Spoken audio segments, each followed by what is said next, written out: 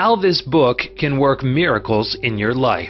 I have seen miracles happen to men and women in all walks of life all over the world.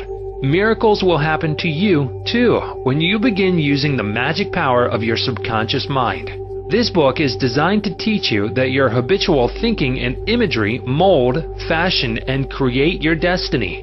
For as a man thinketh in his subconscious mind, so is he. Do you know the answers? Why is one man sad and another man happy? Why is one man joyous and prosperous and another man poor and miserable? Why is one man fearful and anxious and another full of faith and confidence? Why does one man have a beautiful, luxurious home while another man lives out a meager existence in a slum? Why is one man a great success and another an abject failure? Why is one speaker outstanding and immensely popular and another mediocre and unpopular? Why is one man a genius in his work or profession, while the other man toils and moils all his life without doing or accomplishing anything worthwhile? Why is one man healed of a so-called incurable disease and another isn't? Why is it so many good, kind, religious people suffer the tortures of the damned in their mind and body? Why is it many immoral and irreligious people succeed and prosper and enjoy radiant health? Why is one woman happily married and her sister very unhappy and frustrated? Is there an answer to these questions in the workings of your conscious and subconscious minds? There most certainly is. Reason for writing this book. It is for the express purpose of answering and clarifying the above questions and many others of a similar nature that motivated me to write this book. I have endeavored to explain the great fundamental truths of your mind in the simplest language possible. I believe that it is perfectly possible to explain the basic, foundational, and fundamental laws of life and of your mind in ordinary, everyday language. You will find that the language of this book is that used in your daily papers, current periodicals, in your business offices, in your home, and in the daily workshop. I urge you to study this book and apply the techniques outlined therein. And as you do, I feel absolutely convinced that you will lay hold of a miracle working power that will lift you up from confusion, misery, melancholy, and failure, and guide you to your true place, solve your difficulties, sever you from emotional and physical bondage, and place you on the royal road to freedom, happiness, and peace of mind. This miracle working power of your subconscious mind can heal you of your sickness, make you vital and strong again. In learning how to use your inner powers, you will open the prison door of fear and enter into a life described by Paul as the glorious liberty of the sons of God. Releasing the miracle working power. A personal healing will ever be the most convincing evidence of our subconscious powers. Over 42 years ago, I resolved a malignancy. In medical terminology, it was called sarcoma, by using the healing power of my subconscious mind, which created me and still maintains and governs all my vital functions. The technique I applied is elaborated on in this book, and I feel sure that it will help others to trust the same infinite healing presence lodged in the subconscious depths of all men. Through the kindly offices of my doctor friend, I suddenly realized that it was natural to assume that the creative intelligence which made all my organs, fashioned my body, and started my heart could heal its own handiwork. The ancient proverb says, "The doctor dresses the wound and God heals it." Wonders happen when you pray effectively. Scientific prayer is the harmonious interaction of the conscious and subconscious levels of mind scientifically directed for a specific purpose. This book will teach you the scientific way to tap the realm of infinite power within you, enabling you to get what you really want in life. You desire a happier, fuller, and richer life. Begin to use this miracle-working power and smooth your way in daily affairs, solve business problems, and bring harmony in family relationships. Be sure that you read this book several times. The many chapters will show you how this wonderful power works, and how you can draw out the hidden inspiration and wisdom that is within you. Learn the simple techniques of impressing the subconscious mind. Follow the new scientific way in tapping the infinite storehouse. Read this book carefully, earnestly, and lovingly. Prove to yourself the amazing way it can help you. It could be, and I believe it will be, the turning point of your life. Everybody prays. Do you know how to pray effectively?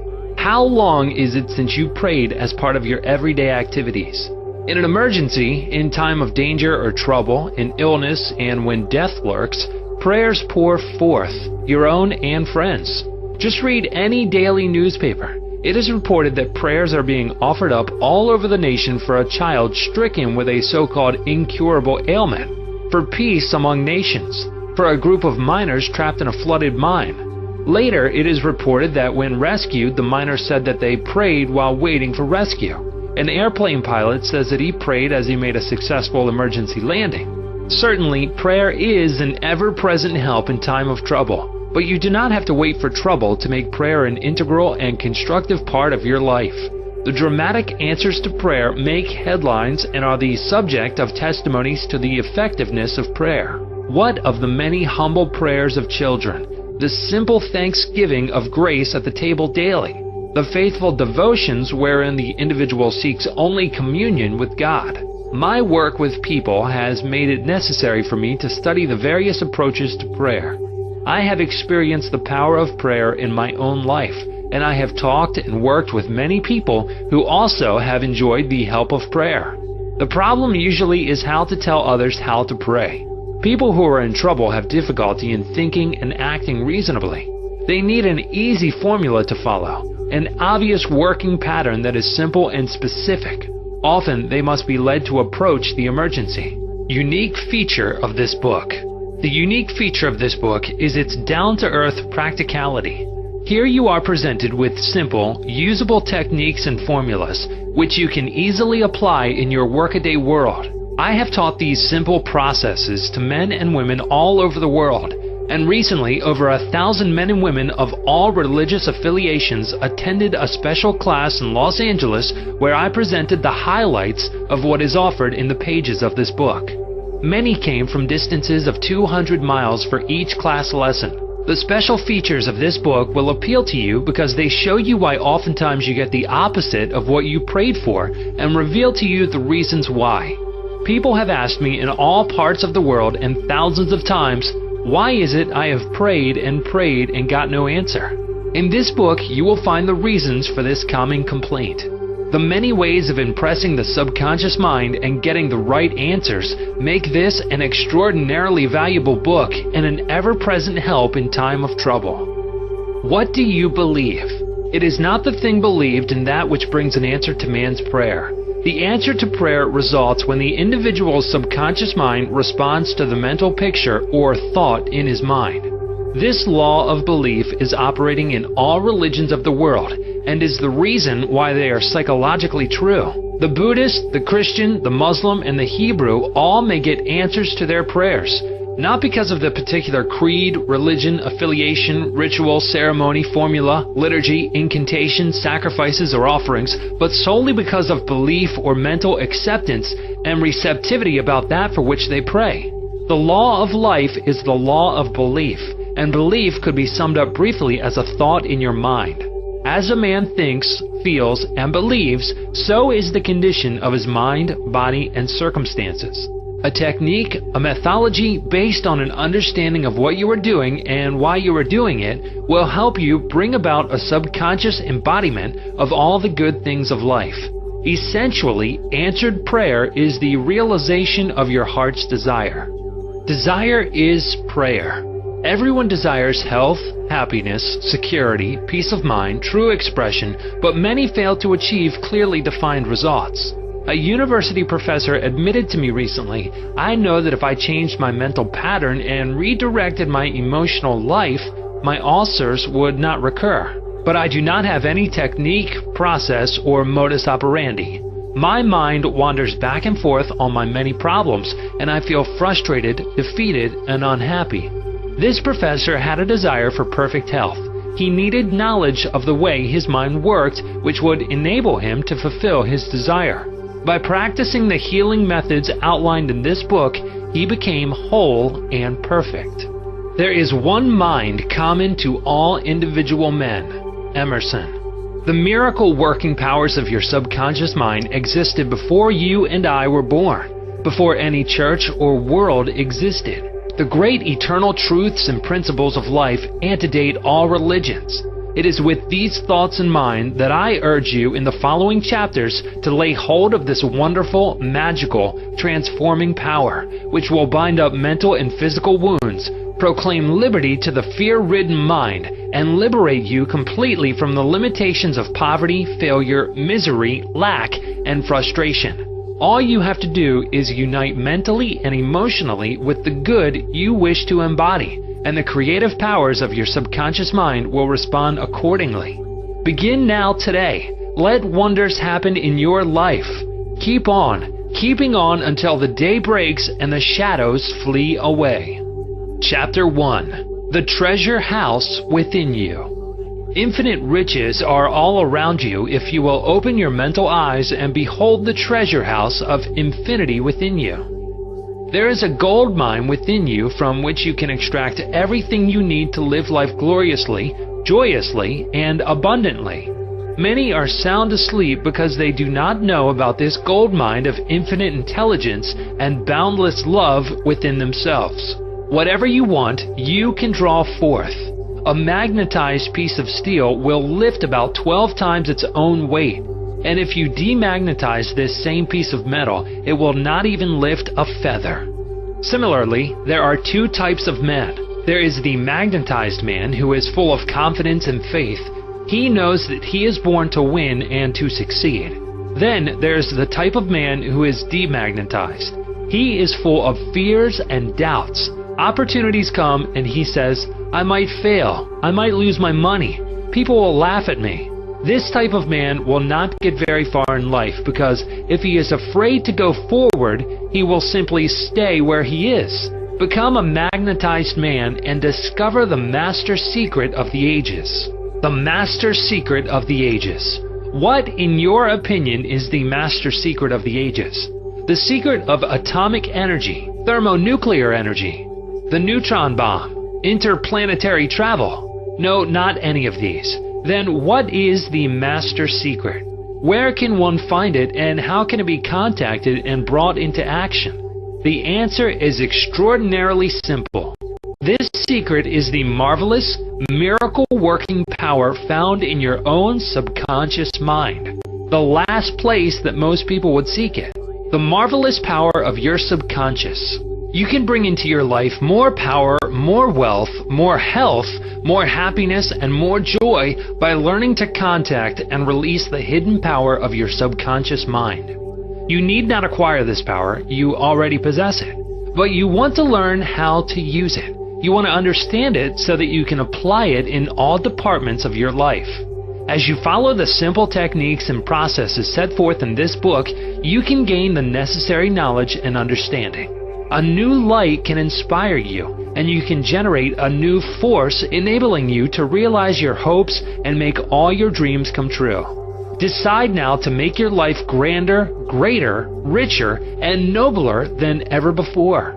Within your subconscious depths lie infinite wisdom, infinite power, and infinite supply of all that is necessary, which is waiting for development and expression. Begin now to recognize these potentialities of your deeper mind, and they will take form in the world without. The infinite intelligence within your subconscious mind can reveal to you everything you need to know at every moment of time and point of space, provided you are open-minded and receptive. You can receive new thoughts and ideas, enabling you to bring forth new inventions, make new discoveries, or write books and plays. Moreover, the infinite intelligence in your subconscious can impart to you wonderful kinds of knowledge of an ordinary nature. It can reveal to you and open the way for perfect expression and true place in your life. Through the wisdom of your subconscious mind, you can attract the ideal companion as well as the right business associate or partner. It can find the right buyer for your home and provide you with all the money you need and the financial freedom to be, do, and go as your heart desires. It is your right to discover this inner world of thought, feeling, and power, of light, love, and beauty. Though invisible, its forces are mighty. Within your subconscious mind, you will find the solution for every problem and the cause for every effect. Because you can draw out the hidden powers, you come into actual possession of the power and wisdom necessary to move forward in abundance, security, joy, and dominion. I have seen the power of the subconscious lift people up out of crippled states, making them whole, vital, and strong once more, and free to go out into the world to experience happiness, health, and joyous expression. There is a miraculous healing power in your subconscious that can heal the troubled mind and the broken heart. It can open the prison door of the mind and liberate you. It can free you from all kinds of material and physical bondage. Necessity of a working basis. Substantial progress in any field of endeavor is impossible in the absence of a working basis, which is universal in its application. You can become skilled in the operation of your subconscious mind. You can practice its powers with a certainty of results in exact proportion to your knowledge of its principles and to your application of them for definite specific purposes and goals you wish to achieve. Being a former chemist, I would like to point out that if you combine hydrogen and oxygen in the proportions of 2 atoms of the former to 1 of the latter, water would be the result. You are very familiar with the fact that 1 atom of oxygen and 1 atom of carbon will produce carbon monoxide, a poisonous gas. But if you add another atom of oxygen, you will get carbon dioxide, a harmless gas, and so on throughout the vast realm of chemical compounds. You must not think that the principles of chemistry, physics, and mathematics differ from the principles of your subconscious mind. Let us consider a generally accepted principle. Water seeks its own level. This is a universal principle which is applicable to water everywhere. Consider another principle. Matter expands when heated. This is true anywhere at any time and under all circumstances. You can heat a piece of steel and it will expand regardless whether the steel is found in China, England, or India. It is a universal truth that matter expands when heated. It is also a universal truth that whatever you impress on your subconscious mind is expressed on the screen of space as condition, experience, and event. Your prayer is answered because your subconscious mind is principle, and by principle I mean the way a thing works. For example, the principle of electricity is that it works from a higher to a lower potential. If you do not change the principle of electricity when you use it, but by cooperating with nature, you can bring forth marvelous inventions and discoveries which bless humanity in countless ways. Your subconscious mind is principle and works according to the law of belief. You must know what belief is, why it works, and how it works. The law of your mind is the law of belief. This means to believe in the way your mind works, to believe in belief itself. The belief of your mind is the thought of your mind. That is simple, just that and nothing else. All your experiences, events, conditions, and acts are the reactions of your subconscious mind to your thoughts.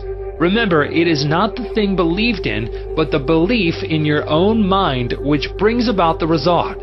Cease believing in the false beliefs, opinions, superstitions, and fears of mankind. Begin to believe in the eternal verities and truths of life, which never change.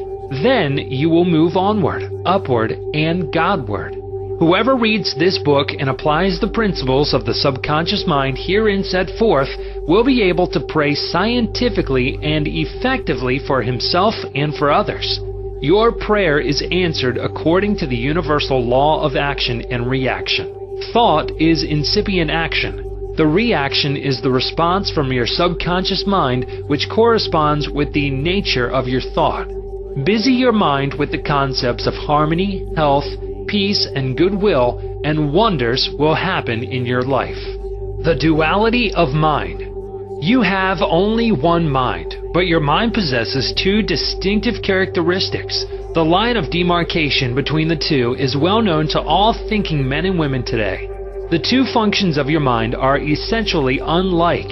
Each is endowed with separate and distinct attributes and powers. The nomenclature generally used to distinguish the 2 functions of your mind is as follows: the objective and subjective mind, the conscious and subconscious mind. the waking and sleeping mind, the surface self and the deep self, the voluntary mind and the involuntary mind, the male and the female, and many other terms. You will find the terms conscious and subconscious used to represent the dual nature of your mind throughout this book. The conscious and subconscious minds. An excellent way to get acquainted with the two functions of your mind is to look upon your own mind as a garden. You are a gardener and you are planting seeds, thoughts in your subconscious mind all day long, based on your habitual thinking. As you sow in your subconscious mind, so shall you reap in your body and environment. Begin now to sow thoughts of peace, happiness, right action, goodwill, and prosperity. Think quietly and with interest on these qualities and accept them fully in your conscious, reasoning mind. Continue to plant these wonderful seeds, thoughts, in your garden of your mind, and you will reap a glorious harvest. Your subconscious mind may be likened to the soil, which will grow all kinds of seeds, good or bad. Do men gather grapes of thorns or figs of thistles? Every thought is, therefore, a cause, and every condition is an effect. For this reason, it is essential that you take charge of your thoughts so as to bring forth only desirable conditions. When your mind thinks correctly, when you understand the truth, when the thoughts deposited in your subconscious mind are constructive, harmonious, and peaceful, the magic working power of your subconscious will respond and bring about harmonious conditions, agreeable surroundings, and the best of everything. When you begin to control your thought processes, you can apply the powers of your subconscious to any problem or difficulty. In other words, you will actually be consciously cooperating with the infinite power and omnipotent law which governs all things. Look around you wherever you live, and you will notice that the vast majority of mankind lives in the world without. The more enlightened men are intensely interested in the world within. Remember, it is the world within, namely your thoughts, feelings, and imagery, that makes your world without. It is, therefore, the only creative power, and everything which you find in your world of expression has been created by you in the inner world of your mind, consciously or unconsciously. Knowledge of the interaction of your conscious and subconscious minds will enable you to transform your whole life. In order to change external conditions, you must change the cause. Most men try to change conditions and circumstances by working with conditions and circumstances. To remove discord, confusion, lack, and limitation, you must remove the cause. And the cause is the way you are using your conscious mind. In other words, the way you are thinking and picturing in your mind. You are living in a fathomless sea of infinite riches. Your subconscious is very sensitive to your thoughts. Your thoughts form the mold or matrix through which the infinite intelligence, wisdom, vital forces, and energies of your subconscious flow. The practical application of the laws of your mind as illustrated in each chapter of this book will cause you to experience abundance for poverty, wisdom for superstition and ignorance, peace for pain, joy for sadness, light for darkness, harmony for discord, faith and confidence for fear, success for failure, and freedom from the law of averages. Certainly there can be no more wonderful blessing than these from a mental, emotional, and material standpoint. Most of the great scientists, artists, poets, singers, writers, and inventors have a deep understanding of the workings of the conscious and subconscious minds. One time Caruso, the great operatic tenor, was struck with stage fright. He said his throat was paralyzed due to spasms caused by intense fear, which constricted the muscles of his throat. Perspiration poured copiously down his face. He was ashamed, because in a few minutes he had to go out on the stage, yet he was shaking with fear and trepidation. He said, "They will laugh at me. I can't sing." Then he shouted in the presence of those behind the stage, "The little me wants to strangle the big me within." He said to the little me, "Get out of here. The big me wants to sing through me." By the big me, he meant the limitless power and wisdom of his subconscious mind, and he began to shout, "Get out, get out. The big me is going to sing." His subconscious mind responded, releasing the vital forces within him. When the call came, he walked out on the stage and sang gloriously and majestically, enthralling the audience. It is obvious to you now that Caruso must have understood the two levels of the mind, the conscious or rational and the subconscious or irrational level. Your subconscious mind is reactive and responds to the nature of your thoughts. When your conscious mind, the little me, is full of fear, worry, and anxiety, the negative emotions engendered in your subconscious mind, the big me, are released and flood the conscious mind with a sense of panic, foreboding, and despair. When this happens, you can, like Caruso, speak affirmatively and with a deep sense of authority to the irrational emotions generated in your deeper mind as follows. Be still. Be quiet. I am in control. You must obey me. You are subject to my command. You cannot intrude where you do not belong. It is fascinating and intensely interesting to observe how you can speak authoritatively and with conviction to the irrational movement of your deeper self, bringing silence, harmony, and peace to your mind. The subconscious is subject to the conscious mind, and that is why it is called subconscious or subjective. Outstanding differences and modes of operation. You will perceive the main differences by the following illustrations. The conscious mind is like the navigator or a captain at the bridge of a ship. He directs the ship and signals orders to men in the engine room, who in turn control all the boilers, instruments, gauges, etc. The men in the engine room do not know where they are going. They follow orders. They would go on the rocks if the man on the bridge issued faulty or wrong instructions based on his findings with the compass, sextant, or other instruments. The men in the engine room obey him because he is in charge and issues orders, which are automatically obeyed. Members of the crew do not talk back to the captain. They simply carry out orders. The captain is the master of his ship, and his decrees are carried out. Likewise, your conscious mind is the captain and the master of your ship, which represents your body, environment, and all your affairs.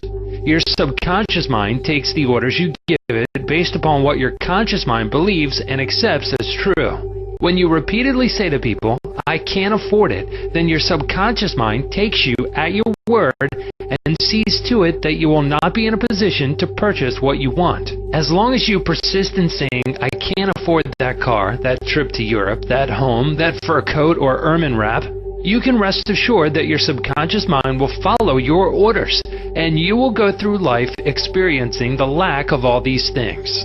Last Christmas Eve, a beautiful young university student looked at an attractive and rather expensive traveling bag in a store window.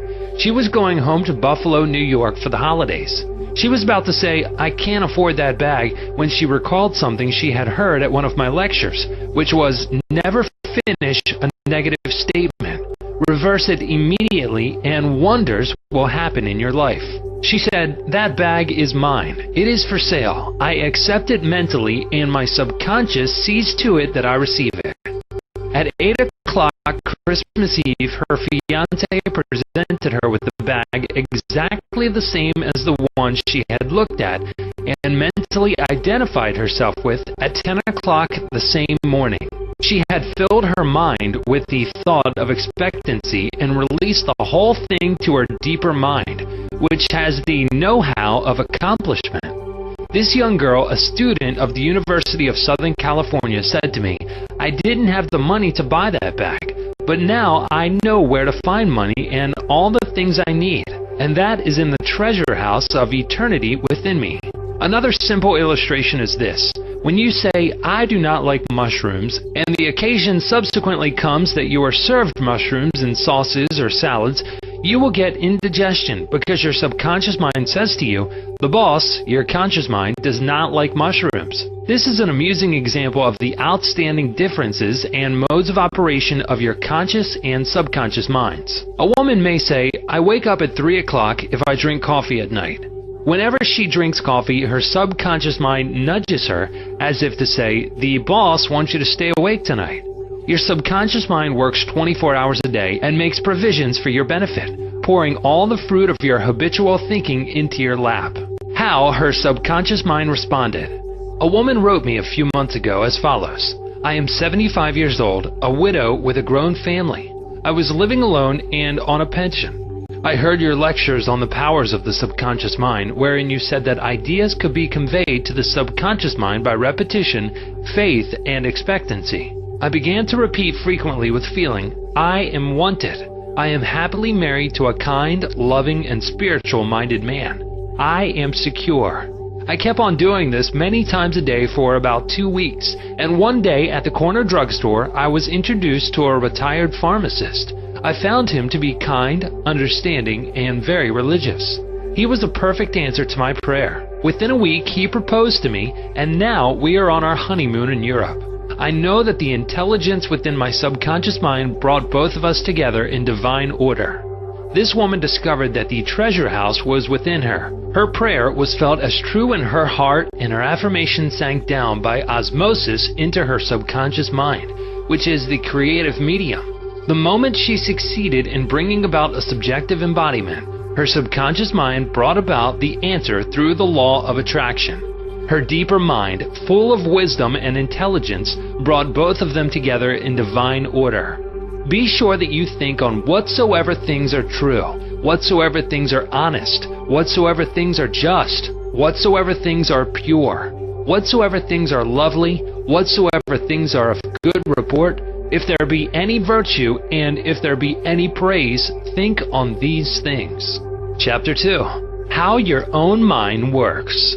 You have a mind, and you should learn how to use it.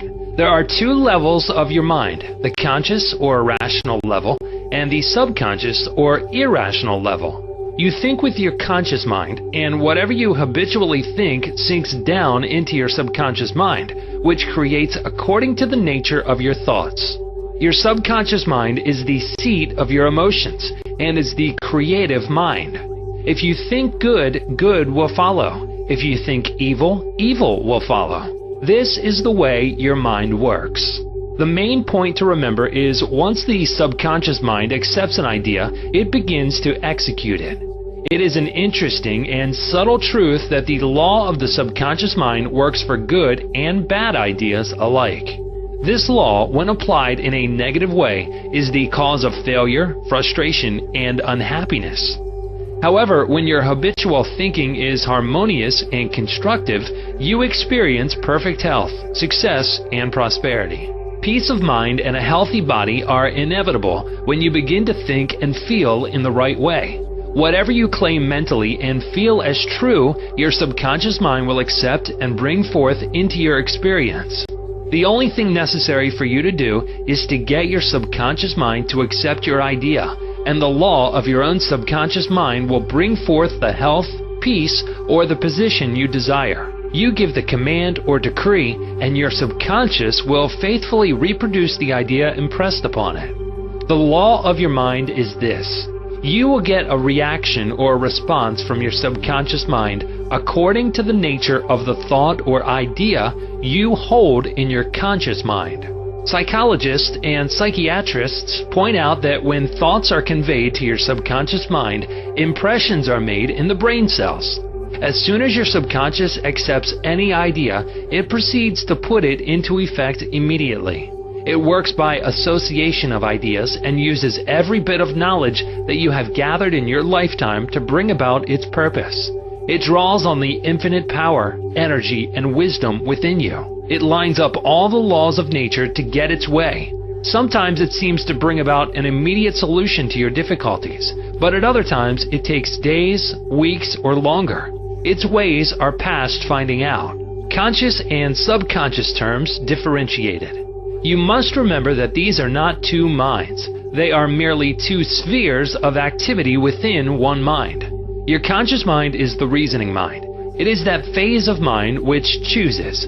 For example, you choose your books, your home, and your partner in life. You make all your decisions with your conscious mind. On the other hand, without any conscious choice on your part, your heart is kept functioning automatically, and the process of digestion, circulation, and breathing are carried on by your subconscious mind through processes independent of your conscious control. Your subconscious mind accepts what is impressed upon it, or what you consciously believe. It does not reason things out like your conscious mind, and it does not argue with you controversially. Your subconscious mind is like the soil, which accepts any kind of seed, good or bad.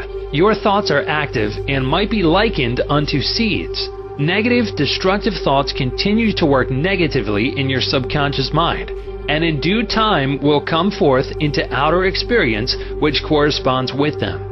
Remember, your subconscious mind does not engage in proving whether your thoughts are good or bad, true or false, but it responds according to the nature of your thoughts or suggestions. For example, if you consciously assume something is true, even though it may be false, your subconscious mind will accept it as true and proceed to bring about results, which must necessarily follow, because you consciously assumed it to be true. Experiments by psychologists. Innumerable experiments by psychologists and others on persons in the hypnotic state have shown that the subconscious mind is incapable of making selections and comparisons which are necessary for a reasoning process. They have shown repeatedly that your subconscious mind will accept any suggestions, however false. Having once accepted any suggestion, it responds according to the nature of the suggestion given. To illustrate the amenability of your subconscious mind to suggestion, if a practiced hypnotist suggests to one of his subjects that he is Napoleon Bonaparte, or even a cat or a dog, he will act out the part with imitable accuracy. His personality becomes changed for the time being. He believes himself to be whatever the operator tells him he is. A skilled hypnotist may suggest to one of his students in the hypnotic state that his back itches, to another that his nose is bleeding, to another that he is a marble statue, to another that he is freezing and the temperature is below zero. Each one will follow out the line of his particular suggestion, totally obvious to all his surroundings, which do not pertain to his idea. These simple illustrations portray clearly the difference between your conscious reasoning mind and your subconscious mind, which is impersonal, non-selective, and accepts as true whatever your conscious mind believes to be true. Hence, the importance of selecting thoughts, ideas, and premises which bless, heal, inspire, and fill your soul with joy. The terms objective and subjective mind clarified. Your conscious mind is sometimes referred to as your objective mind because it deals with outward objects. The objective mind takes cognizance of the objective world. Its media of observation are your 5 physical senses. Your objective mind is your guide and director in your contact with your environment. You gain knowledge through your 5 senses. Your objective mind learns through observation, experience, and education. As previously pointed out, the greatest function of the objective mind is that of reasoning. Suppose you are one of the thousands of tourists who come to Los Angeles annually. You would come to the conclusion that it is a beautiful city based upon your observation of the parks, pretty gardens, majestic buildings, and lovely homes. This is the working of your objective mind. Your subconscious mind is oftentimes referred to as your subjective mind. Your subjective mind takes cognizance of its environment by means independent of the 5 senses. Your subjective mind perceives by intuition. It is the seat of your emotion and the storehouse of memory. Your subjective mind performs its highest functions when your objective senses are in abeyance. In a word, it is that intelligence which makes itself manifest when the objective mind is suspended or in a sleepy, drowsy state. Your subjective mind sees without the use of the natural organs of vision. It has the capacity of clairvoyance and clairaudience. Your subjective mind can leave your body, travel to distant lands, and bring back information oftentimes of the most exact and truthful character. Through your subjective mind, you can read the thoughts of others, read the contents of sealed envelopes, and close safes. Your subjective mind has the ability to apprehend the thoughts of others without the use of the ordinary objective means of communication. It is of the greatest importance that we understand the interaction of the objective and subjective mind in order to learn the true art of prayer. The subconscious cannot reason like your conscious mind. Your conscious mind cannot argue controversially. Hence, if you give it wrong suggestions, it will accept them as true and will proceed to bring them to pass as conditions, experiences, and events. All things that have happened to you are based on thoughts impressed on your subconscious mind through belief. If you have conveyed erroneous concepts to your subconscious mind, the sure method of overcoming them is by the repetition of constructive, harmonious thoughts frequently repeated which your subconscious mind accepts, thus forming new and healthy habits of thought and life, for your subconscious mind is the seat of habit. The habitual thinking of your conscious mind establishes deep grooves in your subconscious mind. This is very favorable for you if your habitual thoughts are harmonious, peaceful, and constructive. If you have indulged in fear, worry, and other destructive forms of thinking, the remedy is to recognize the omnipotence of your subconscious mind and to decree freedom, happiness, and perfect health. Your subconscious mind, being creative and one with your divine source, will proceed to create the freedom and happiness which you have earnestly decreed. The tremendous power of suggestion. You must realize by now that your conscious mind is the watchman at the gate, and its chief function is to protect your subconscious mind from false impressions. You are now aware of one of the basic laws of mind. Your subconscious mind is amenable to suggestion. As you know, your subconscious mind does not make comparisons or contrasts, neither does it reason and think things out for itself. This latter function belongs to your conscious mind. It simply reacts to the impressions given to it by your conscious mind. It does not show a preference for one course of action over another. The following is a classic example of the tremendous power of suggestion. Suppose you approach a timid-looking passenger on board ship and say to him something like this: "You look very ill. How pale you are. I feel certain you are going to be seasick. Let me help you to your cabin." This passenger turns pale. Your suggestion of seasickness associates itself with his own fears and forebodings. He accepts your aid down to the berth, and there your negative suggestion, which was accepted by him, is realized. Different reactions to the same suggestion. It is true that different people will react in different ways to the same suggestion because of their subconscious conditioning or belief. For example, if you go to a sailor on the ship and say to him sympathetically, "My dear fellow, you are looking very ill. Aren't you feeling sick? You look to me as if you were going to be seasick."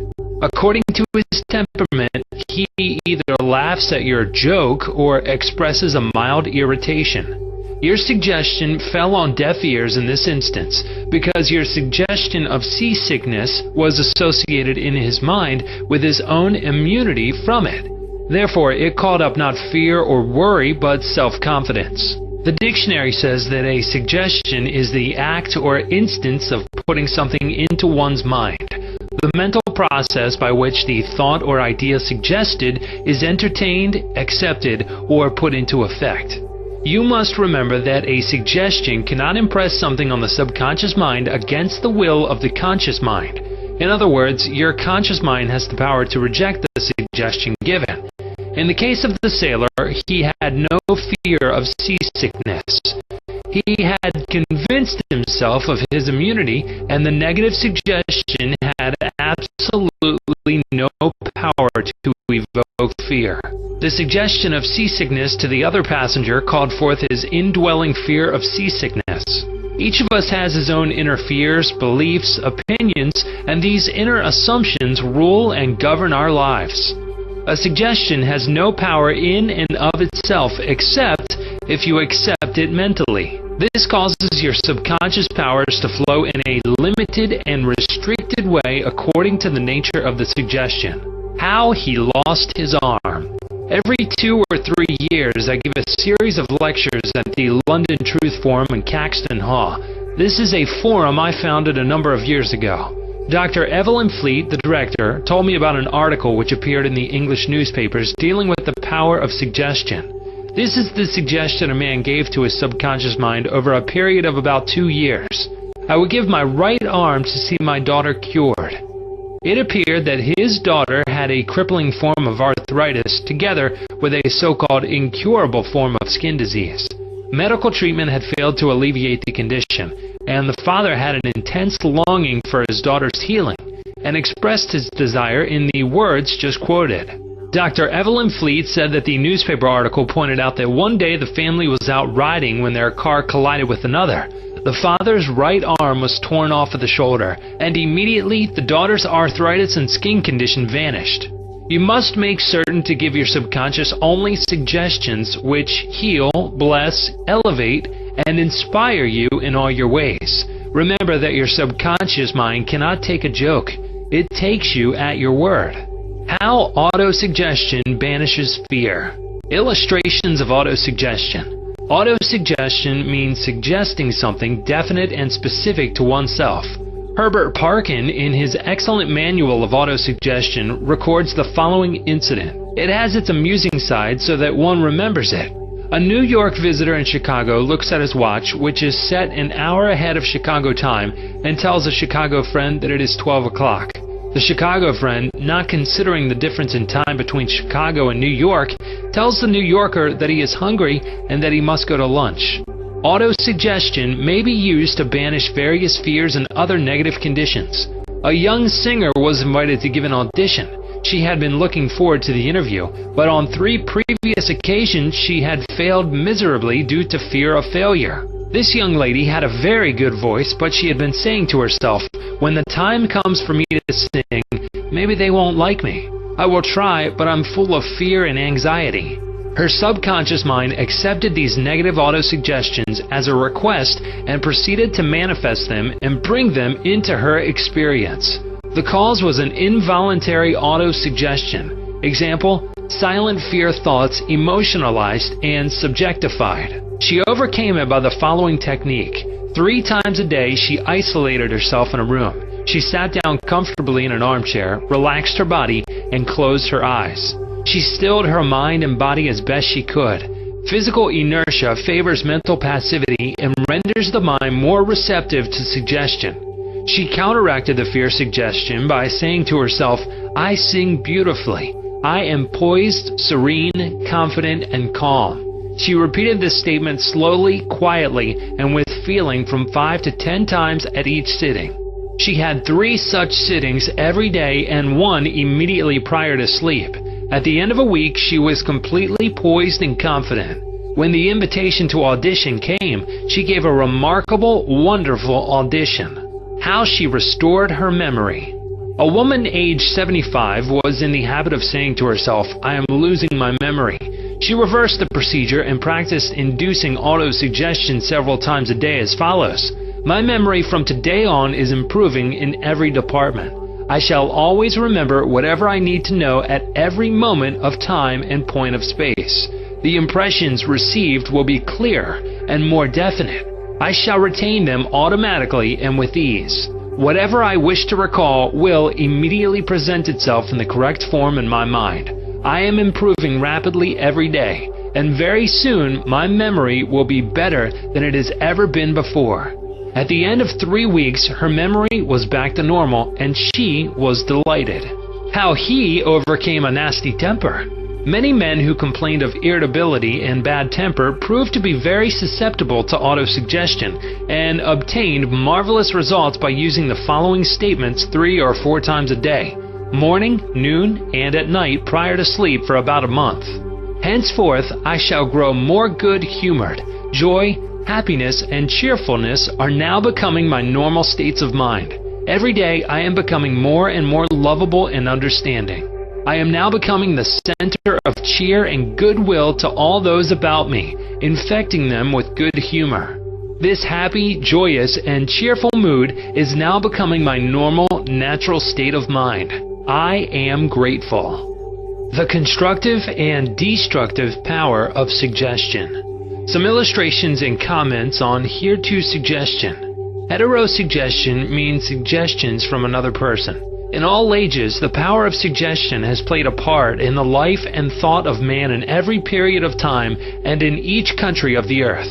In many parts of the world, it is the controlling power in religion. Suggestion may be used to discipline and control ourselves, but it can also be used to take control and command over others who do not know the laws of mind. In its constructive form, it is wonderful and magnificent. In its negative aspects, it is one of the most destructive of all the response patterns of the mind, resulting in patterns of misery, failure, suffering, sickness, and disaster. Have you accepted any of these? From infancy on, the majority of us have been given many negative suggestions. Not knowing how to thwart them, we unconsciously accepted them. Here are some of the negative suggestions. You can't. You'll never amount to anything. You mustn't. You'll fail. You haven't got a chance. You're all wrong. It's no use. It's not what you know, but who you know. The world is going to the dogs. What's the use? Nobody cares. It's no use trying so hard. You're too old now. Things are getting worse and worse. Life is an endless grind. Love is for the birds. You just can't win. Pretty soon, you'll be bankrupt. Watch out, you'll get the virus. You can't trust the soul, etc. Unless, as an adult, you use constructive autosuggestion, which is a reconditioning therapy, the impressions made on you in the past can cause behavior patterns that cause failure in your personal and social life. Autosuggestion is a means releasing you from the mass of negative verbal conditioning that might otherwise distort your life pattern, making the development of good habits difficult. You can counteract negative suggestions. Pick up the paper any day and you can read dozens of items that could sow the seeds of fertility, fear, worry, anxiety, and impending doom. If accepted by you, these thoughts of fear could cause you to lose the will for life. Knowing that you can reject all these negative suggestions by giving your subconscious mind constructive auto-suggestions, you counteract all these destructive ideas. Check regularly on the negative suggestions that people make to you. You do not have to be influenced by destructive heterosuggestion. All of us have suffered from it in our childhood and in our teens. If you look back, you can easily recall how parents, friends, relatives, teachers, and associates contributed in a campaign of negative suggestions. Study the things said to you, and you will discover much of it was in the form of propaganda. The purpose of much of what was said was to control you or instill fear into you. This heterosuggestion process goes on in every home, office, factory, and club. You will find that many of these suggestions are for the purpose of making you think, feel, and act as others want you to, and in ways that are to their advantage. How suggestion killed a man. Here's an illustration of heterosuggestion. A relative of mine went to a crystal gazer in India who told him that he had a bad heart and predicted that he would die at the next new moon. He began to tell all members of his family about this prediction, and he arranged his will. This powerful suggestion entered into his subconscious mind because he accepted it completely. My relative also told me that this crystal gazer was believed to have some strange occult powers, and he could do harm or good to a person. He died as predicted, not knowing that he was the cause of his own death. I suppose many of us have heard similar stupid, ridiculous, superstitious stories.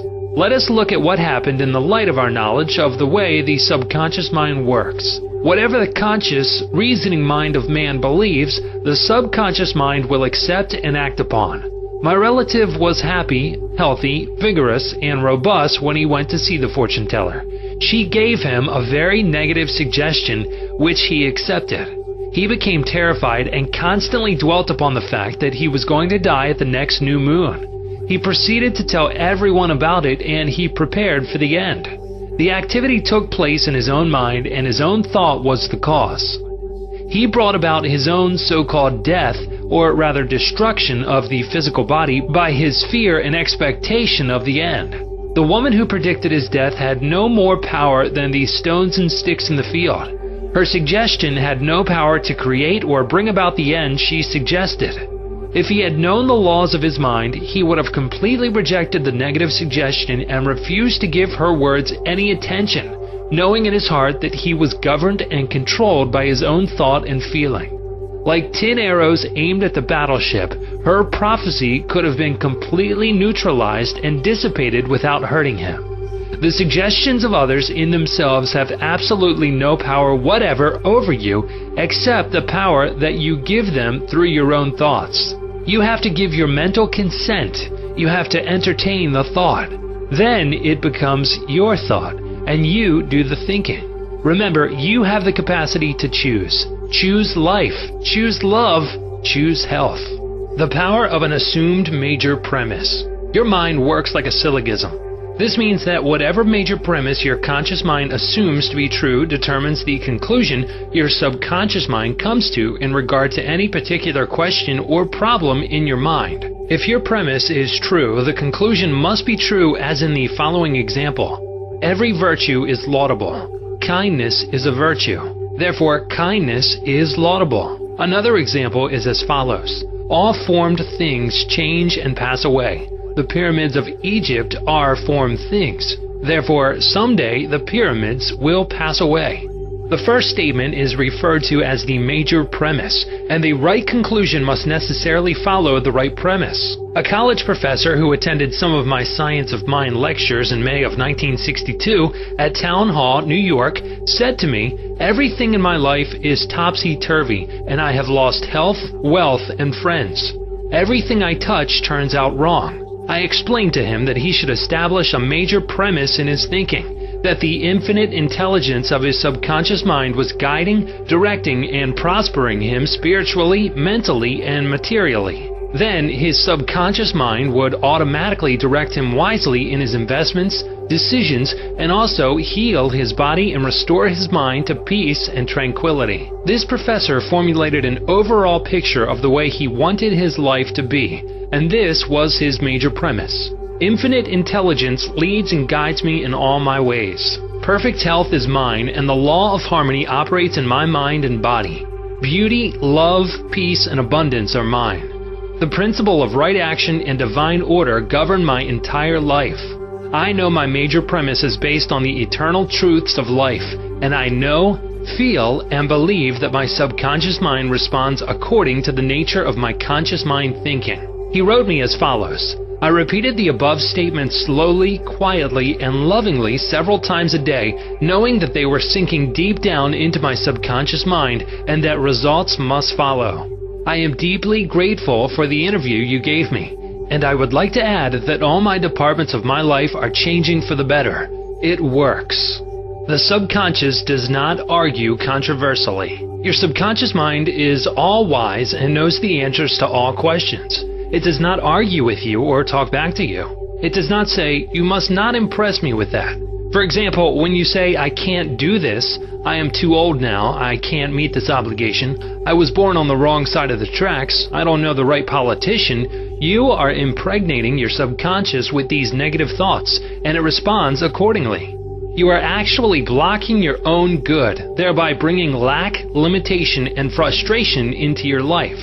When you set up obstacles, impediments, and delays in your conscious mind, you are denying the wisdom and intelligence resident in your subconscious mind. You are actually saying, in effect, that your subconscious mind cannot solve your problem. This leads to mental and emotional congestion, followed by sickness and neurotic tendencies. To realize your desire and overcome your frustration, affirm boldly several times a day, "The infinite intelligence which gave me this desire leads, guides, and reveals to me the perfect plan for the unfolding of my desire.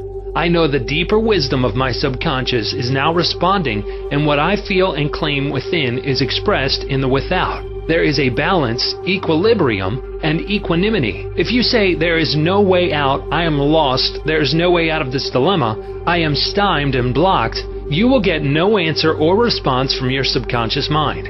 If you want the subconscious to work for you, give it the right request and attain its cooperation. It is always working for you. It is controlling your heartbeat this minute and also your breathing. It heals a cut on your finger, and its tendency is lifeward, forever seeking to take care of you and preserve you. Your subconscious has a mind of its own, but it accepts your patterns of thought and imagery. When you are seeking an answer to a problem, your subconscious will respond, but it expects you to come to a decision and to a true judgment in your conscious mind. You must acknowledge the answer is in your subconscious mind. However, if you say, "I don't think there is any way out, I am all mixed up and confused, why don't I get an answer?" you are neutralizing your prayer. Like the soldier marking time, you do not get anywhere. Still the wheels of your mind. Relax, let go, and quietly affirm, "My subconscious knows the answer. It is responding to me now. I give thanks because I know the infinite intelligence of my subconscious knows all things and is revealing the perfect answer to me now." My real conviction is now setting free the majesty and glory of my subconscious mind. I rejoice that it is so. Chapter 3. The miracle working power of your subconscious. The power of your subconscious is enormous. It inspires you, it guides you, and it reveals to you names, facts, and scenes from the storehouse of memory. Your subconscious started your heartbeat, controls the circulation of your blood, and regulates your digestion, assimilation, and elimination. When you eat a piece of bread, your subconscious mind transmutes it into tissue, muscle, bone, and blood. This process is beyond the ken of the wisest man who walks the earth. Your subconscious mind controls all the vital processes and functions of your body and knows the answer to all problems. Your subconscious mind never sleeps, never rests. It is always on the job. You can discover the miracle working power of your subconscious by plainly stating to your subconscious prior to sleep that you wish a certain specific thing accomplished. You will be delighted to discover that forces within you will be released, leading to the desired result. Here, then, is a source of power and wisdom which places you in touch with omnipotence, or the power that moves the world, guides the planets in their course, and causes the sun to shine. Your subconscious mind is the source of your ideals, aspirations, and altruistic urges. It was through the subconscious mind that Shakespeare perceived great truths hidden from the average man of his day. Undoubtedly, it was the response of his subconscious mind that caused the Greek sculptor Phidias to portray beauty, order, symmetry, and proportion in marble and bronze. It enabled the Italian artist Raphael to paint Madonnas, and Ludwig van Beethoven to compose symphonies. In 1955, I lectured at the Yoga Forest University, Rishikesh, India, and there I chatted with a visiting surgeon from Bombay. He told me about Dr. James S. Dale, a Scotch surgeon who worked in Bengal before ether or other modern methods of anesthesia were discovered. Between 1843 and 1846, Dr. Esdale performed about 400 major operations of all kinds, such as amputations, removal of tumors and cancerous growths, as well as operations on the eye, ear, and throat. All operations were conducted under mental anesthesia only. This Indian doctor at Rishikesh informed me that the post-operative mortality rate of patients operated on by Dr. Esdale was extremely low, probably 2 or 3%.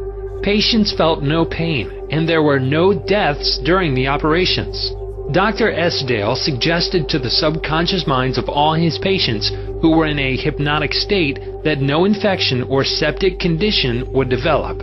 You must remember that this was before Louis Pasteur, Joseph Lister, and others who pointed out the bacterial origin of disease and causes of infection due to unsterilized instruments and virulent organisms.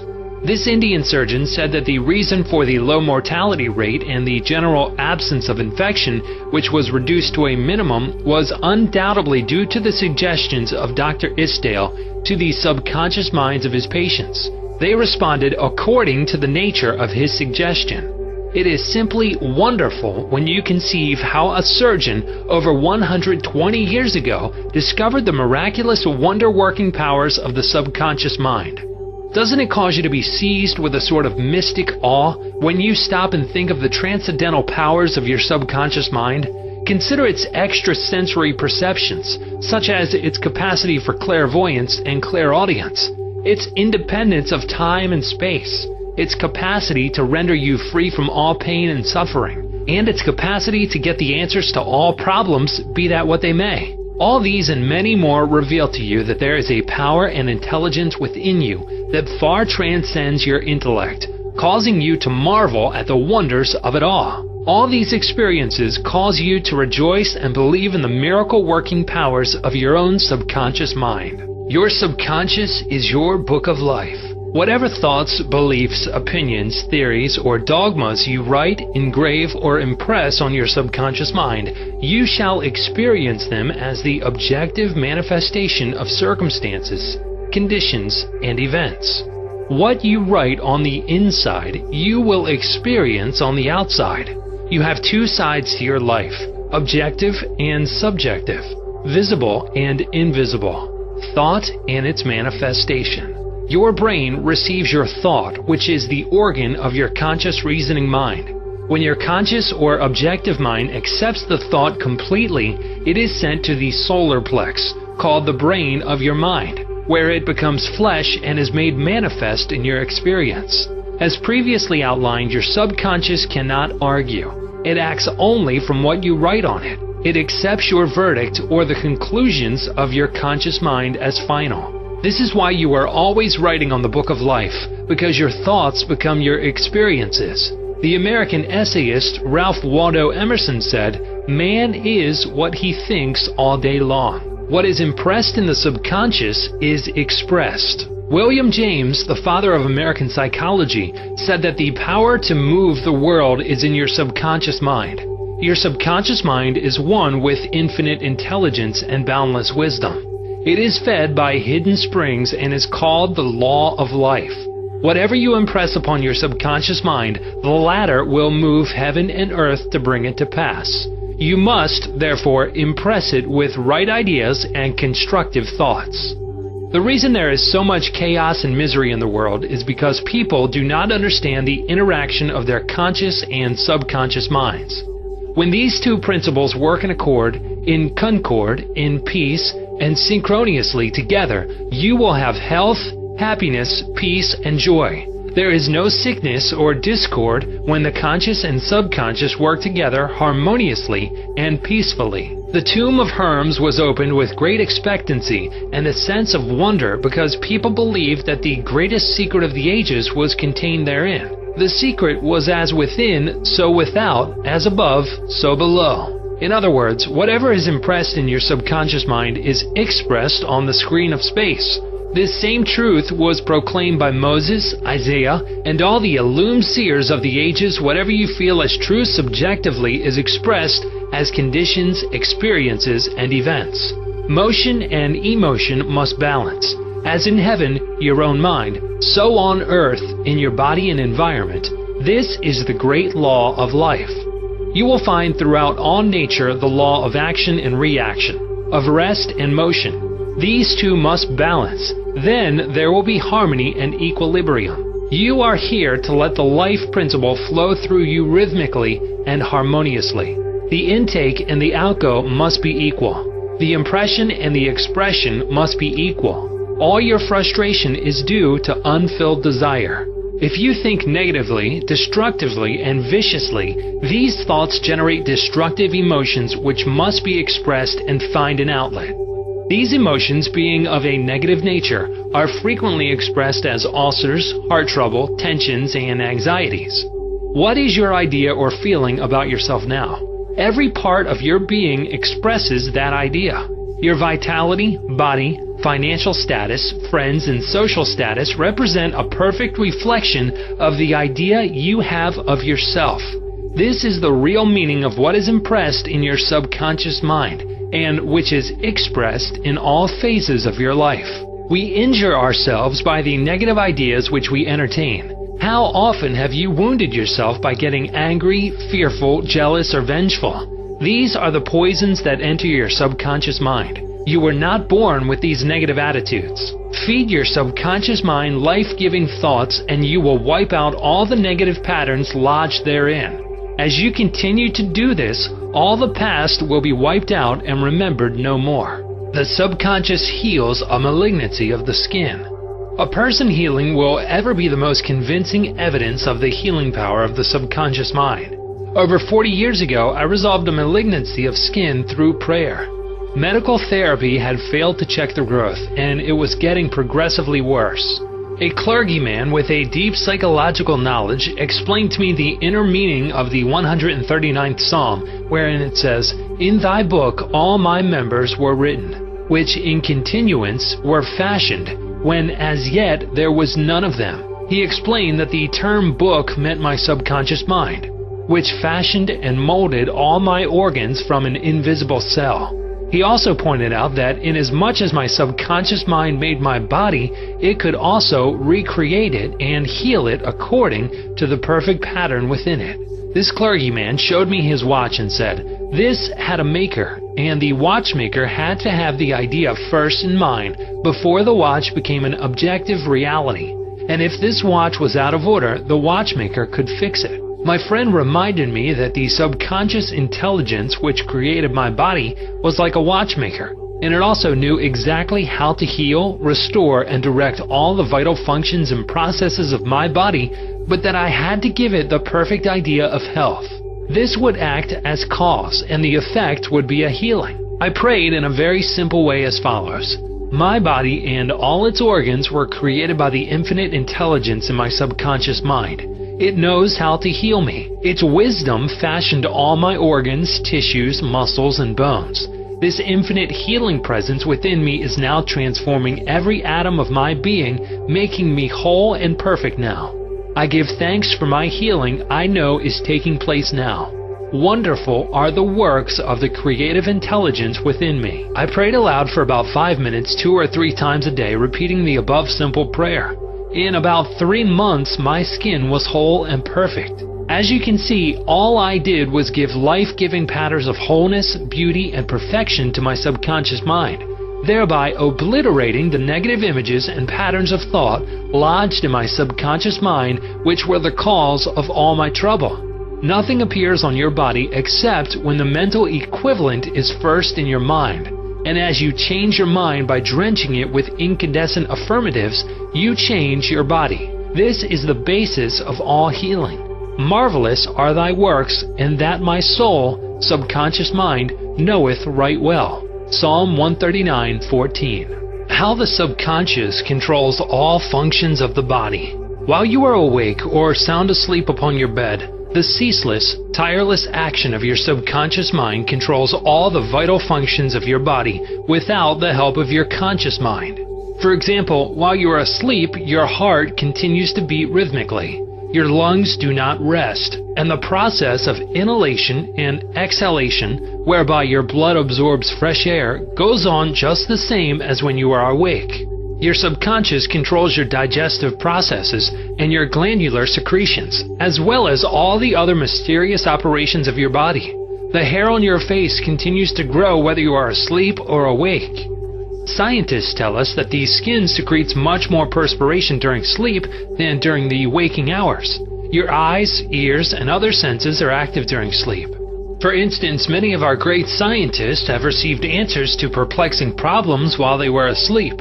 They saw the answers in a dream. Oftentimes, your conscious mind interferes with the normal rhythm of the heart, lungs, and functioning of the stomach and intestines by worry, anxiety, fear, and depression. These patterns of thought interfere with the harmonious functioning of your subconscious mind. When mentally disturbed, the best procedure is to let go, relax, and still the wheels of your thought processes. Speak to your subconscious mind, telling it to take over in peace, harmony, and divine order.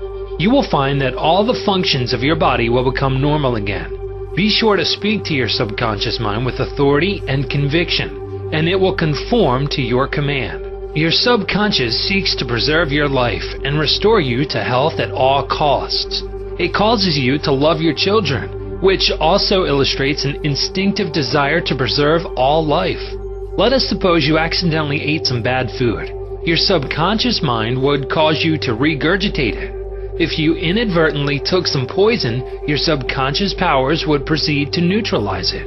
If you completely entrusted yourself to its wonder-working power, you would be entirely restored to health. How to get the subconscious to work for you? The first thing to realize is that your subconscious mind is always working. It is active night and day, whether you act upon it or not. Your subconscious is the builder of your body, but you cannot consciously perceive or hear that inner silent process. Your business is with your conscious mind and not your subconscious mind. Just keep your conscious mind busy with the expectation of the best, and make sure the thoughts you habitually think are based on whatever things are lovely, true, just, and of good report. Begin now to take care of your conscious mind, knowing in your heart and soul that your subconscious mind is always expressing, reproducing, and manifesting according to your habitual thinking. Remember, just as water takes the shape of the pipe it flows through, the life principle in you flows through you according to the nature of your thoughts. Claim that the healing presence in your subconscious is flowing through you as harmony, health, peace, joy, and abundance. Think of it as a living intelligence, a lovely companion on the way. Firmly believe it is continually flowing through you, vivifying, inspiring, and prospering you. It will respond exactly this way. It is done unto you as you believe. Healing principle of the subconscious restores atrophied optic nerves. There is the well-known, duly authenticated case of Madame Bayer of France, recorded in the archives of the Medical Department of Lourdes, France. She was blind. The optic nerves were atrophied and useless. She visited Lourdes and had what she termed a miraculous healing. Ruth Cranston, a Protestant young lady who investigated and wrote about healings at Lourdes in McCall's magazine, November 1955, writes about Madame Bayer as follows. At Lourdes, she regained her sight incredibly, with the optic nerves still lifeless and useless, as several doctors could testify after repeated examinations. A month later, upon re-examination, it was found that the seeing mechanism had been restored to normal. But at first, so far as medical examination could tell, she was seeing with dead eyes. I have visited Lourdes several times where I, too, witnessed some healings. And of course, as we shall explain in the next chapter, there is no doubt that healings take place at many shrines throughout the world, Christian and non-Christian. The waters of the shrine did not heal Madame Bayer, to whom we just referred, but by her own subconscious mind, which responded to her belief. The healing principle within her subconscious mind responded to the nature of her thought. Belief is a thought in the subconscious mind. It means to accept something as true. The thought accepted executes itself automatically. Undoubtedly, Madame Bayer went to the shrine with expectancy and great faith, knowing in her heart she would receive a healing. Her subconscious mind responded accordingly, releasing the ever-present healing forces. The subconscious mind, which created the eye, can certainly bring a dead nerve back to life. What the creative principle created, it can recreate. According to your belief is it done unto you. How to convey the idea of perfect health to your subconscious mind. A Protestant minister I knew in Johannesburg, South Africa, told me the method he used to convey the idea of perfect health to his subconscious mind. He had cancer of the lung. His technique, as given to me in his own handwriting, is exactly as follows. Several times a day, I would make certain that I was completely relaxed mentally and physically.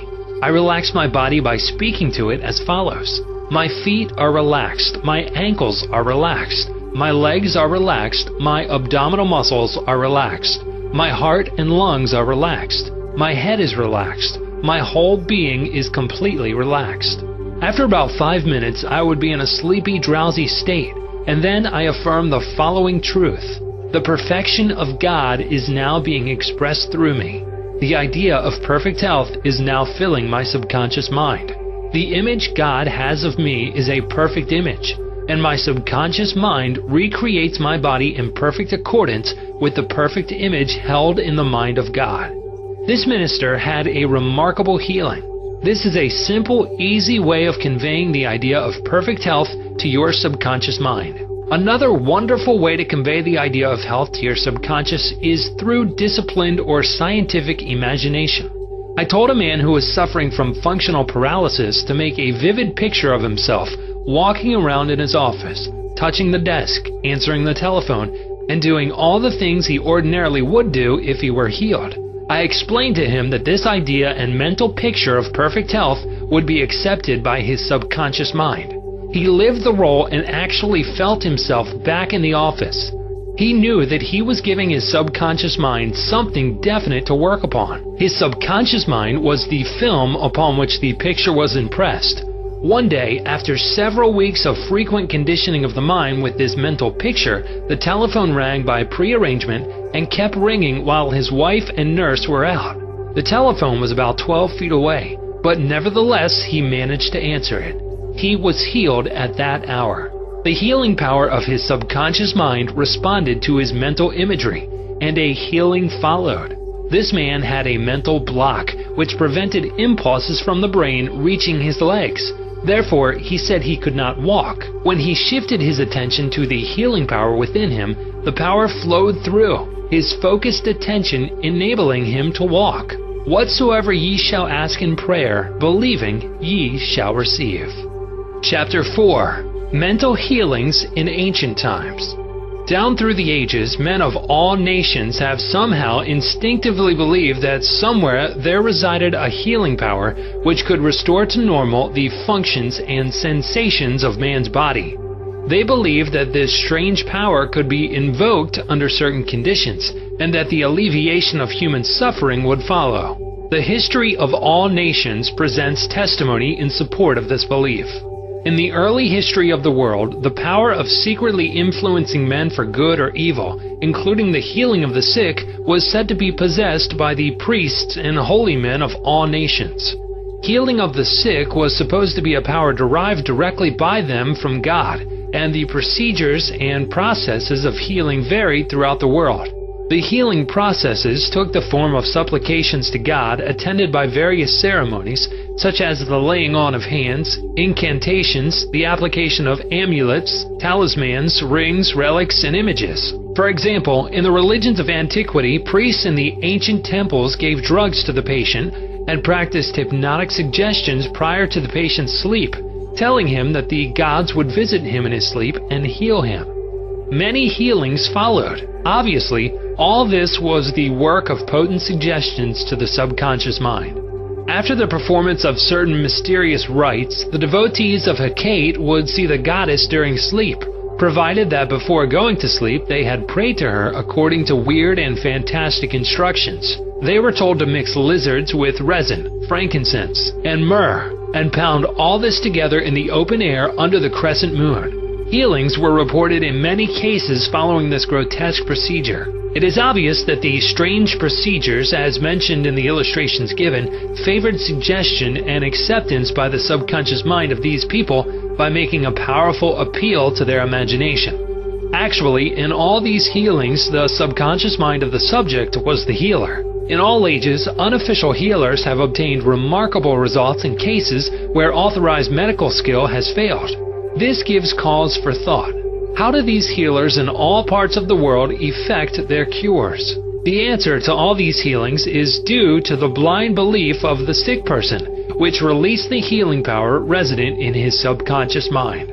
Many of the remedies and methods employed were rather strange and fantastic, which fired the imagination of the patients, causing an aroused emotional state. This state of mind facilitated the suggestion of health and was accepted both by the conscious and subconscious mind of the sick. This will be elaborated on further in the next chapter.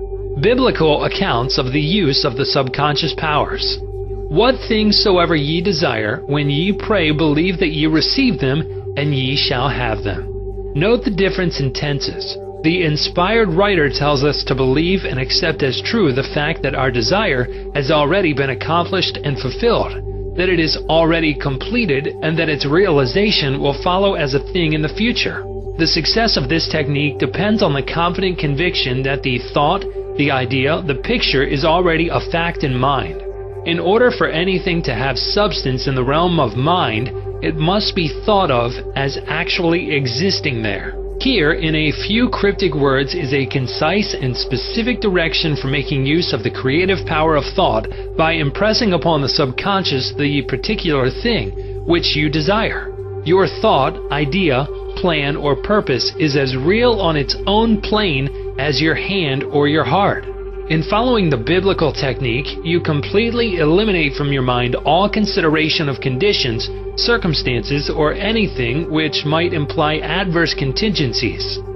You are planting a seed, a concept, in the mind which, if you leave it undisturbed, will infallibly germinate into external fruition. The prime condition is faith.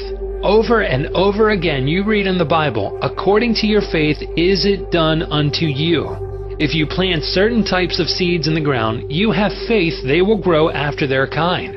This is the way of seeds, and trusting the laws of growth and agriculture, you know that these seeds will come forth after their kind. Faith, as mentioned in the Bible, is a way of thinking, an attitude of mind, an inner certitude, knowing that the idea you fully accept in your conscious mind will be embodied in your subconscious mind and made manifest. Faith is, in a sense, accepting as true what your reason and senses deny. For example, a shutting out of the little, rational, analytical, conscious mind and embracing an attitude of complete reliance on the inner power of your subconscious mind. Miracles at various shrines throughout the world. It is an established fact that cures have taken place at various shrines throughout the world, such as in Japan, India, Europe, and America. I have visited several of the famous shrines in Japan. At the world-famous shrine called Daibutsu is a gigantic divinity of bronze where Buddha is seated with folding hands, and the head is inclined in an attitude of profound contemplative ecstasy. It is 42 feet in height and is called the Great Buddha. Here I saw young and old making offerings at its feet. Money, fruit, rice, and oranges were offered. Candles were lit, incense was burned, and prayers of petition recited. The guide explained the chant of a young girl as she murmured a prayer, bowed low, and placed 2 oranges as an offering. She also lit a candle. He said she had lost her voice and it was restored at the shrine. She was thanking Buddha for restoring her voice. She had the simple faith that Buddha would give her back her singing voice if she followed a certain ritual, fasted, and made certain offerings. All this helped to kindle faith and expectancy, resulting in a conditioning of her mind to the point of belief. Her subconscious mind responded to her belief. To illustrate further the power of imagination and blind belief, I will relate the case of a relative of mine who had tuberculosis. His lungs were badly diseased. His son decided to heal his father. He came home to Perth, Western Australia, where his father lived, and said to him that he had met a monk who had returned from one of the healing shrines in Europe. This monk sold him a piece of the true cross. He said that he gave the monk the equivalent of $500 for it. This young man had actually picked up a splinter of wood from the sidewalk, went to the jeweler's, and had it set in a ring so that it looked real. He told his father that just touching the ring or the cross healed many. He inflamed and fired his father's imagination to the point that the old gentleman snatched the ring from him, placed it over his chest, prayed silently, and went to sleep. In the morning he was healed. All the clinic's tests proved negative. You know, of course, it was not the splinter of wood from the sidewalk that healed him. It was his imagination aroused to an intense degree, plus the confident expectancy of a perfect healing. Imagination was joined to faith or subjective feeling, and the union of the two brought about a healing. The father never learned of the trick that had played upon him.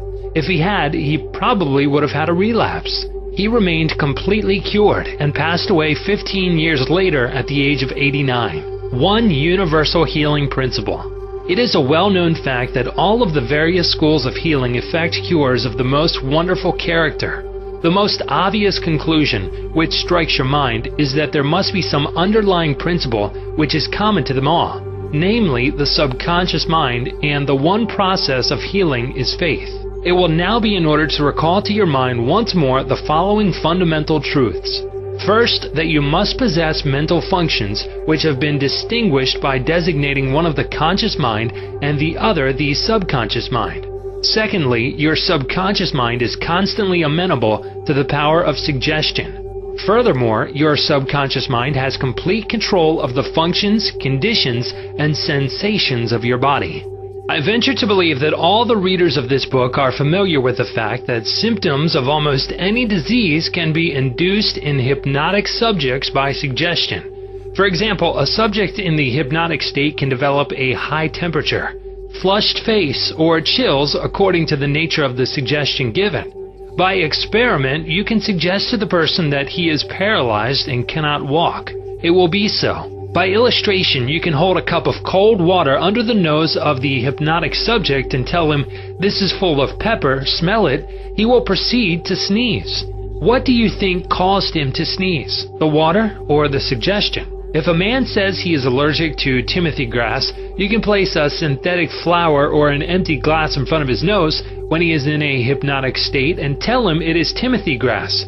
He will portray the usual allergic symptoms. This indicates that the cause of the disease is in the mind.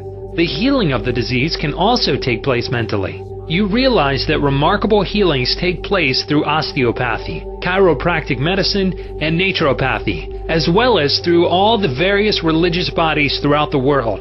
But it is obvious that all of these healings are brought about through the subconscious mind, the only healer there is. Notice how it heals a cut on your face caused by shaving. It knows exactly how to do it. The doctor dresses the wound and says, "Nature heals it."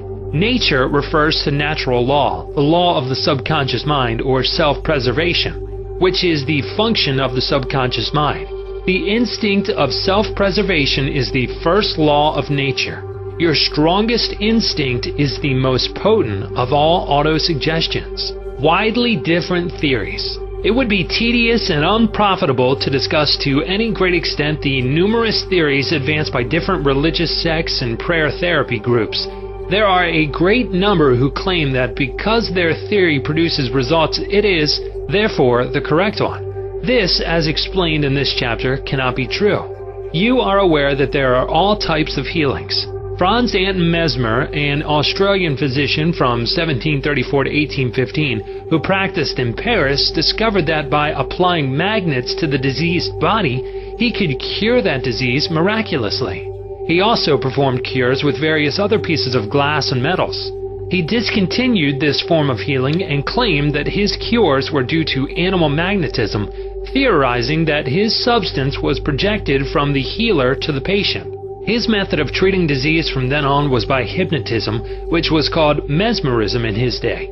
Other physicians said that all his healings were due to suggestion and nothing else. All of these groups, such as psychiatrists, psychologists, osteopaths, chiropractors, physicians, and all the churches are using the one universal power resident in the subconscious mind. Each may proclaim the healings are due to their theory. The process of all healing is a definite, positive mental attitude, an inner attitude, or a way of thinking called faith. Healing is due to a confident expectancy, which acts as a powerful suggestion to the subconscious mind, releasing its healing potency. One man does not heal by a different power than another. It is true he may have his own theory or method. There is only one process of healing, and that is faith. There is only one healing power, namely your subconscious mind. Select the theory and method you prefer. You can rest assured if you have faith, you shall get results. Views of Paracelsus. Philippus Paracelsus, a famous Swiss alchemist and physician who lived from 1493 to 1541, was a great healer in his day.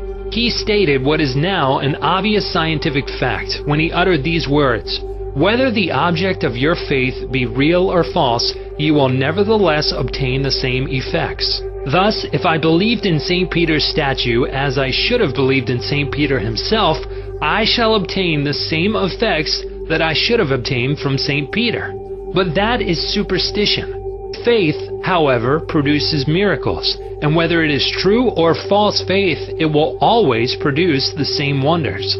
The views of Paracelsus were also entertained in the 16th century by Pietro Pomponazzi, an Italian philosopher and contemporary of Paracelsus, who said, "We can easily conceive the marvelous effects which confidence and imagination can produce, particularly when both qualities are reciprocated between the subjects and the person who influences them.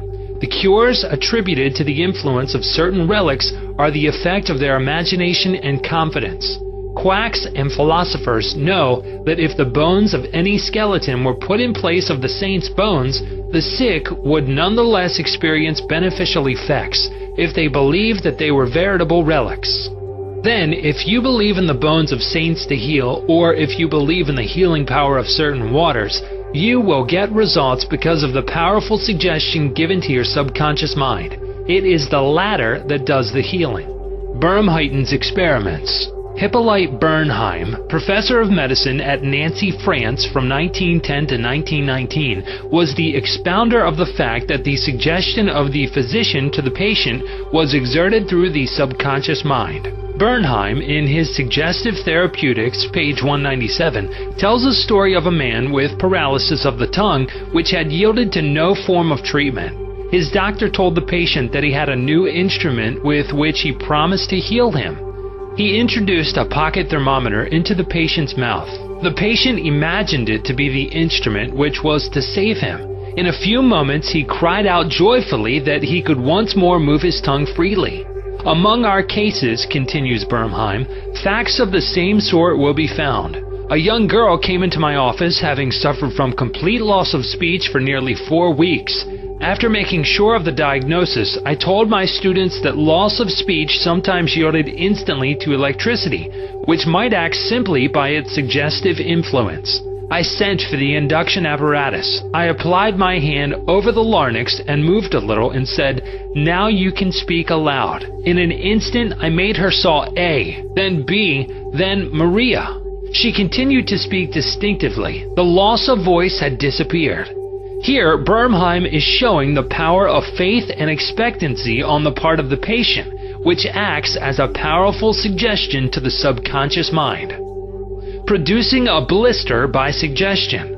Bernheim states that he produced a blister on the back of a patient's neck by applying a postage stamp and suggesting to the patient that it was a fly plaster. This has been confirmed by the experiments and experiences of many doctors in many parts of the world, which leave no doubt that structural change are a possible result of oral suggestion to patients. The cause of bloody stigmata. In Hudson's Law of Psychic Phenomena, page 153, he states, hemorrhages and bloody stigmata are induced in certain subjects by means of suggestion. Dr. Mbaru put a subject into the somnambulistic condition and gave him the following suggestion. At 4 o'clock this afternoon, after the hypnosis, you will come into my office, sit down in the armchair, cross your arms upon your breast, and your nose will begin to bleed. At the hour appointed, the young man did as directed. Several drops of blood came from the left nostril. On another occasion, the same investigator traced the patient's name on both his forearms with the dull point of an instrument. Then, when the patient was in the somnambulistic condition, he said, "At 4 o'clock this afternoon, you will go to sleep and your arms will bleed along the lines which I have traced, and your name will appear written on your arms in letters of blood." He was watched at 4 o'clock and seen to fall asleep. On the left arm, the letters stood out in bright relief, and in several places there were drops of blood. The letters were still visible 3 months afterward, although they had gradually grown faint.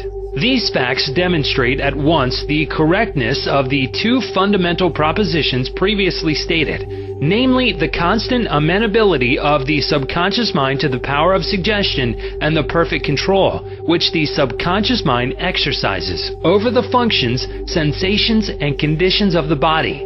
All the foregoing phenomena dramatize vividly abnormal conditions induced by suggestion, and are conclusive proof that as a man thinketh in his heart, subconscious mind, so is he. Chapter 5. Mental Healings in Modern Times. Everyone is definitely concerned with the healing of bodily conditions and human affairs. What is it that heals? Where is this healing power? These are questions asked by everyone. The answer is that this healing power is the subconscious mind of each person, and a changed mental attitude on the part of the sick person releases this healing power. No mental or religious science practitioner, psychologist, psychiatrist, or medical doctor ever healed a patient. There is an old saying, the doctor dresses the wound, but God heals it. The psychologist or psychiatrist proceeds to remove the mental blocks in the patient so that the healing principle may be released, restoring the patient to health. Likewise, the surgeon removes the physical block, enabling the healing currents to function normally. No physician, surgeon, or mental science practitioner claims he healed the patient. The one healing power is called by many names: nature, life, God, creative intelligence, and subconscious power. As previously outlined, there are many different methods used to remove the mental, emotional, and physical blocks which inhibit the flow of the healing life principle animating all of us. The healing principle resident in your subconscious mind can and will, if properly directed by you or some other person, heal your mind and body of all disease. This healing principle is operative in all men regardless of creed, color, or race. You do not have to belong to some particular church in order to use and participate in this healing process.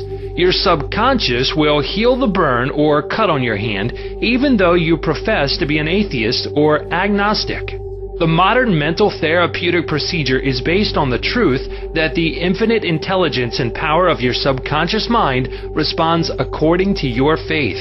The mental science practitioner or minister follows the injunction of the Bible. For example, he goes into his closet and shuts the door, which means he stills his mind, relaxes, lets go, and thinks of the infinite healing presence within him. He closes the door of his mind to all outside distractions as well as appearances, and then he quietly and knowingly turns over his request or desire to his subconscious mind, realizing that the intelligence of his mind will answer him according to his specific needs. The most wonderful thing to know is this: imagine the end desired and feel its reality. Then the infinite life principle will respond to your conscious choice and your conscious request.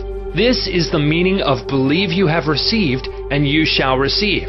This is what the modern mental scientist does when he practices prayer therapy. One process of healing.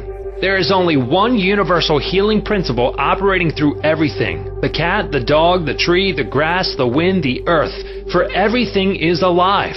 This life principle operates through the animal, vegetable, or mineral kingdoms as instinct and the law of growth.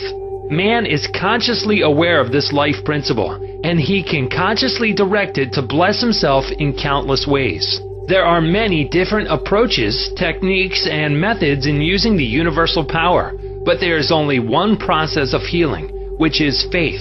For according to your faith is it done unto you. The law of belief. All religions of the world represent forms of belief, and these beliefs are explained in many ways. The law of life is belief. What do you believe about yourself, life, and the universe? It is done unto you as you believe. Belief is a thought in your mind which causes the power of your subconscious to be distributed into all phases of your life according to your thinking habits. You must realize the Bible is not talking about your belief in some ritual, ceremony, form, institution, man, or formula. It is talking about belief itself. The belief of your mind is simply the thought of your mind.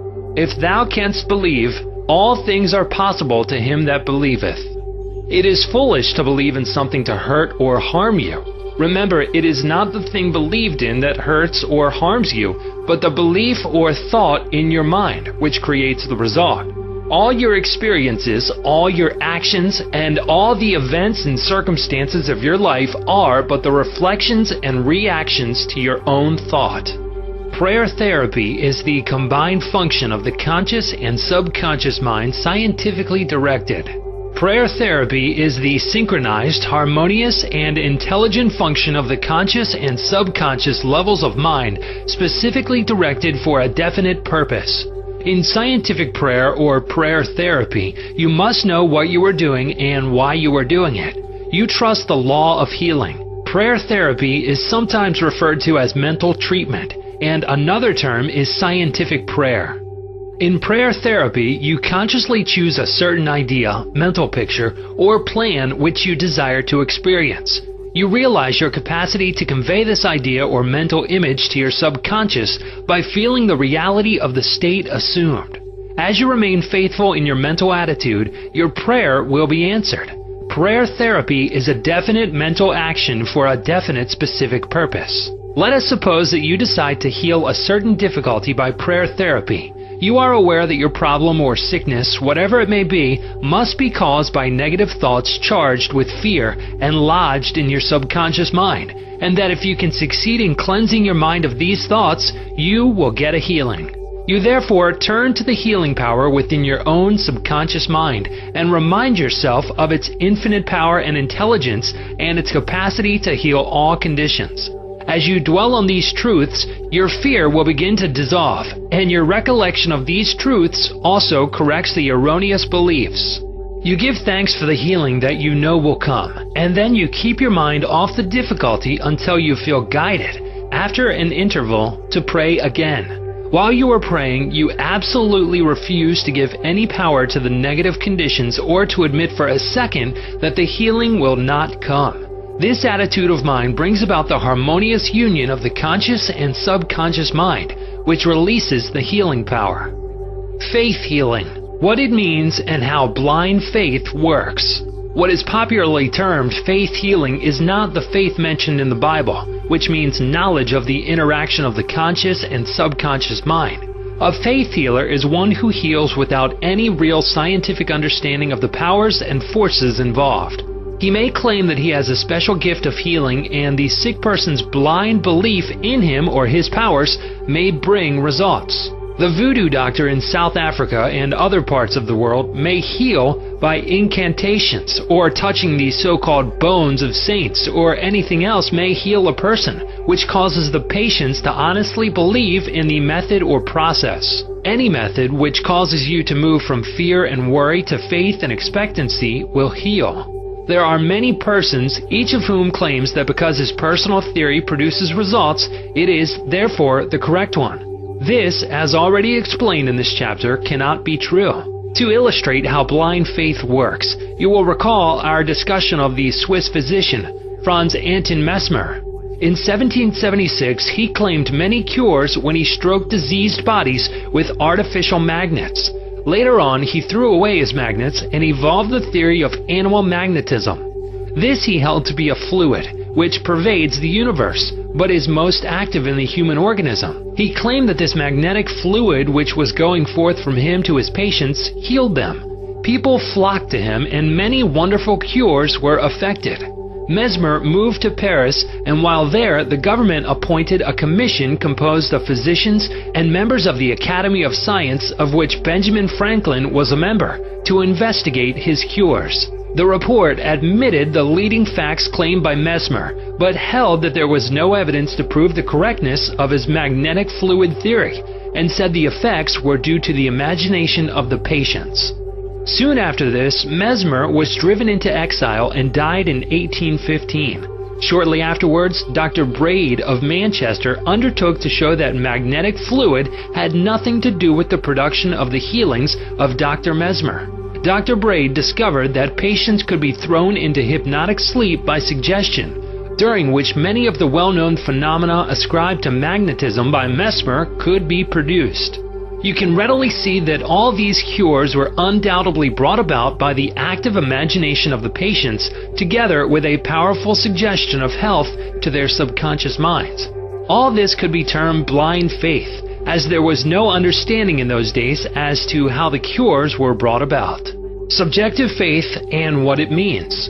You will recall the proposition, which needs not be repeated at length, that the subjective or subconscious mind of an individual is as amenable to the control of his own conscious or objective mind as it is by the suggestions of another. It follows that whatever may be your objective belief, if you will assume to have faith actively or passively, your subconscious mind will be controlled by the suggestion, and your desire will be fulfilled. The faith required in mental healings is a purely subjective faith, and it is attainable upon the cessation of active opposition on the part of the objective or conscious mind. In the healing of the body, it is, of course, desirable to secure the concurrent faith of both the conscious and subconscious mind. However, it is not always essential if you will enter into a state of passivity or receptivity by relaxing the mind and the body and getting into a sleepy state. In this drowsy state, your passivity becomes receptive to subjective impression. Recently, I was asked by a man, "How is it that I got a healing through a minister? I did not believe what he said when he told me that there is no such thing as disease and that matter does not exist." This man at first thought his intelligence was being insulted, and he protested against such a palpable absurdity. The explanation is simple. He was quieted by soothing words and told to get into a perfectly passive condition, to say nothing and think of nothing for the time being. His minister also became passive and affirmed quietly, peacefully, and constantly for about 1/2 hour that this man would have perfect health, peace, harmony, and wholeness. He felt immense relief and was restored to health. It is easy to see that his subjective faith had been made manifest by his passivity under treatment, and the suggestions of perfect healthfulness by the minister were conveyed to his subconscious mind. The two subjective minds were then in rapport. The minister was not handicapped by antagonistic autosuggestions of the patient arising from objective doubt of the power of the healer or the correctness of the theory. In this sleepy, drowsy state, the conscious mind resistance is reduced to a minimum, and results followed. The subconscious mind of the patient, being necessarily controlled by such suggestion, exercised its functions in accordance therewith, and a healing followed. The meaning of absent treatment. Suppose you learned that your mother was sick in New York City and you lived in Los Angeles. Your mother would not be physically present where you are, but you could pray for her. It is the Father within which doeth the work. The creative law of mind, subconscious mind, serves you and will do the work. Its response to you is automatic. Your treatment is for the purpose of inducing an inner realization of health and harmony in your mentality. This inner realization, acting through the subconscious mind, operates through your mother's subconscious mind, as there is but one creative mind. Your thoughts of health, vitality, and perfection operate through the one universal subjective mind, and set a law in motion on the subjective side of life, which manifests through her body as a healing. In the mind principle, there is no time or space. It is the same mind that operates through your mother no matter where she may be. In reality, there is no absent treatment as opposed to present treatment, for the universal mind is omnipresent. You do not try to send out thoughts or hold a thought. Your treatment is a conscious movement of thought, and as you become conscious of the qualities of health, well-being, and relaxation, these qualities will be resurrected in the experience of your mother, and results will follow. The following is a perfect example of what is called absent treatment. Recently, a listener of our radio program in Los Angeles prayed as follows for her mother in New York, who had a coronary thrombosis. The healing presence is right where my mother is. Her bodily condition is but a reflection of her thought life, like shadows cast on the screen. I know that in order to change the images on the screen, I must change the projection reel. My mind is the projection reel. And now I project in my own mind the image of wholeness, harmony, and perfect health for my mother. This infinite healing presence which created my mother's body and all her organs is now saturating every atom of her being, and a river of peace flows through every cell of her body. The doctors are divinely guided and directed, and whoever touches my mother is guided to do the right thing. I know that disease has no ultimate reality. If it had, no one could be healed. I now align myself with the infinite principle of love and life, and I know and agree that harmony, health, and peace are now being expressed in my mother's body. She prayed in the above manner several times daily, and her mother had a most remarkable recovery after a few days, much to the amazement of her specialist. He complimented her on her great faith in the power of God. The conclusion arrived at in the daughter's mind set the creative law of mind in motion on the subjective side of life, which manifested itself through her mother's body as perfect health and harmony. What the daughter felt as true about her mother was simultaneously resurrected in the experience of her mother, releasing the kinetic action of the subconscious mind. A psychologist friend of mine told me that one of his lungs was infected. X-rays and analysis showed the presence of tuberculosis. At night, before going to sleep, he would quietly affirm, "Every cell, nerve, tissue, and muscle of my lungs are now being made whole, pure, and perfect. My whole body is being restored to health and harmony." These are not his exact words, but they represent the essence of what he affirmed. A complete healing followed in about a month's time. Subsequent X-rays showed a perfect healing. I wanted to know his method, so I asked him why he repeated the words prior to sleep. Here is his reply. The kinetic action of the subconscious mind continues throughout your sleep time period. Hence, give the subconscious mind something good to work on as you drop off into slumber. This was a very wise answer. In thinking of harmony and perfect health, he never mentioned his trouble by name. I strongly suggest that you cease talking about your ailments or giving them a name. The only sap from which they draw life is your attention and fear of them. Like the above-mentioned psychologist, become a mental surgeon. Then your troubles will be cut off like dead branches are pruned from a tree. If you are constantly naming your aches and symptoms, you inhibit the kinetic action, which means the release of the healing power and energy of your subconscious mind. Furthermore, by the law of your own mind, these imaginings tend to take shape as the thing I greatly feared. Fill your mind with the great truths of life and walk forward in the light of love. Chapter 6.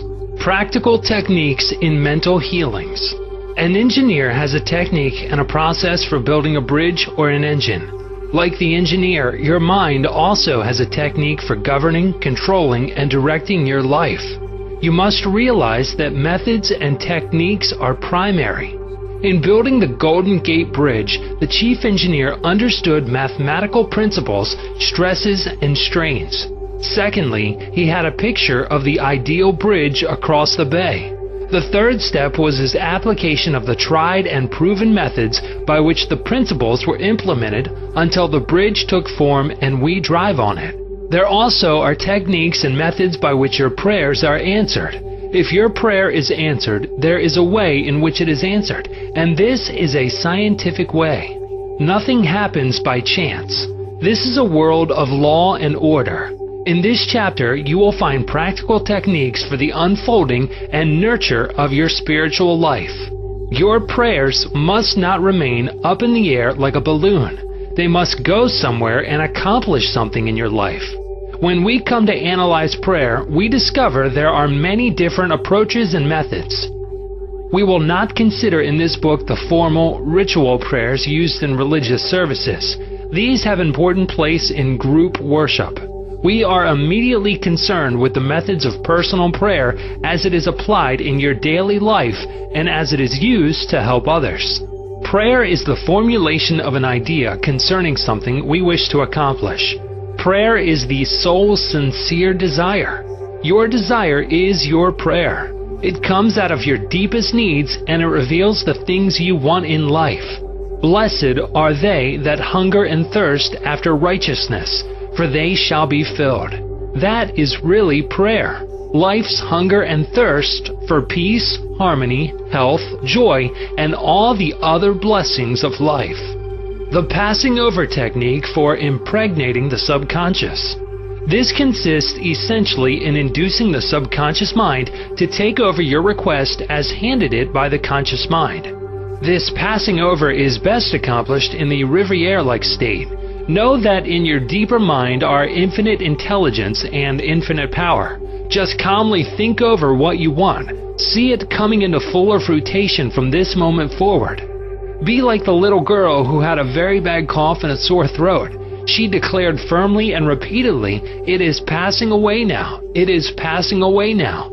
It passed away in about an hour. Use this technique with complete simplicity and naivety. Your subconscious will accept your blueprint. If you were building a new home for yourself and family, you know that you would be intensely interested in regard to the blueprint for your home. You would see to it that the builders conform to the blueprint. You would watch the material and select only the best wood, steel, in fact, the best of everything. What about your mental home and your mental blueprint for happiness and abundance? All your experiences and everything that enters into your life depend upon the nature of the mental building blocks which you use in the construction of your mental home. If your blueprint is full of mental patterns of fear, worry, anxiety, or lack, and if you are despondent, doubtful, and cynical, then the texture of the mental material you are weaving into your mind will come forth as more toil, care, tension, anxiety, and limitation of all kinds. The most fundamental and the most far-reaching activity in life is that which you build into your mentality every waking hour. Your word is silent and invisible. Nevertheless, it is real. You are building your mental home all the time, and your thought and mental imagery represent your blueprint. Hour by hour, moment by moment, you can build radiant health, success, and happiness by the thoughts you think, the ideas which you harbor, the beliefs that you accept, and the scenes that you rehearse in the hidden studio of your mind. This stately mansion, upon the construction of which you are perpetually engaged, is your personality, your identity in this plane, your whole life story on this earth. Get a new blueprint, build silently by realizing peace, harmony, joy, and goodwill in the present moment. By dwelling upon these things and claiming them, your subconscious will accept your blueprint and bring all these things to pass. By their fruits ye shall know them. The science and art of true prayer. The term science means knowledge, which is coordinated, arranged, and systematized. Let us think of the science and art of true prayer as it deals with the fundamental principles of life and the techniques and processes by which they can be demonstrated in your life, as well as in the life of every human being when he applies them faithfully. The art is your technique or process, and the science behind it is the definite response of creative mind to your mental picture or thought. Ask, and it shall be given you. Seek, and ye shall find. Knock, and it shall be opened unto you. Here you are told you shall receive that for which you ask. It shall be opened to you when you knock, and you shall find that for which you are searching. This teaching implies the definiteness of mental and spiritual laws.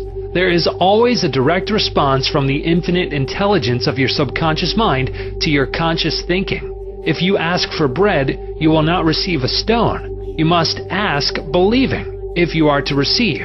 Your mind moves from the thought to the thing. Unless there is first an image in the mind, it cannot move, for there would be nothing for it to move toward. Your prayer, which is your mental act, must be accepted as an image in your mind before the power from your subconscious will play upon it and make it productive. You must reach a point of acceptance in your mind, an unqualified and undisputed state of agreement. This contemplation should be accompanied by a feeling of joy and restfulness in foreseeing the certain accomplishment of your desire. The sound basis for the art and science of true prayer is your knowledge and complete confidence that the movement of your conscious mind will gain a definite response from your subconscious mind, which is one with boundless wisdom and infinite power. By following this procedure, your prayers will be answered. The visualization technique. The easiest and most obvious way to formulate an idea is to visualize it, to see it in your mind's eye as vividly as if it were alive. You can see with the naked eye only what already exists in the external world. In a similar way, that which you can visualize in your mind's eye already exists in the invisible realms of your mind. Any picture which you have in your mind is the substance of things hoped for and the evidence of things not seen. What you form in your imagination is as real as any part of your body. The idea and the thought are real and will one day appear in your objective world if you are faithful to your mental image. This process of thinking forms impressions in your mind. These impressions, in turn, become manifested as facts and experiences in your life. The builder visualizes the type of building he wants. He sees it as he desires it to be completed. His imagery and thought processes become a plastic mold from which the building will emerge, a beautiful or an ugly one, a skyscraper or a very low one. His mental imagery is projected as it is drawn on paper. Eventually, the contractor and his workers gather the essential materials, and the building progresses until it stands finished, conforming perfectly to the mental patterns of the architect. I use the visualization technique prior to speaking from the platform. I quiet the wheels of my mind in order that I may present to the subconscious mind my images of thought. Then I picture the entire auditorium and the seats filled with men and women, and each one of them illumined and inspired by the infinite healing presence within each one. I see them as radiant, happy, and free. Having first built up the idea in my imagination, I quietly sustain it there as a mental picture which I imagine I hear men and women saying, "I am healed. I feel wonderful. I've had an instantaneous healing. I'm transformed." I keep this up for about 10 minutes or more, knowing and feeling that each person's mind and body are saturated with love, wholeness, beauty, and perfection. My awareness grows to the point where in my mind I can actually hear the voices of the multitude proclaiming their health and happiness. Then I release the whole picture and go onto the platform. Almost every Sunday, some people stop and say that their prayers were answered. Mental movie method. The Chinese say a picture is worth 1,000 words. William James, the father of American psychology, stressed the fact that the subconscious mind will bring to pass any picture held in the mind and backed by faith. Act as though I am and I will be. A number of years ago, I was in the Middle West lecturing in several states, and I desired to have a permanent location in the general area from which I could serve those who desired help. I traveled far, but the desire did not leave my mind. One evening, while in a hotel in Spokane, Washington, I relaxed completely on a couch, immobilized my attention, and in a quiet, passive manner imagined that I was talking to a large audience, saying in effect, "I am glad to be here. I have prayed for the ideal opportunity." I saw in my mind's eye the imaginary audience, and I felt the reality of it all. I played the role of the actor, dramatized this mental movie, and felt satisfied that this picture was being conveyed to my subconscious mind, which would bring it to pass in its own way. The next morning, on awakening, I felt a great sense of peace and satisfaction, and in a few days' time, I received a telegram asking me to take over an organization in the Midwest, which I did, and I enjoyed it immensely for several years. The method outlined here appeals to many who have described it as the mental movie method. I have received numerous letters from people who listen to my radio talks and weekly public lectures telling me of the wonderful results they get using this technique in the sale of their property. I suggest to those who have homes or property for sale that they satisfy themselves in their own mind that their price is right. Then I claim that the infinite intelligence is attracting to them the buyer who really wants to have the property and who will love it and prosper in it. After having done this, I suggest that they quiet their mind, relax, let go, and get into a drowsy, sleepy state, which reduces all mental effort to a minimum. Then they are to picture the check in their hands, rejoice in the check, give thanks for the check, and go off to sleep feeling the natureness of the whole mental movie created in their own mind. They must act as though it were an objective reality, and the subconscious mind will take it as an impression. And through the deeper currents of the mind, the buyer and the seller are brought together. A mental picture held in the mind, backed by faith, will come to pass. The Baudouin Technique. Charles Baudouin was a professor at the Roswell Institute in France. He was a brilliant psychotherapist and a research director of the New Nancy School of Healing, who in 1910 taught that the best way to impress the subconscious mind was to enter into a drowsy, sleepy state, or a state akin to sleep in which all effort was reduced to a minimum. Then, in a quiet, passive, receptive way, by reflection, he would convey the idea to the subconscious. The following is his formula. A very simple way of securing this impregnation of the subconscious mind is to condense the idea which is to be the object of suggestion, to sum it up in a brief phrase which can be readily graven on the memory, and to repeat it over and over again as a lullaby.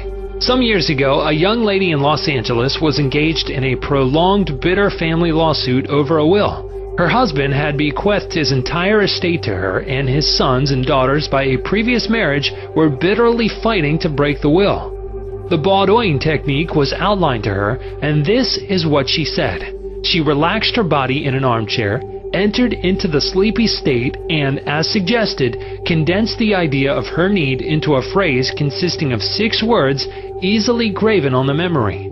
It is finished in divine order.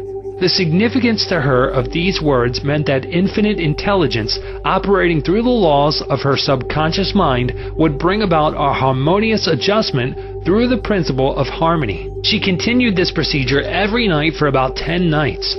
After she got into a sleepy state, she would affirm slowly, quietly, and feelingly the statement, "It is finished in divine order," over and over again, feeling a sense of inner peace and an all-pervading tranquility. Then she went off into her deep, normal sleep.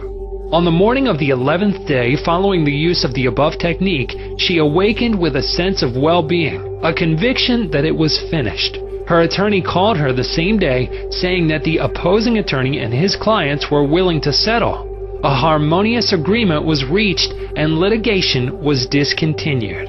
The sleeping technique. By entering into a sleepy, drowsy state, effort is reduced to a minimum. The conscious mind is submerged to a great extent when in a sleepy state. The reason for this is that the highest degree of outcropping of the subconscious occurs prior to sleep and just after we awaken.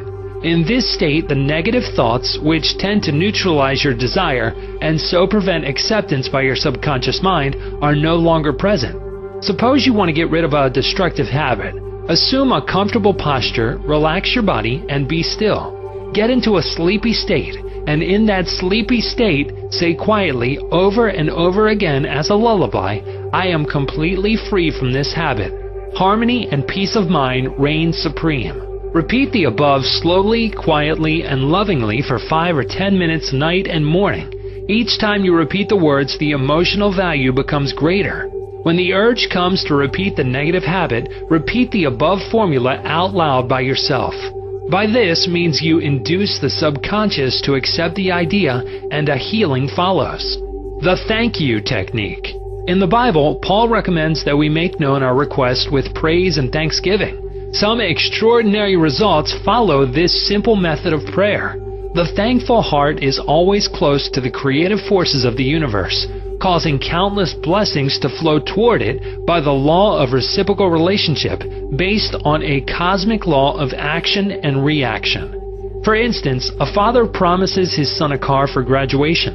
The boy has not yet received the car, but he is very thankful and happy, and is as joyous as though he had actually received the car. He knows his father will fulfill his promise, and he is full of gratitude and joy even though he has not received the car, objectively speaking. He has, however, received it with joy and thankfulness in his mind. I shall illustrate how Mr. Broke applied this technique with excellent results. He said, "Bills are piling up. I am out of work. I have 3 children and no money. What shall I do?" Regularly, every night and morning for a period of about 3 weeks, he repeated the words, "Thank you, Father, for my wealth," in a relaxed, peaceful manner until the feeling or mood of thankfulness dominated his mind. He imagined he was addressing the infinite power and intelligence within him, knowing, of course, that he could not see the creative intelligence or infinite mind.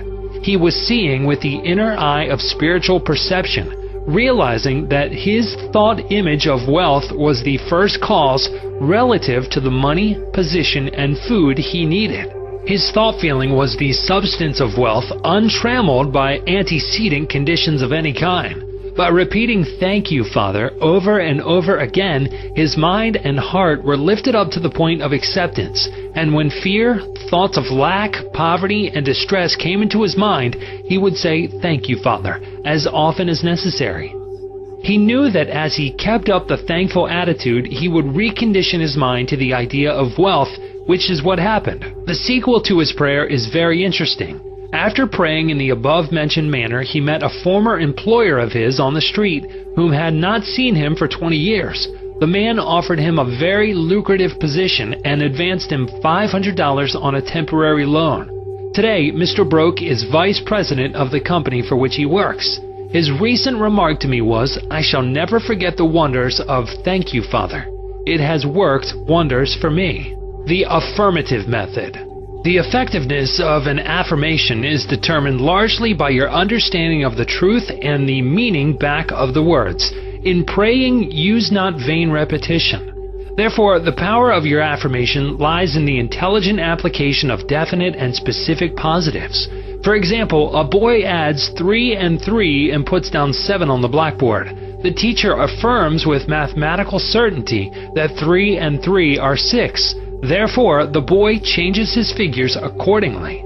The teacher's statement did not make 3 and 3 equal 6 because the latter was already a mathematical truth. The mathematical truth caused the boy to rearrange the figures on the blackboard. It is abnormal to be sick. It is normal to be healthy.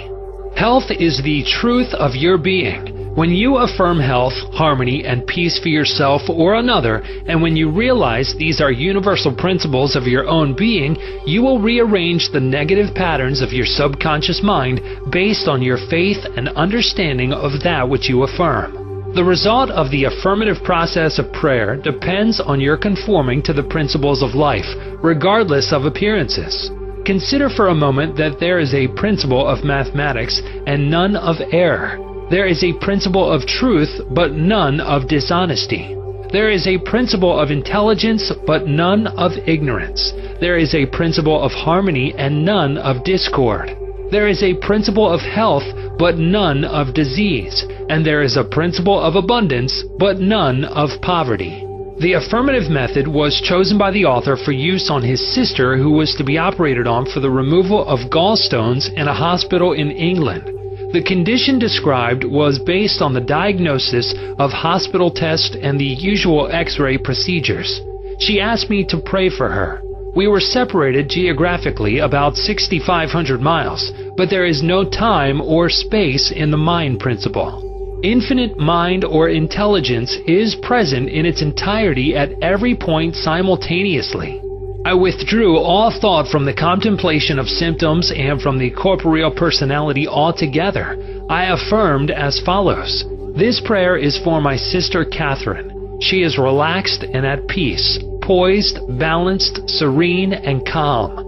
The healing intelligence of her subconscious mind, which created her body, is now transforming every cell, nerve, tissue, muscle, and bone of her being according to the perfect pattern of all organs lodged in her subconscious mind.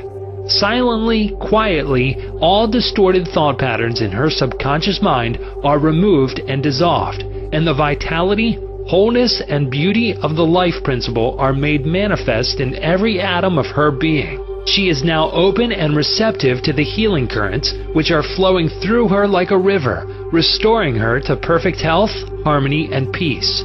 All distortions and ugly images are now washed away by the infinite ocean of love and peace flowing through her, and it is so. I affirm the above several times a day, and at the end of 2 weeks my sister had an examination, which showed a remarkable healing, and the X-ray proved negative.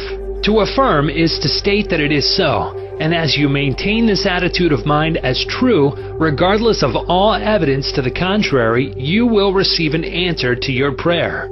Your thought can only affirm, for even if you deny something, you are actually affirming the presence of what you deny. Repeating an affirmation, knowing what you are saying and why you are saying it, leads the mind to that state of consciousness where it accepts that which you state as true. Keep on affirming the truths of life until you get the subconscious reaction which satisfies. The argumentative method. This method is just what the word implies. It stems from the procedure of Dr. Phineas Parkhurst Quimby of Maine. Dr. Quimby, a pioneer in mental and spiritual healing, lived and practiced in Belfast, Maine, about 100 years ago. A book called The Quimby Manuscripts, published in 1921 by Thomas Y. Crow Company, New York City, and edited by Horatio Dresser, is available in your library.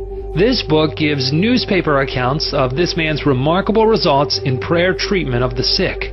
Quimby duplicated many of the healing miracles recorded in the Bible. In brief, the argumentative method employed according to Quimby consists of spiritual reasoning, where you conceive the patient and yourself that his sickness is due to his false belief, groundless fears, and negative patterns lodged in his subconscious mind. You reason it out clearly in your mind and convince your patient that the disease or ailment is due only to a distorted, twisted pattern of thought, which has taken form in his body. This wrong belief in some external power and external causes has now externalized itself as sickness and can be changed by changing the thought patterns. You explain to the sick person that the basis of all healing is a change of belief. You also point out that the subconscious mind created the body and all its organs. Therefore, it knows how to heal it, can heal it, and is doing so now as you speak. You argue in the courtroom of your mind that the disease is a shadow of the mind based on disease-soaked, morbid thought imagery. You continue to build up all the evidence you can muster on behalf of the healing power within, which created all the organs in the first place, and which has a perfect pattern of every cell, nerve, and tissue within it. Then you render a verdict in the courthouse of your mind in favor of yourself or your patient. You liberate the sick one by faith and spiritual understanding. Your mental and spiritual evidence is overwhelming. There being but one mind, what you feel as true will be resurrected in the experience of the patient. This procedure is essentially the argumentative method used by Dr. Quimby of Maine from 1849 to 1869. The absolute method is like modern sound wave therapy.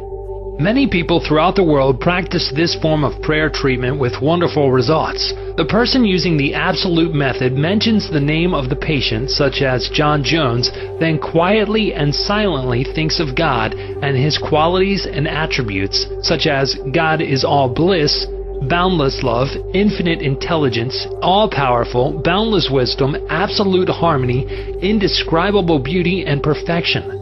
As he quietly thinks along these lines, he is lifted up in consciousness into a new spiritual wavelength, at which time he feels the infinite ocean of God's love is now dissolving everything unlike itself in the mind and body of John Jones, for whom he is praying.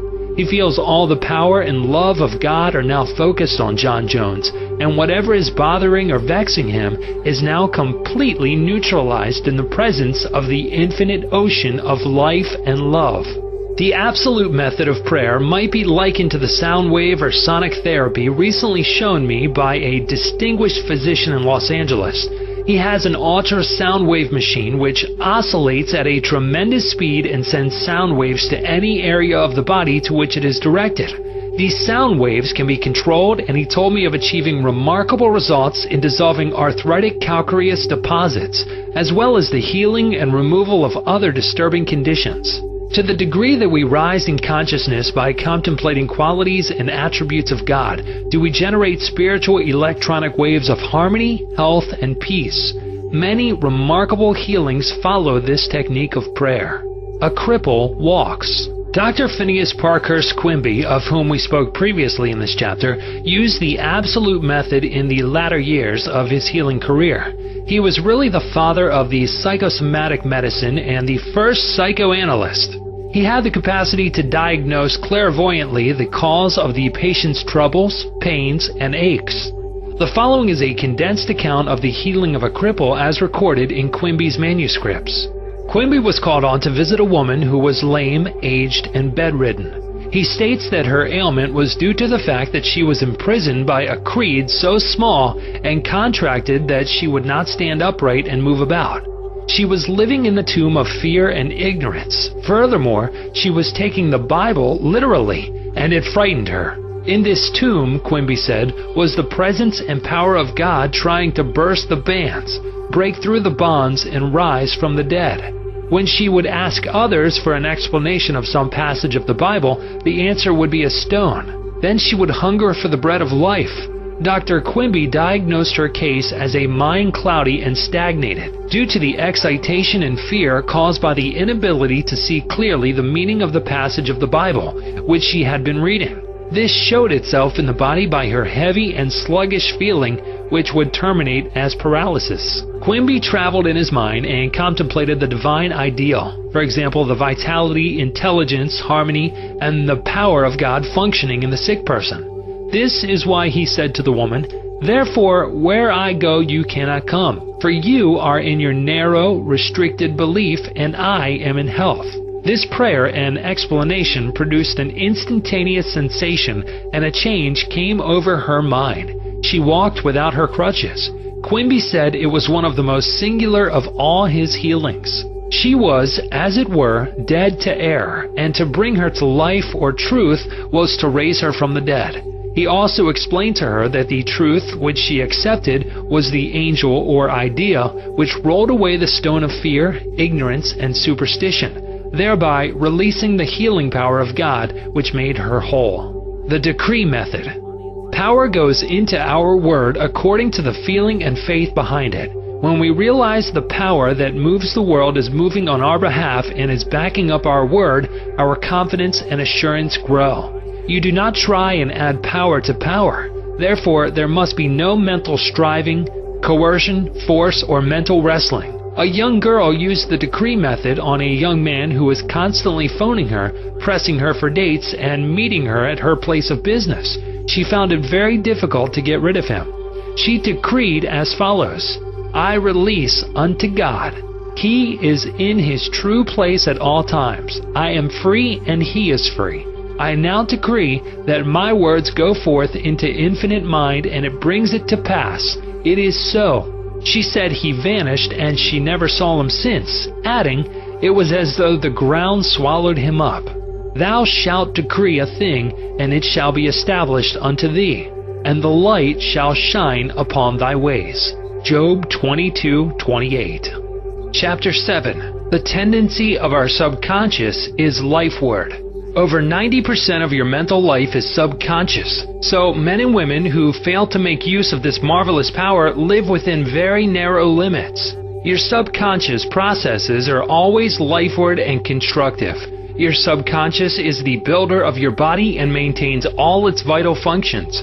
It is on the job 24 hours a day and never sleeps. It is always trying to help and preserve you from harm.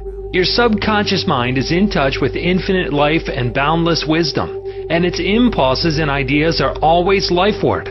The great aspirations, inspirations, and visions from a grander and nobler life spring from the subconscious. Your profoundest convictions are those you cannot argue about rationally, because they do not come from your conscious mind. They come from your subconscious mind. Your subconscious speaks to you in intuitions, impulses, hunches, intimations, urges, and ideas, and it is always telling you to rise, transcend, grow, advance, adventure, and move forward to greater heights. The urge to love, to save the lives of others, comes from the depths of your subconscious. For example, during the Great San Francisco earthquake and fire of April 18, 1906, invalids and cripples who had been confined to bed for long periods of time rose up and performed some of the most amazing feats of bravery and endurance. The intense desire welled up within them to save others at all cost, and their subconscious responded accordingly. Great artists, musicians, poets, speakers, and writers tune in with their subconscious powers and become animated and inspired. For example, Robert Louis Stevenson, before he went to sleep, used to charge his subconscious with the task of evolving stories for him while he slept. He was accustomed to ask his subconscious to give him a good, marketable thriller when his bank account was low. Stevenson said the intelligence of his deeper mind gave him the story piece by piece, like a serial. This shows how your subconscious will speak lofty and wise sayings through you, which your conscious mind knows nothing about. Mark Twain confided to the world on many occasions that he never worked in his life. All his humor and all his great writings were due to the fact that he tapped the inexhaustible reservoir of his subconscious mind. How the body portrays the workings of the mind. The interaction of your conscious and subconscious mind requires a similar interaction between the corresponding system of nerves. The cerebral spinal system is the organ of the conscious mind, and the sympathetic system is the organ of the subconscious mind. The cerebral spinal system is the channel through which you receive conscious perception by means of your 5 physical senses and exercise control over the movement of your body. This system has its nerves in the brain, and it is the channel of your volitional and conscious mental action. The sympathetic system, sometimes referred to as the involuntary nervous system, has its center in the ganglionic mass at the back of the stomach known as the solar plex, and is sometimes spoken of as the abdominal brain. It is the channel of that mental action which unconsciously supports the vital functions of the body. The two systems may work separately or synchronously. Judge Thomas Troward says, the vagus nerve passes out of the cerebral region as a portion of the voluntary system, and through it we control the vocal organs. Then it passes onward to the thorax, sending out branches to the heart and lungs. Finally, passing through the diaphragm, it loses the outer coating which distinguishes the nerves of the voluntary system, and becomes identified with those of the sympathetic system, so forming a connecting link between the two and making the man physically a single entity. Similarly, different areas of the brain indicate their connection with the objective and subjective activities of the mind respectively. And speaking in a general way, we may assign the frontal portion of the brain to the former and the posterior portion to the latter, while the intermediate portion partakes of the character of both. A rather simple way of looking at the mental and physical interaction is to realize that your conscious mind grasps an idea, which induces a corresponding vibration in your voluntary system of nerves. This, in turn, causes a similar current to be generated in your involuntary system of nerves, thus handing the idea over to your subconscious mind, which is the creative medium. This is how your thoughts become things. Every thought entertained by your conscious mind and accepted as true is sent by your brain to your solar plex, the brain of your subconscious mind, to be made into your flesh and to be brought forth into your world as a reality. There is an intelligence which takes care of the body. When you study the cellular system and the structure of the organs such as the eyes, ears, heart, liver, bladder, etc., you learn they consist of groups of cells which form a group intelligence whereby they function together and are able to take orders and carry them out in deductive function at the suggestion of the mastermind, conscious mind. A careful study of the single-celled organism shows you what goes on in your complex body. Though the monocellular organism has no organs, it still gives evidence of mind action and reaction performing the basic functions of movement, alimentation, assimilation, and elimination. Many say there is an intelligence which will take care of your body if you will let it alone. That is true, but the difficulty is that the conscious mind always interferes with its five-sense evidence based on outer appearances, leading to the sway of false beliefs, fears, and mere opinion. When fear, false beliefs, and negative patterns are made to register in your subconscious mind through psychological, emotional conditioning, there is no other course open to the subconscious mind except to act on the blueprint specifications offered it. The subconscious mind works continually for the common good. The subjective self within you works continuously for the general good, reflecting an innate principle of harmony behind all things. Your subconscious mind has its own will, and it is a very real something in itself. It acts night and day whether you act upon it or not. It is the builder of your body, but you cannot see, hear, or feel it building, as all this is a silent process. Your subconscious has a life of its own, which is always moving toward harmony, health, and peace. This is the divine norm within it seeking expression through you at all times. How man interferes with the innate principle of harmony. To think correctly, scientifically, we must know the truth. To know the truth is to be in harmony with the infinite intelligence and power of your subconscious mind, which is always moving lifeward.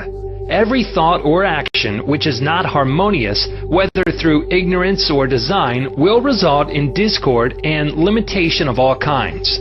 Scientists inform us that you build a new body every 11 months, so you are really only 11 months old from a physical standpoint. If you build defects back into your body by thoughts of fear, anger, jealousy, and ill will, you have no one to blame but yourself. You are the sum total of your own thoughts. You can keep from entertaining negative thought and imagery. The way to get rid of darkness is with light.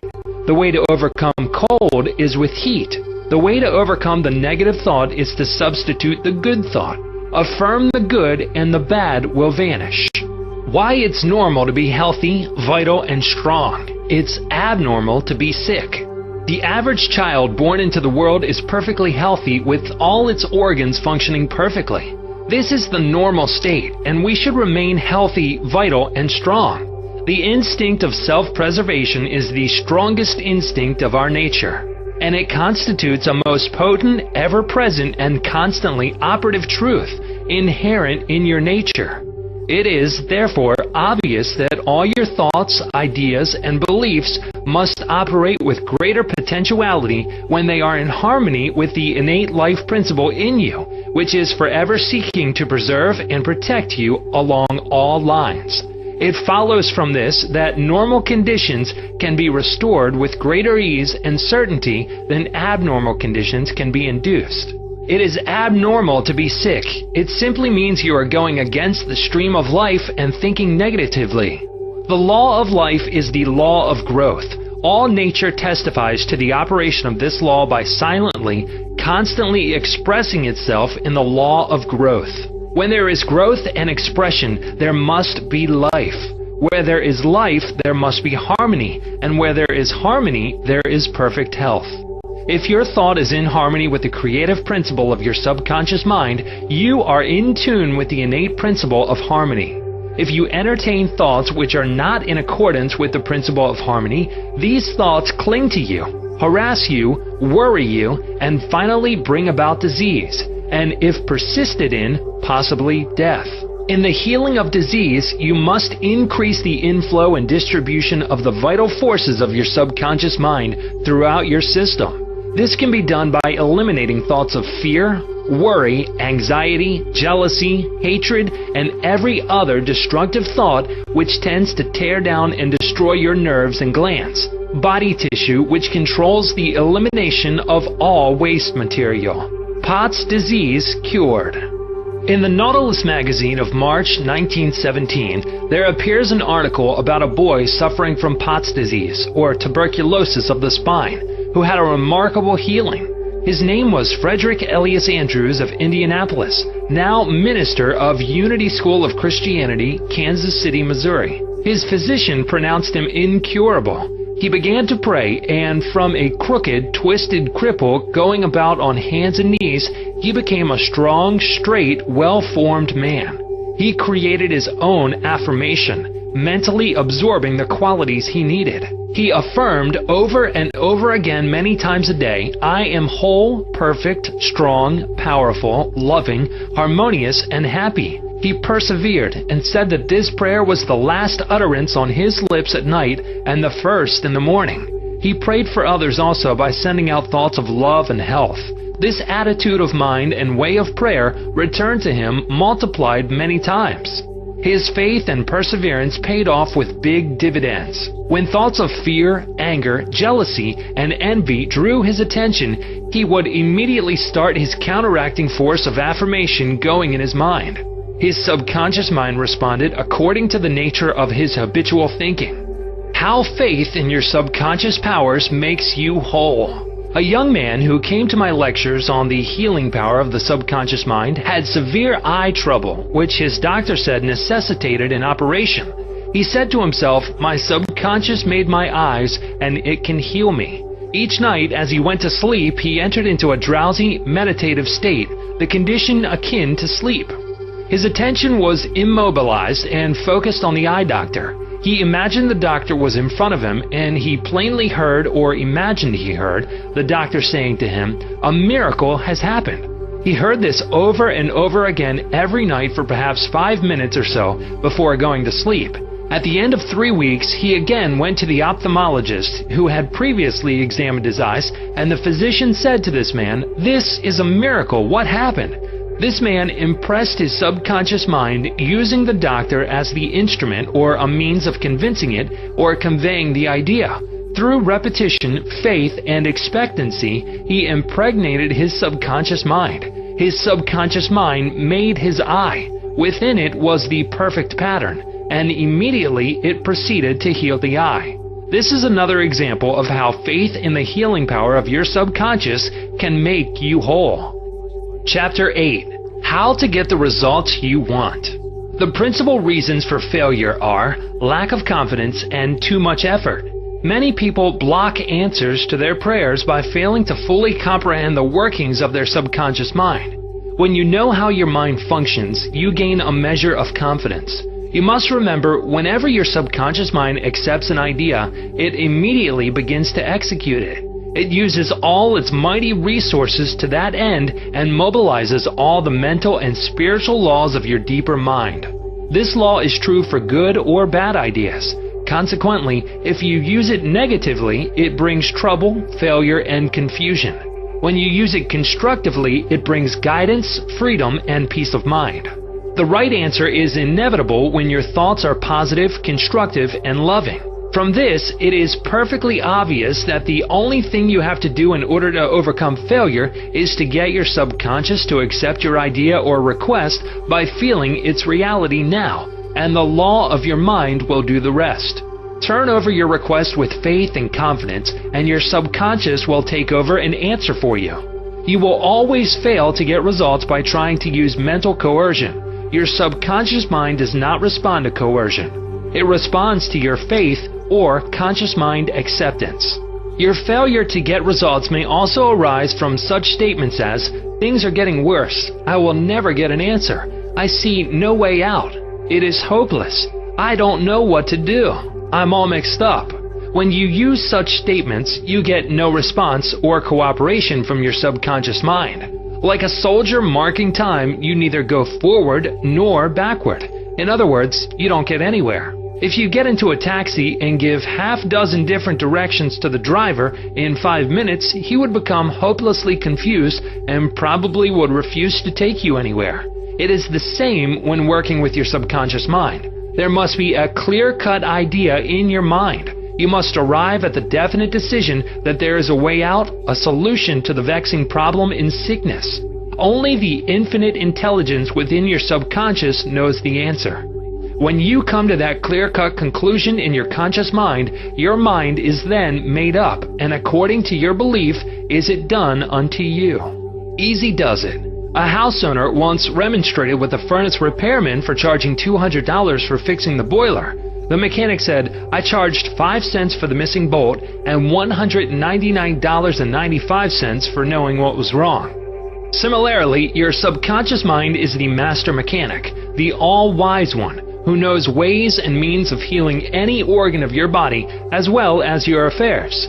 Decree health and your subconscious will establish it, but relaxation is the key. Easy does it. Do not be concerned with details and means, but know the end result. Get the feel of the happy solution to your problem, whether it is health, finances, or employment. Remember how you felt after you had recovered from a severe state of illness? Bear in mind that your feeling is the touchstone of all subconscious demonstration. Your new idea must be felt subjectively in a finished state, not the future, but as coming about now. Infer no opponent. Use imagination and not willpower.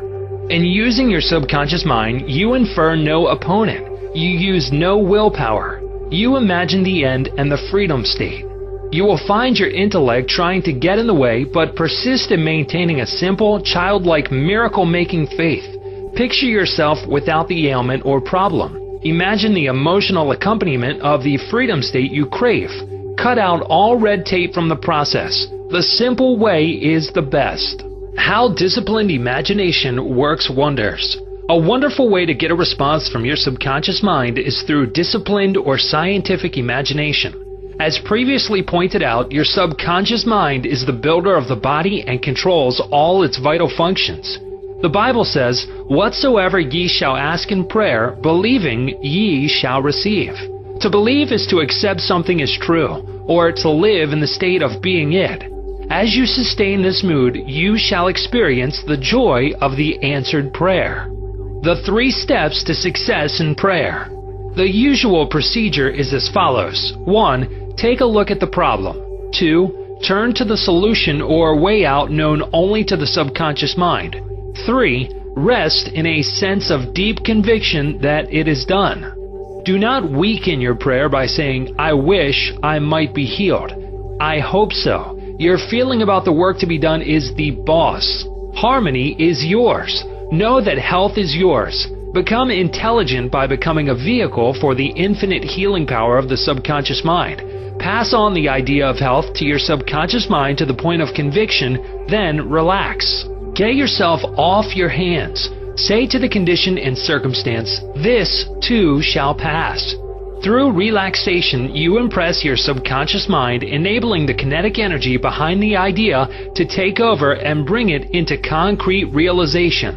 The law of reversed effort and why you get the opposite of what you pray for. Kuhn, the famous psychologist from France who visited America about 40 years ago, defined the law of reversed effort as follows. When your desires and imagination are in conflict, your imagination invariably gains the day. If, for example, you were asked to walk a plank on the floor, you would do so without question. Now suppose the same plank were placed 20 feet up in the air between two walls. Would you walk it? Your desire to walk it would be counteracted by your imagination or fear of falling. Your dominant idea, which would be the picture of falling, would conquer. Your desire, will, or effort to walk on the plank would be reversed, and the dominant idea of failure would be reinforced. Mental effort is invariably self-defeated, eventuating always in the opposite of what is desired. The suggestions of powerlessness to overcome the condition dominate the mind. Your subconscious is always controlled by the dominant idea. Your subconscious will accept the stronger of two contradictory propositions. The effortless way is the better. If you say, I want a healing, but I can't get it, I try so hard, I've forced myself to pray, I use all the willpower I have, you must realize that your error lies in your effort. Never try to compel the subconscious mind to accept your idea by exercising willpower. Such attempts are doomed to failure, and you get the opposite of what you prayed for. The following is a rather common experience. Students, when taking examinations and reading through their papers, find that all their knowledge has suddenly deserted them. Their minds become appalling blanks, and they are unable to recall one relevant thought. The more they grit their teeth and summon the powers of the will, the further the answers seem to flee. But when they have left the examination room and the mental pressure relaxes, the answers they were seeking float tantalizingly back into their minds. Trying to force themselves to remember was the cause of their failure. This is an example of the law of reversed effort, whereby you get the opposite of what you asked or prayed for. The conflict of desire and imagination must be reconciled. To use mental force is to presuppose that there is opposition. When your mind is concentrated on the means to overcome a problem, it is no longer concerned with the obstacle. The harmonious union or agreement between your conscious and subconscious on any idea, desire, or mental image. When there is no longer any quarrel in either part of your mind, your prayer will be answered. The two agreeing may also be represented as you and your desire, your thought and feeling, your idea and emotion, your desire and imagination. You avoid all conflict between your desires and imagination by entering into a drowsy, sleepy state which brings all effort to a minimum. The conscious mind is submerged to a great extent when in a sleepy state. The best time to impregnate your subconscious is prior to sleep. The reason for this is that the highest degree of outcropping of the subconscious occurs prior to sleep and just after we awaken. In this state, the negative thoughts and imagery which tend to neutralize your desire and so prevent acceptance by your subconscious mind no longer present themselves. When you imagine the reality of the fulfilled desire and feel the thrill of accomplishment, your subconscious brings about the realization of your desire. A great many people solve all their dilemmas and problems by the play of their controlled, directed, and disciplined imagination, knowing that whatever they imagine and feel as true will and must come to pass. The following will clearly illustrate how a young girl overcame the conflict between her desire and her imagination. She desired a harmonious solution to her legal problem, yet her mental imagery was constantly on failure, loss, bankruptcy, and poverty. It was a complicated lawsuit, and there was one postponement after another with no solution in sight. At my suggestion, she got into a sleepy, drowsy state each night prior to sleep, and she began to imagine the happy ending, feeling it to the best of her ability. She knew that the image in her mind had to agree with her heart's desire. Prior to sleep, she began to dramatize as vividly as possible, her lawyer having an animated discussion with her regarding the outcome. She would ask him questions, and he would answer her appropriately. He would say to her over and over again, there has been a perfect, harmonious solution. The case has been settled out of court. During the day when fear thoughts came into her mind, she would run her mental movie with gestures, voice, and sound equipment. She could easily imagine the sound of his voice, smile, and mannerism. She ran this mental picture so often it became a subjective pattern, a regular train track. At the end of a few weeks, her attorney called her and confirmed objectively what she had been imagining and feeling as true subjectively. This is really what the psalmist meant when he wrote, "Let the words of my mouth, your thoughts, mental images, good, and the meditations of my heart, your feeling, nature, emotion, be acceptable in thy sight. O Lord, the law of your subconscious mind, my strength and my redeemer, the power and wisdom of your subconscious mind can redeem you from sickness, bondage, and misery." Psalm 19:14. Chapter 9. How to use the power of your subconscious for wealth. If you're having financial difficulties, if you're trying to make ends meet, it means you have not convinced your subconscious mind that you will always have plenty and some to spare. You know men and women who work a few hours a week and make fabulous sums of money. They do not strive or slave hard. Do not believe the story that the only way you can become wealthy is by the sweat of your brow and hard labor. It is not so. The effortless way of life is the best. Do the thing you love to do and do it for the joy and thrill of it. I know an executive in Los Angeles who receives a salary of $75,000 yearly. Last year, he went out on a 9-month cruise seeing the world and its beauty spots. He said to me that he had succeeded in convincing his subconscious mind that he is worth that much money. He told me that many men in his organization, getting about $100 a week, knew more about the business than he did and could manage it better. But they had no ambition, no creative ideas, and were not interested in the wonders of their subconscious mind. Wealth is of the mind. Wealth is simply a subconscious conviction on the part of the individual. You will not become a millionaire by saying, "I am a millionaire, I am a millionaire." You will grow into a wealth consciousness by building into your mentality the idea of wealth and abundance. Your invisible means of support. The trouble with most people is that they have no invisible means of support. When business falls away, the stock market drops, or they lose their investments, they seem helpless. The reason for such insecurity is that they do not know how to tap the subconscious mind. They are unacquainted with the inexhaustible storehouse within.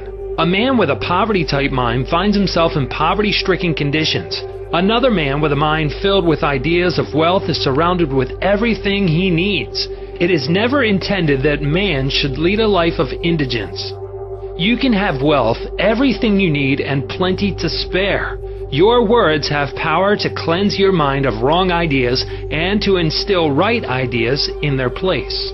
The ideal method for building a wealth consciousness.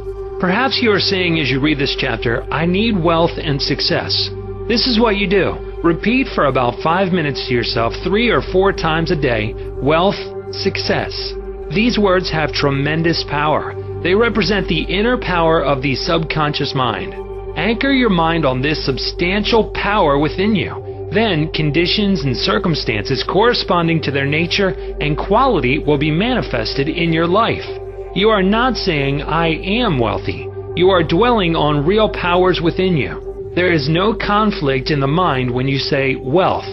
Furthermore, the feeling of wealth will well up within you as you dwell on the idea of wealth.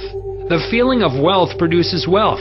Keep this in mind at all times. Your subconscious mind is like a bank, a sort of universal financial institution. It magnifies whatever you deposit or impress upon it, whether it is the idea of wealth or of poverty. Choose wealth. Why your affirmations for wealth fail. I have talked to many people during the past 35 years whose usual complaint is, "I have said for weeks and months, I am wealthy, I am prosperous, and nothing has happened." I discovered that when they said, "I am prosperous, I am wealthy," they felt within that they were lying to themselves. One man told me, "I have affirmed that I am prosperous until I am tired. Things are now worse." I knew when I made the statement that it was obviously not true. His statements were rejected by the conscious mind, and the very opposite of what he outwardly affirmed and claimed was made manifest. Your affirmation succeeds best when it is specific and when it does not produce a mental conflict or argument. Hence, the statements made by this man made matters worse because they suggested his lack.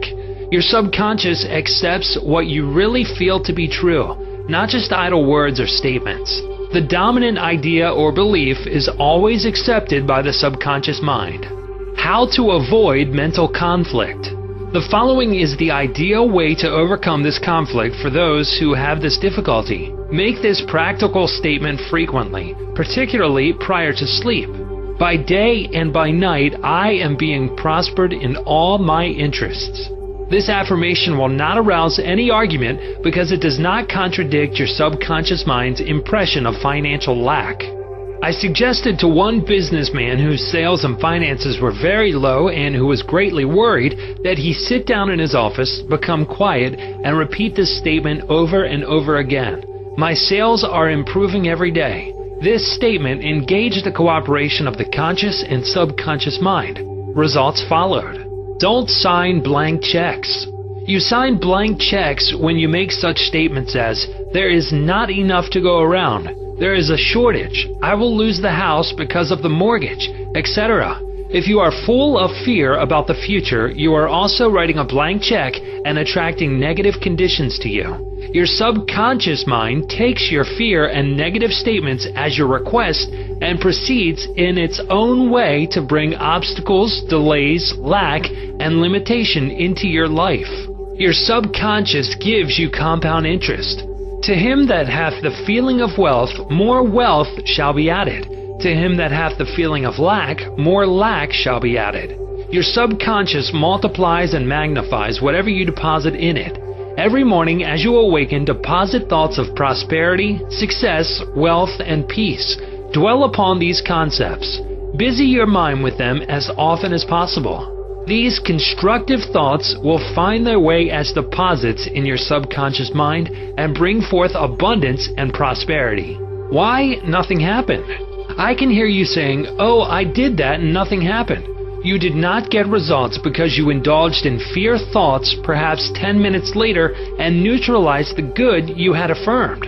When you place a seed in the ground, do not dig it up. You let it take root and grow. Suppose, for example, you are going to say, I shall not be able to make that payment. Before you get further than, I shall, stop the sentence and dwell on a constructive statement such as, by day and by night, I am prospered in all my ways. True source of wealth. Your subconscious mind is never short of ideas. There are within it an infinite number of ideas ready to flow into your conscious mind and appear as cash in your pocketbook in countless ways. This process will continue to go on in your mind regardless of whether the stock market goes up or down, or whether the pound sterling or dollar drops in value. Your wealth is never truly dependent on bonds, stocks, or money in the bank. These are really only symbols, necessary and useful, of course, but only symbols. The point I wish to emphasize is that if you convince your subconscious mind that wealth is yours and that it is always circulating in your life, you will always and inevitably have it, regardless of the form it takes. Trying to make ends meet and the real cause. There are people who claim that they are always trying to make ends meet. They seem to have a great struggle to meet their obligations. Have you listened to their conversation? In many instances, their conversation runs along this vein. They are constantly condemning those who have succeeded in life and who have raised their heads above the crowd. Perhaps they are saying, oh, that fellow has a racket. He is ruthless. He is a crook. This is why they lack. They are condemning the thing they desire and want. The reason they speak critically of their more prosperous associates is because they are envious and covetous of the other's prosperity. The quickest way to cause wealth to take wings and fly away is to criticize and condemn others who have more wealth than you. A common stumbling block to wealth. There is one emotion which is the cause of the lack of wealth in the lives of many. Most people learn this the hard way. It is envy. For example, if you see a competitor depositing large sums of money in the bank and you have only a meager amount to deposit, does it make you envious? The way to overcome this emotion is to say to yourself, isn't it wonderful? I rejoice in that man's prosperity. I wish for him greater and greater wealth.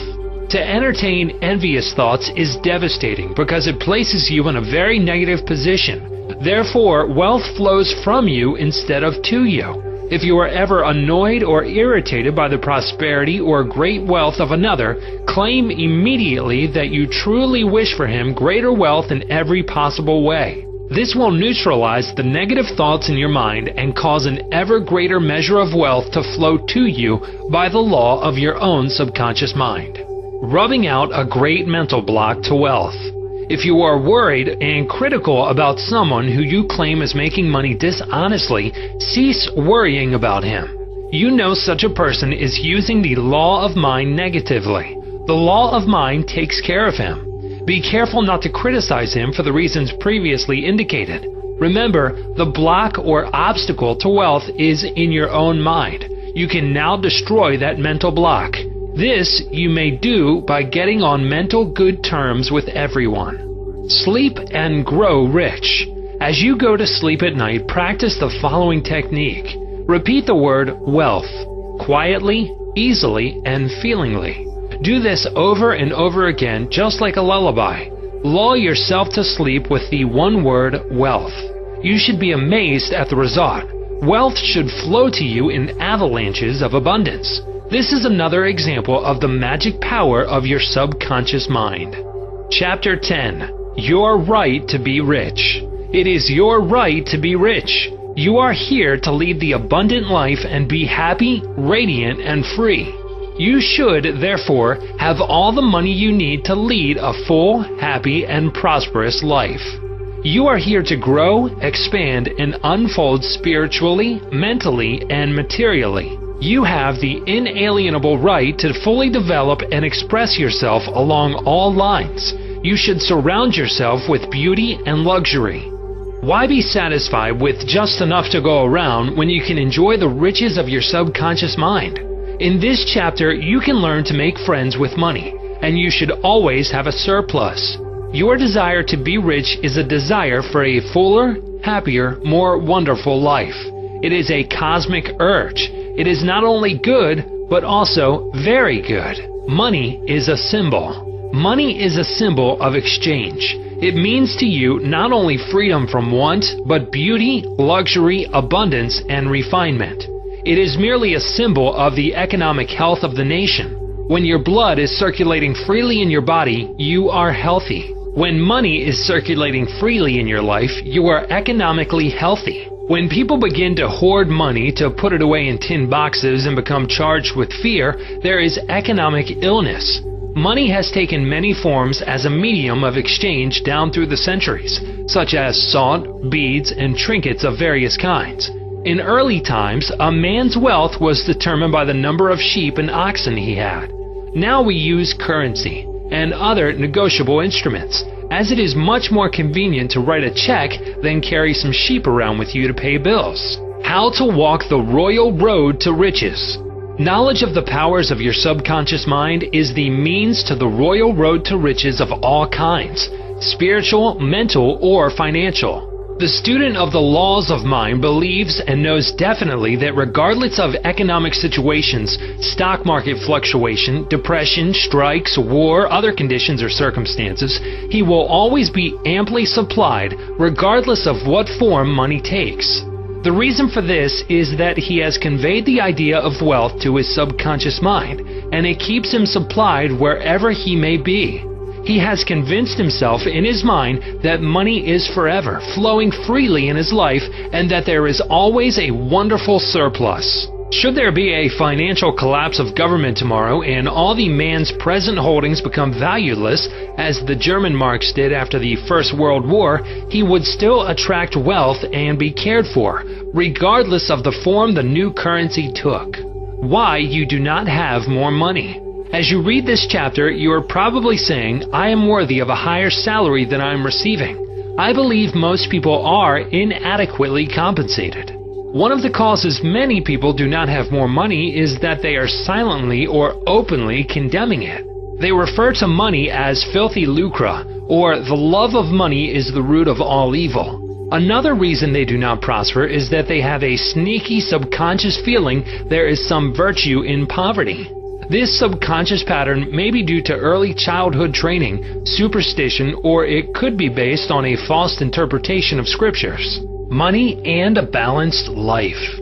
One time a man said to me, "I am broke. I do not like money. It is the root of all evil." These statements represent a confused, neurotic mind. Love of money to the exclusion of everything else will cause you to become lopsided and unbalanced.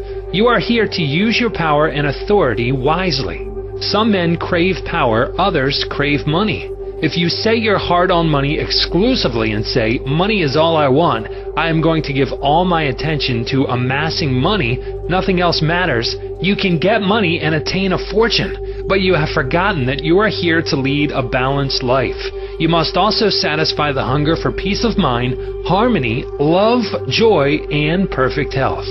By making money your sole aim, you simply made a wrong choice. You thought that was all you wanted, but you found after all your efforts that it was not only the money you needed.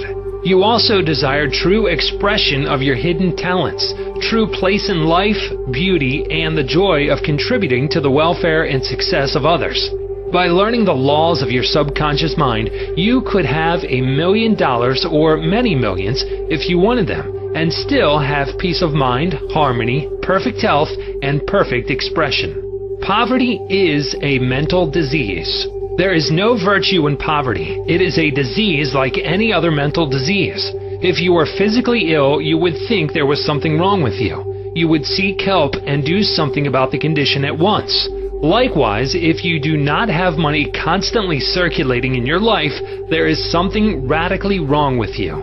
The urge of the life principle in you is toward growth, expansion, and the life more abundant. You are not here to live in a hovel, dress in rags, and go hungry.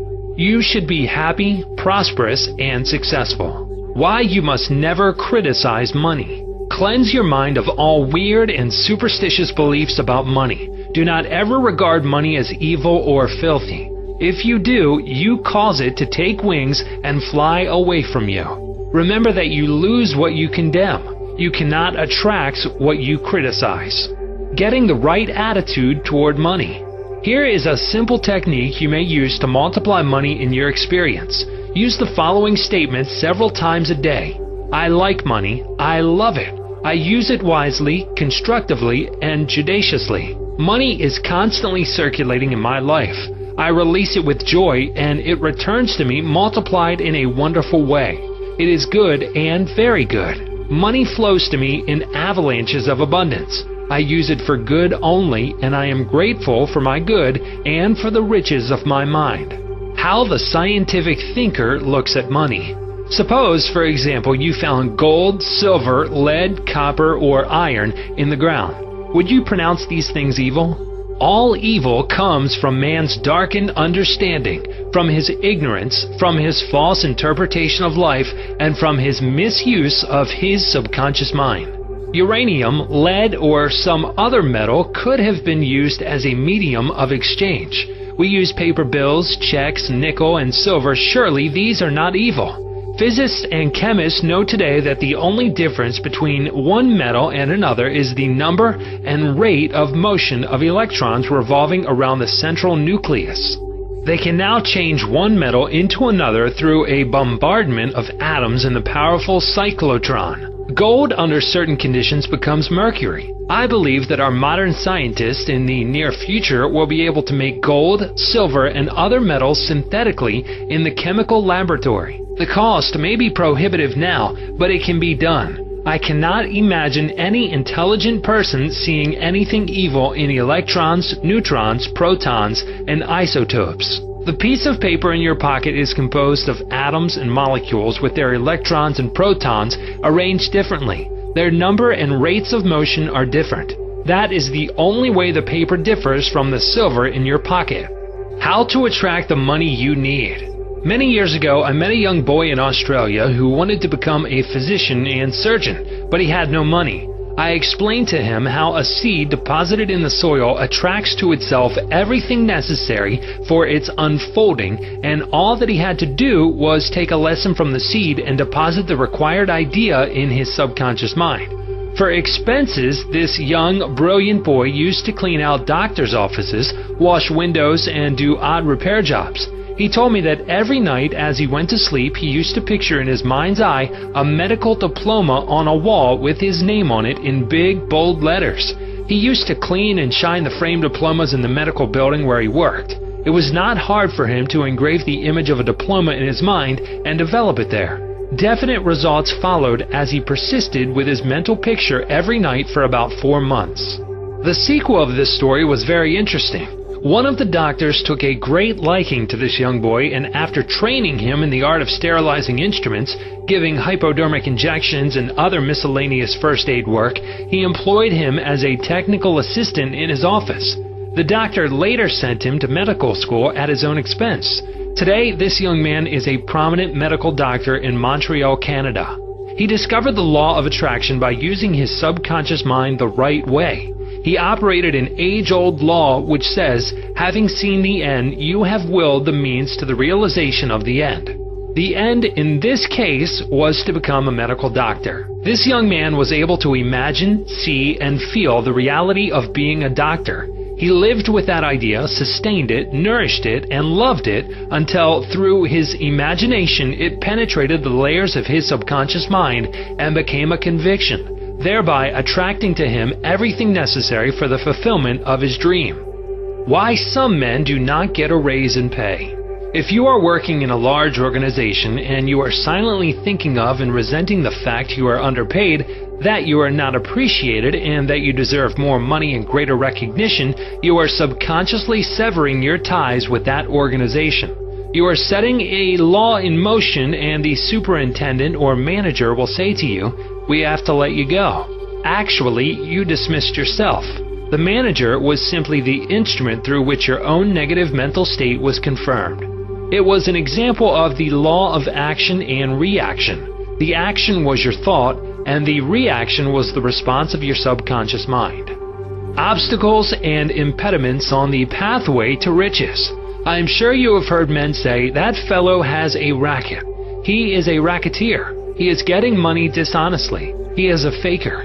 I knew him when he had nothing. He is a crook, a thief, and a swindler."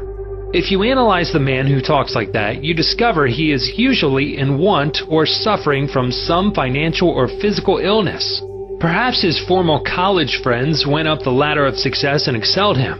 Now he is bitter and envious of their progress. In many instances, this is the cause of his downfall. Thinking negatively of these classmates and condemning their wealth causes the wealth and prosperity he is praying for to vanish and flee away. He is condemning the thing he is praying for. He is praying two ways. On the one hand, he is saying, "Wealth is flowing to me now." And in the next breath, silently and audibly, he is saying, "I resent that fellow's wealth." Always make it a special point to rejoice in the wealth of the other person. Protect your investments.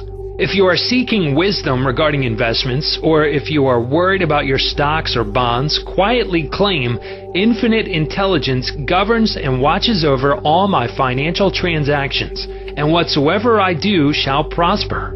Do this frequently, and you will find that your investments will be wise. Moreover, you will be protected from loss, as you will be prompted to sell your securities or holdings before any loss accrues to you. You cannot get something for nothing. In large stores, the management employs store detectives to prevent people from stealing. They catch a number of people every day trying to get something for nothing.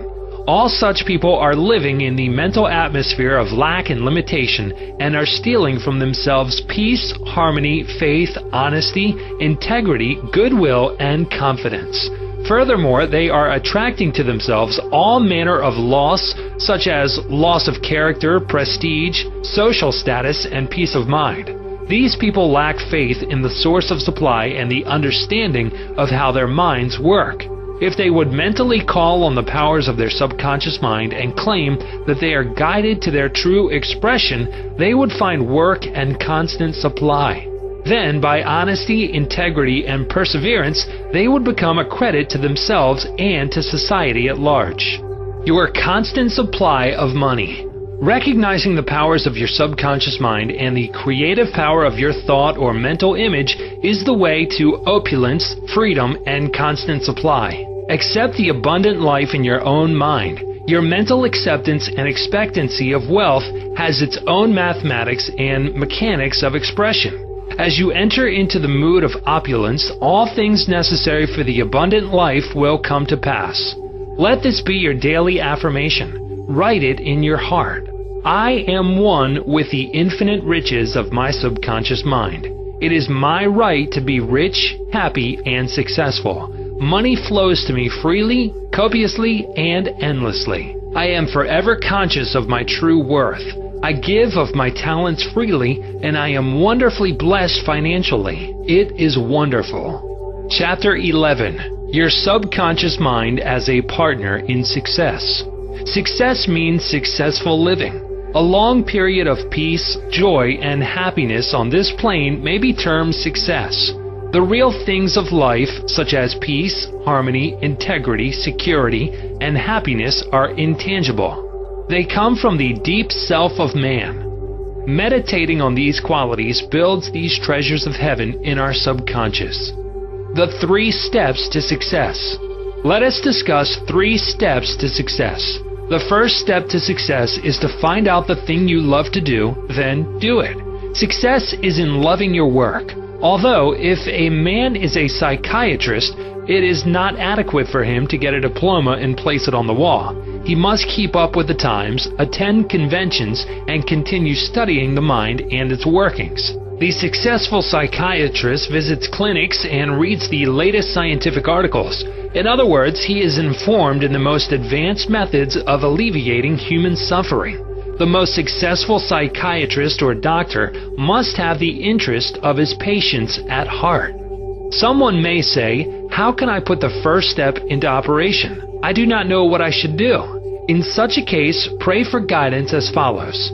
The infinite intelligence of my subconscious mind reveals to me my true place in life. Repeat this prayer quietly, positively, and lovingly to your deeper mind.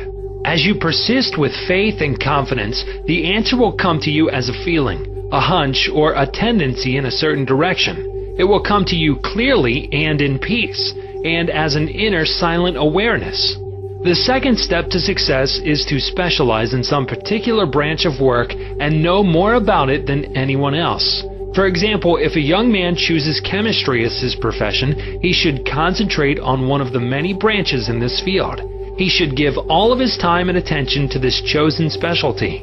He should become sufficiently enthusiastic to try to know all there is available about his field. If possible, he should know more than anyone else. The young man should become ardently interested in his work and should desire to serve the world.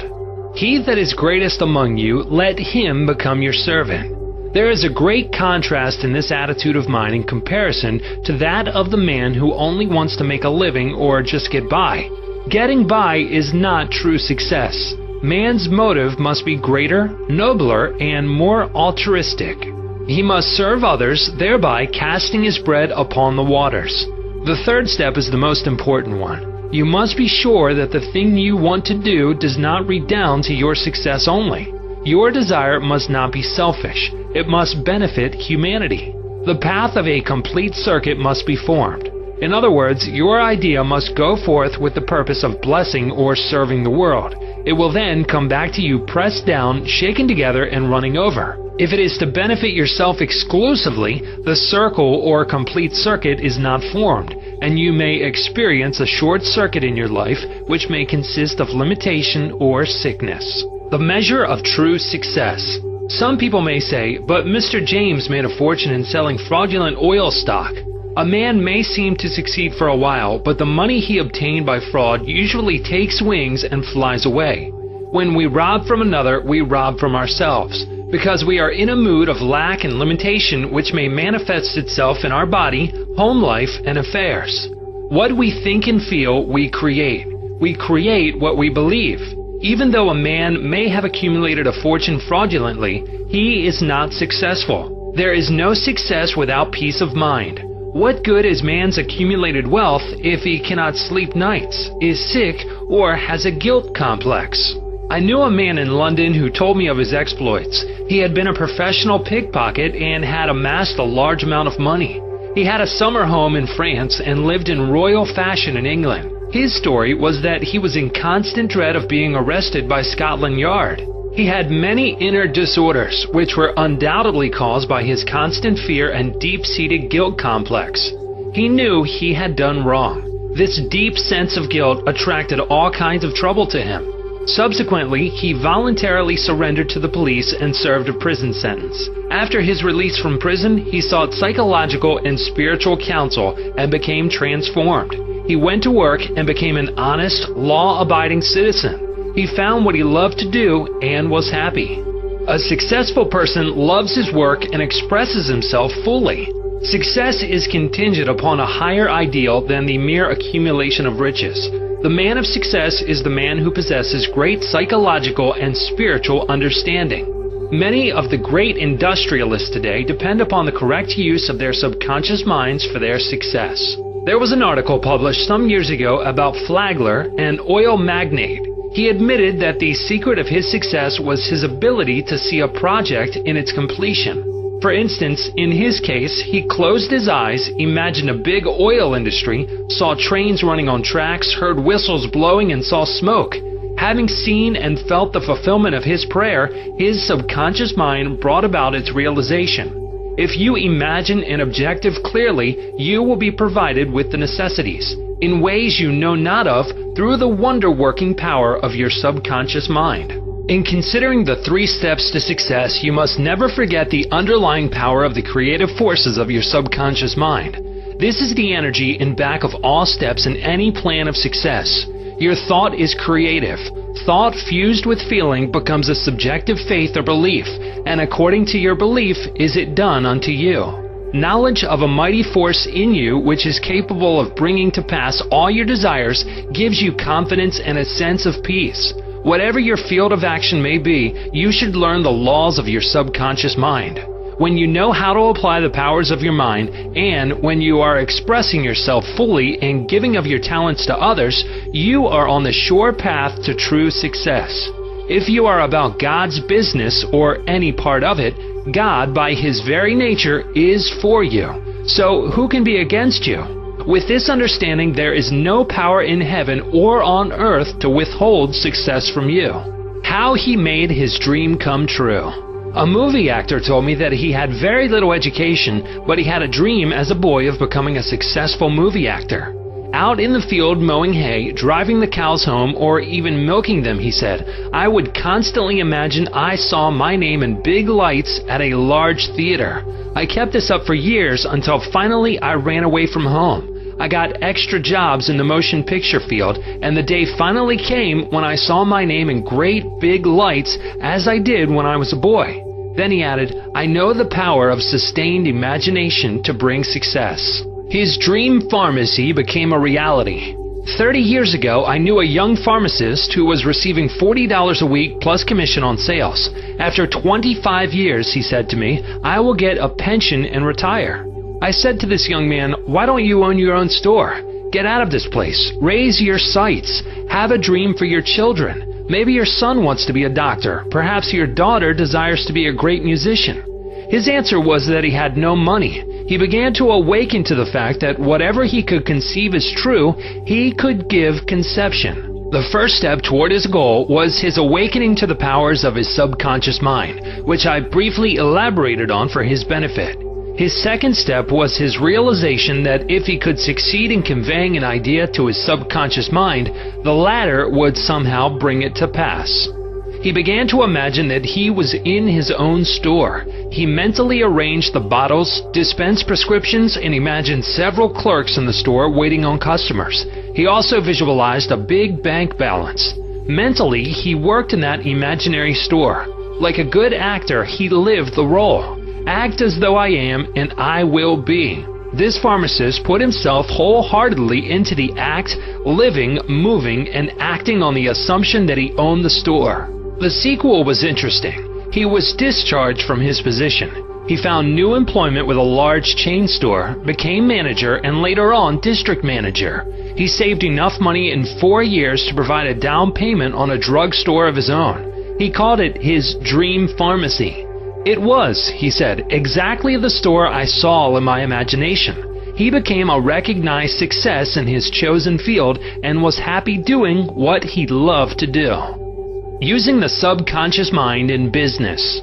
Some years ago, I gave a lecture to a group of businessmen on the powers of imagination and the subconscious mind. In this lecture, I pointed out how Goethe used his imagination wisely when confronted with difficulties and predicaments. His biographers point out that he was accustomed to fill many hours quietly holding imaginary conversations. It is well known that his custom was to imagine one of his friends before him in a chair answering him in the right way. In other words, if he were concerned over any problems, he imagined his friend giving him the right or appropriate answer, accompanied with the usual gestures and tonal qualities of the voice, and he made the entire imaginary scene as real and as vivid as possible. One of the men present at this lecture was a young stockbroker. He proceeded to adopt the technique of Goethe. He began to have mental, imaginary conversations with a multi-millionaire banker friend of his who used to congratulate him on his wise and sound judgment and compliment him on his purchase of the right stocks. He used to dramatize this imaginary conversation until he had psychologically fixed it as a form of belief in his mind. This broker's inner talking and controlled imagination certainly agreed with his aim, which was to make sound investments for his clients. His main purpose in life was to make money for his clients and to see them prosper financially by his wise counsel. He is still using his subconscious mind in his business, and he is a brilliant success in his field of endeavor. Boy of 16 years turns failure into success.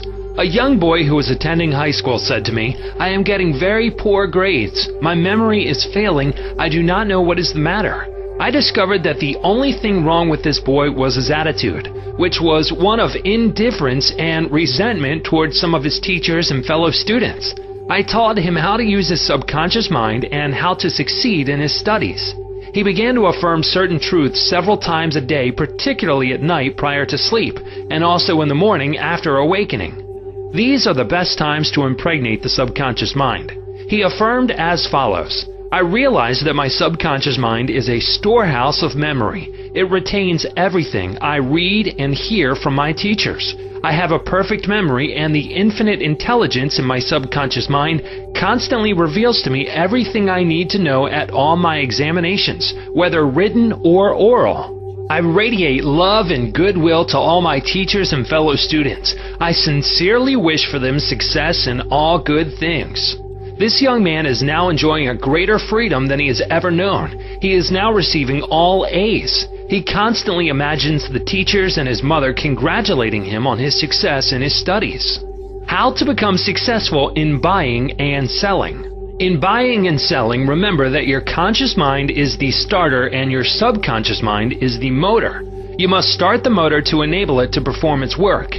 Your conscious mind is the dynamo that awakens the power of your subconscious mind. The first step in conveying your clarified desire, idea, or image to the deeper mind is to relax, immobilize the attention, get still, and be quiet.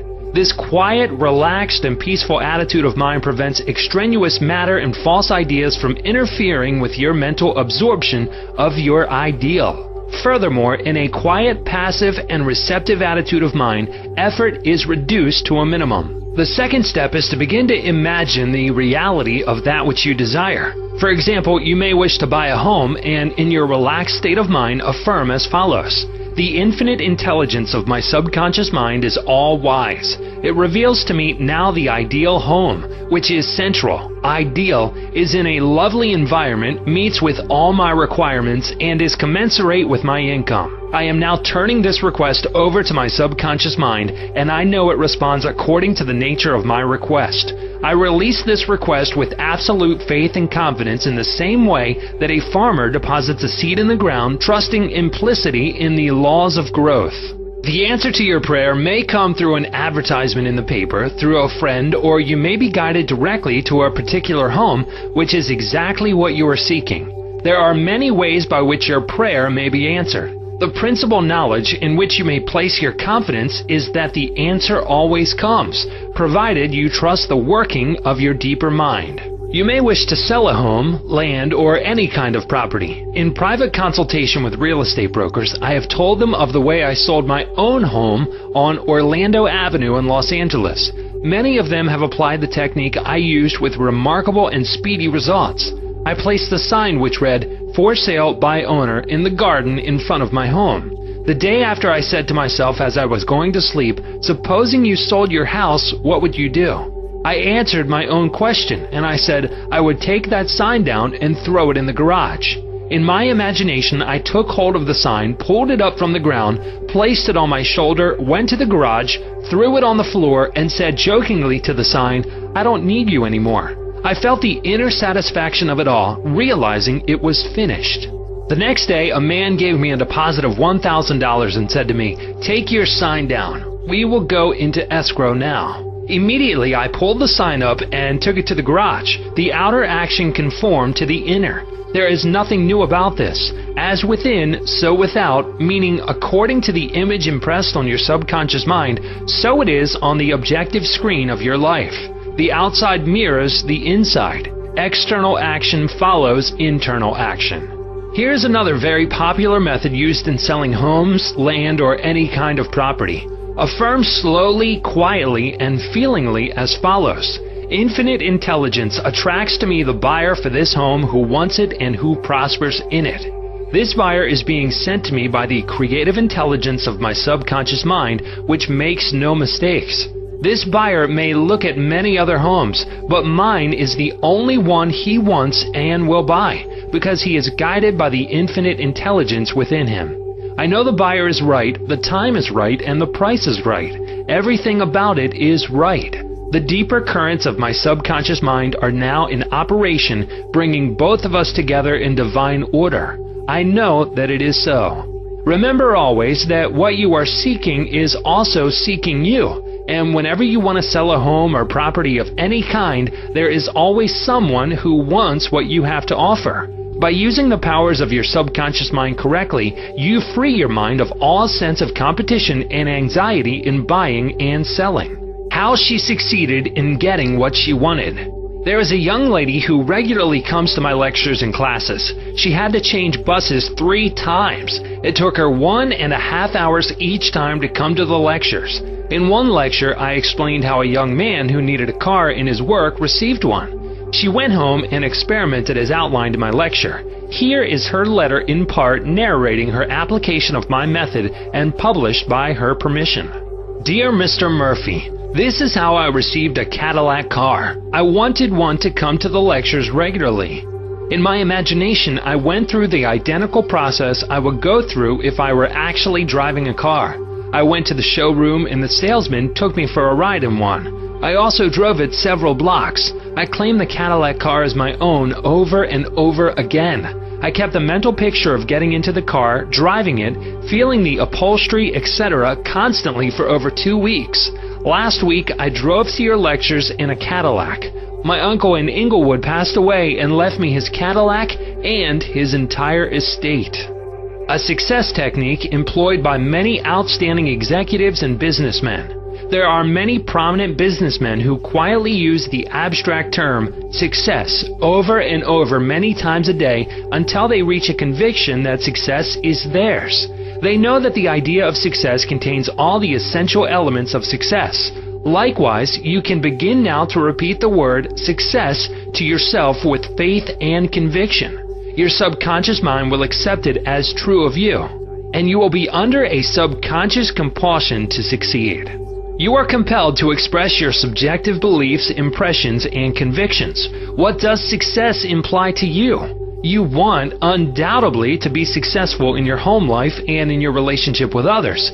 You wish to be outstanding in your chosen work or profession. You wish to possess a beautiful home and all the money you need to live comfortably and happily. You want to be successful in your prayer life and in your contact with the powers of your subconscious mind. You are a businessman also because you are in the business of living. Become a successful businessman by imagining yourself doing what you long to do and possessing the things you long to possess. Become imaginative. Mentally participate in the reality of the successful state. Make a habit of it. Go to sleep feeling successful every night and perfectly satisfied, and you will eventually succeed in implanting the idea of success in your subconscious mind. Believe you were born to succeed, and wonders will happen as you pray. Chapter 12. Scientists use the subconscious mind. Many scientists realize the true importance of the subconscious mind. Edison, Marconi, Kettering, Poincare, Einstein, and many others have used the subconscious mind. It has given them the insight and the know-how for all their great achievements in modern science and industry. Research has shown that the ability to bring into action the subconscious power has determined the success of all the great scientific and research workers. An instance of how a famous chemist, Friedrich von Stradonitz, used his subconscious mind to solve his problem is as follows. He had been working laboriously for a long time trying to rearrange the 6 carbon and the 6 hydrogen atoms of the benzene formula, and he was constantly perplexed and unable to solve the matter. Tired and exhausted, he turned the request over completely to his subconscious mind. Shortly afterward, as he was about to board a London bus, his subconscious presented his conscious mind with a sudden flash of a snake biting its own tail and turning around like a pinwheel. This answer from his subconscious mind gave him the long-sought answer of the circular rearrangement of the atoms that is known as the benzene ring. How a distinguished scientist brought forth his inventions. Nikola Tesla was a brilliant electrical scientist who brought forth the most amazing innovations. When an idea for a new invention came into his mind, he would build it up in his imagination, knowing that his subconscious mind would reconstruct and reveal to his conscious mind all the parts needed for its manufacture in concrete form. Through quietly contemplating every possible improvement, he spent no time in correcting defects and was able to give the technicians the perfect product of his mind. He said, "Invariably, my device works as I imagined it should. In 20 years, there has not been a single exception." How a famous naturalist solved his problem. Professor Agassiz, a distinguished American naturalist, discovered the indefatigable activities of his subconscious mind while he slept. His widow, in her biography of her famous husband, has reported the following. He had been for 2 weeks striving to decipher the somewhat obscure impression of a fossil fish on the stone slab in which it was preserved. Weary and perplexed, he put his work aside at last and tried to dismiss it from his mind. Shortly after, he waked one night persuaded that while asleep he had seen his fish with all the missing features perfectly restored. But when he tried to hold and make fast the image, it escaped him. Nevertheless, he went early to the Jardin des Plantes, thinking that on looking anew at the impression, he should see something which would put him back on the track of his vision. In vain, the blurred record was as black as ever. The next night he saw the fish again, but with no more satisfactory result. When he awoke, it disappeared from his memory as before. Hoping that the same experience might be repeated on the 3rd night, he placed a pencil and paper beside his bed before going to sleep. Accordingly, toward morning the fish reappeared in his dream. Confusedly at first, but at last with such distinctness that he had no longer any doubt as to its zoological characters. Still half dreaming in perfect darkness, he traced these characters on the sheet of paper at the bedside. In the morning, he was surprised to see in his nocturnal sketch features which he thought it impossible the fossil itself should reveal. He hastened to the Jardin des Plantes and, with his drawing as a guide, succeeded in chiseling away the surface of the stone under which portions of the fish proved to be hidden. When wholly expressed, it corresponded with his dream and his drawing, and he succeeded in classifying it with ease. And outstanding physicians solved the problem of diabetes. Some years ago, I received a clipping from a magazine describing the origin of the discovery of insulin. This is the essence of the article as I recall it. About 40 years ago or more, Dr. Frederick Banting, a brilliant Canadian physician and surgeon, was concentrating his attention on the ravages of diabetes. At that time, medical science offered no effective method of arresting the disease. Dr. Banting spent considerable time experimenting and studying the international literature on the subject. One night he was exhausted and fell asleep. While asleep, his subconscious mind instructed him to extract the residue from the degenerated pancreatic duct of dogs. This was the origin of insulin, which has helped millions of people. You will note that Dr. Banting had been consciously dwelling on the problem for some time, seeking a solution, a way out, and his subconscious responded accordingly. It does not follow that you will always get an answer overnight. The answer may not come for some time. Do not be discouraged. Keep on turning the problem over every night to the subconscious mind prior to sleep as if you had never done it before. One of the reasons for the delay may be that you look upon it as a major problem. You may believe it will take a long time to solve. Your subconscious mind is timeless and spaceless. Go to sleep believing you have the answer now. Do not postulate the answer in the future. Have an abiding faith in the outcome. Become convinced now as you read this book that there is an answer and a perfect solution for you. How a famous scientist and physicist escaped from a Russian concentration camp. Dr. Lothar van Blank-Schmidt, a member of the Rocket Society and an outstanding research electronic engineer, gives the following condensed summary of how he used his subconscious mind to free himself from certain death at the hands of brutal guards in a Russian prison camp coal mine. He states as follows: I was a prisoner of war in a coal mine in Russia, and I saw men dying all around me in that prison compound. We were watched over by brutal guards, arrogant officers, and sharp, fast-thinking commissaires. After a short medical checkup, a quota of coal was assigned to each person. My quota was 300 pounds per day. In case any man did not fill his quota, his small food ration was cut down, and in a short time he was resting in the cemetery. I started concentrating on my escape. I knew that my subconscious mind would somehow find a way. My home in Germany was destroyed. My family wiped out. All my friends and former associates were either killed in the war or were in concentration camps. I said to my subconscious mind, I want to go to Los Angeles and you will find the way. I had seen pictures of Los Angeles and I remembered some of the boulevards very well as some of the buildings. Every day and night I would imagine I was walking down Wilshire Boulevard with an American girl whom I met in Berlin prior to the war. She is now my wife. In my imagination, we would visit the stores, ride buses, and eat in the restaurants. Every night I made it a special point to drive my imaginary American automobile up and down the boulevards of Los Angeles. I made all this vivid and real. These pictures in my mind were as real and as natural to me as one of the trees outside the prison camp. Every morning the chief guard would count the prisoners as they were lined up.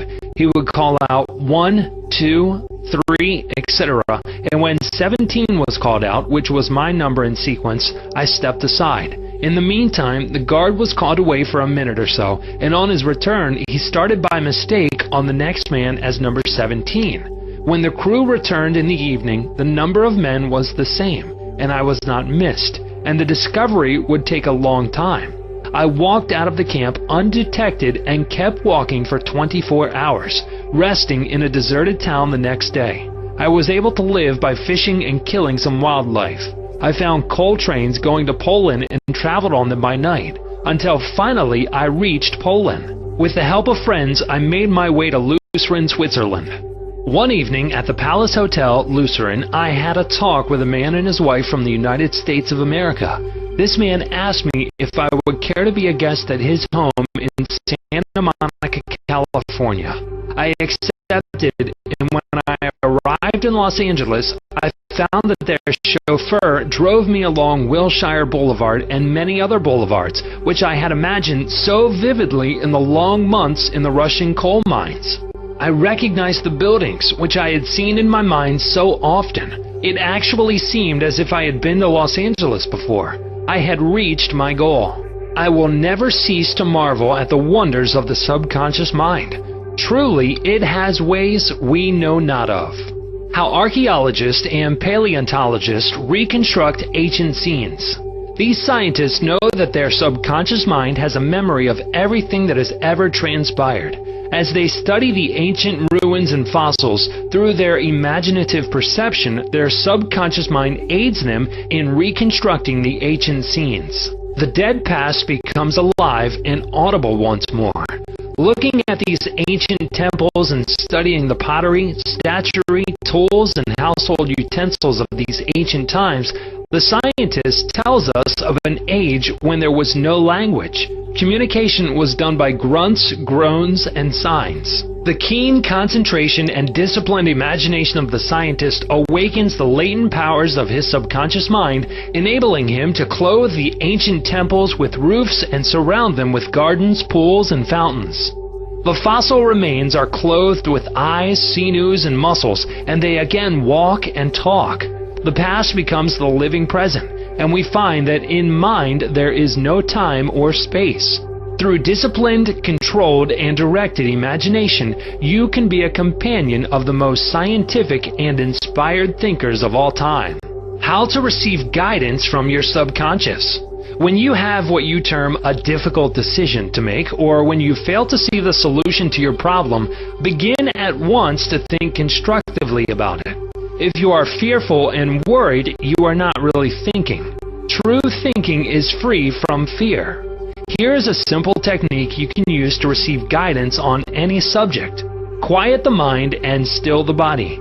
Tell the body to relax. It has to obey you. It has no volition, initiative, or self-conscious intelligence. Your body is an emotional disk which records your beliefs and impressions.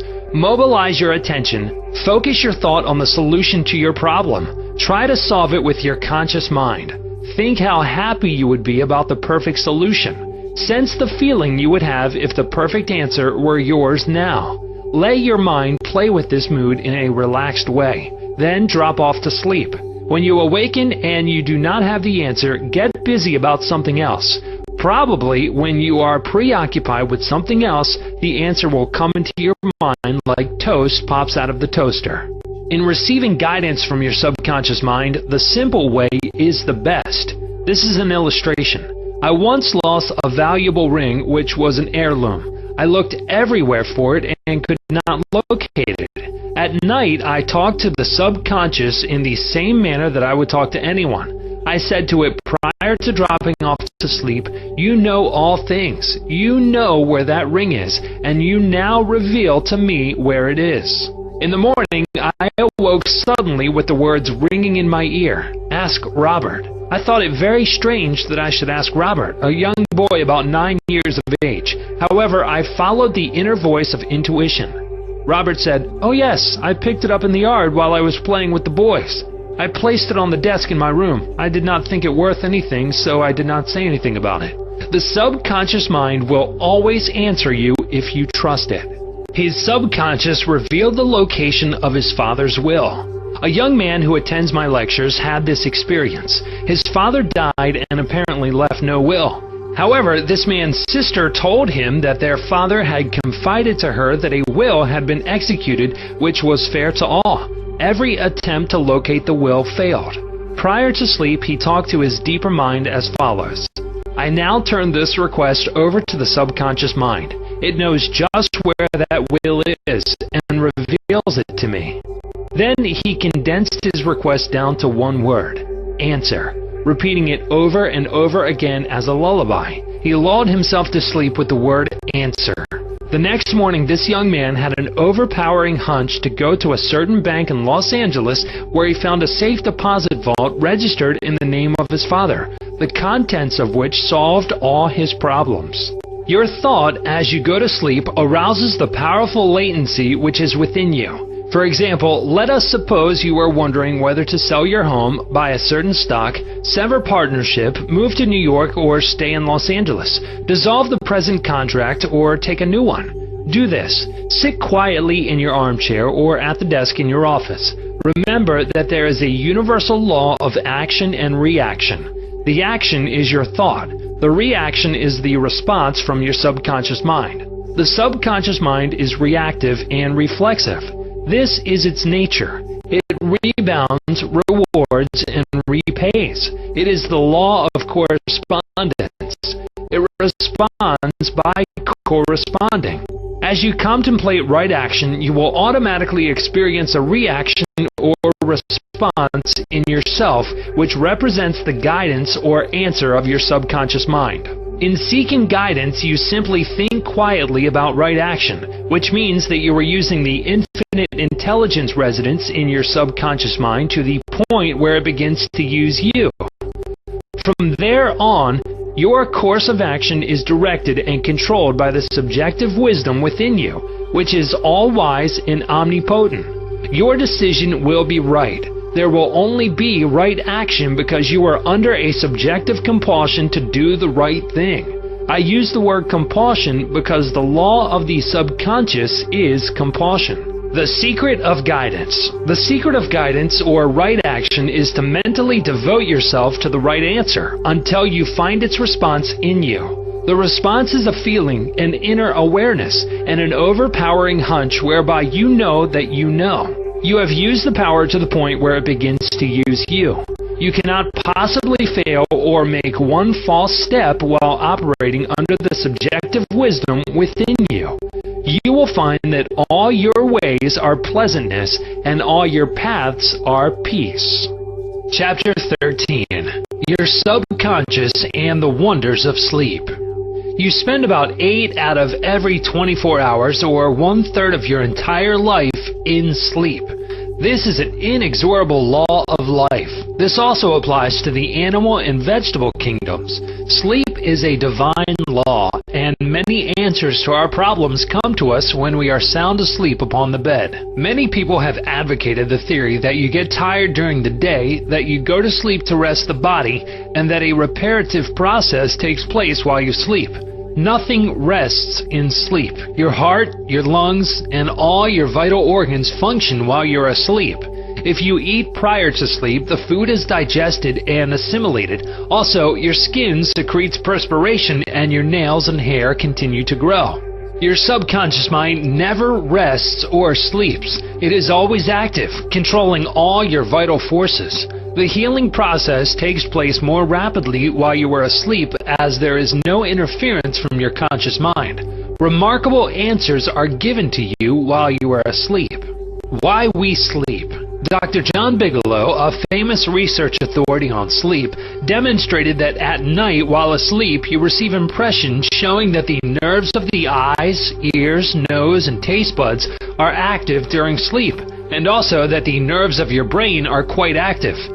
He says that the main reason we sleep is because the nobler part of the soul is united by abstraction to our higher nature and becomes a participant in the wisdom and foreknowledge of the gods. Dr. Bigelow states also, the results of my studies have not only strengthened my convictions that the supposed exemption from customary toils and activities was not the final purpose of sleep, but have also made clear to my mind the conviction that no part of a man's life deserves to be considered more indispensable to its symmetrical and perfect spiritual development than while he is separated from the phenomenal world in sleep.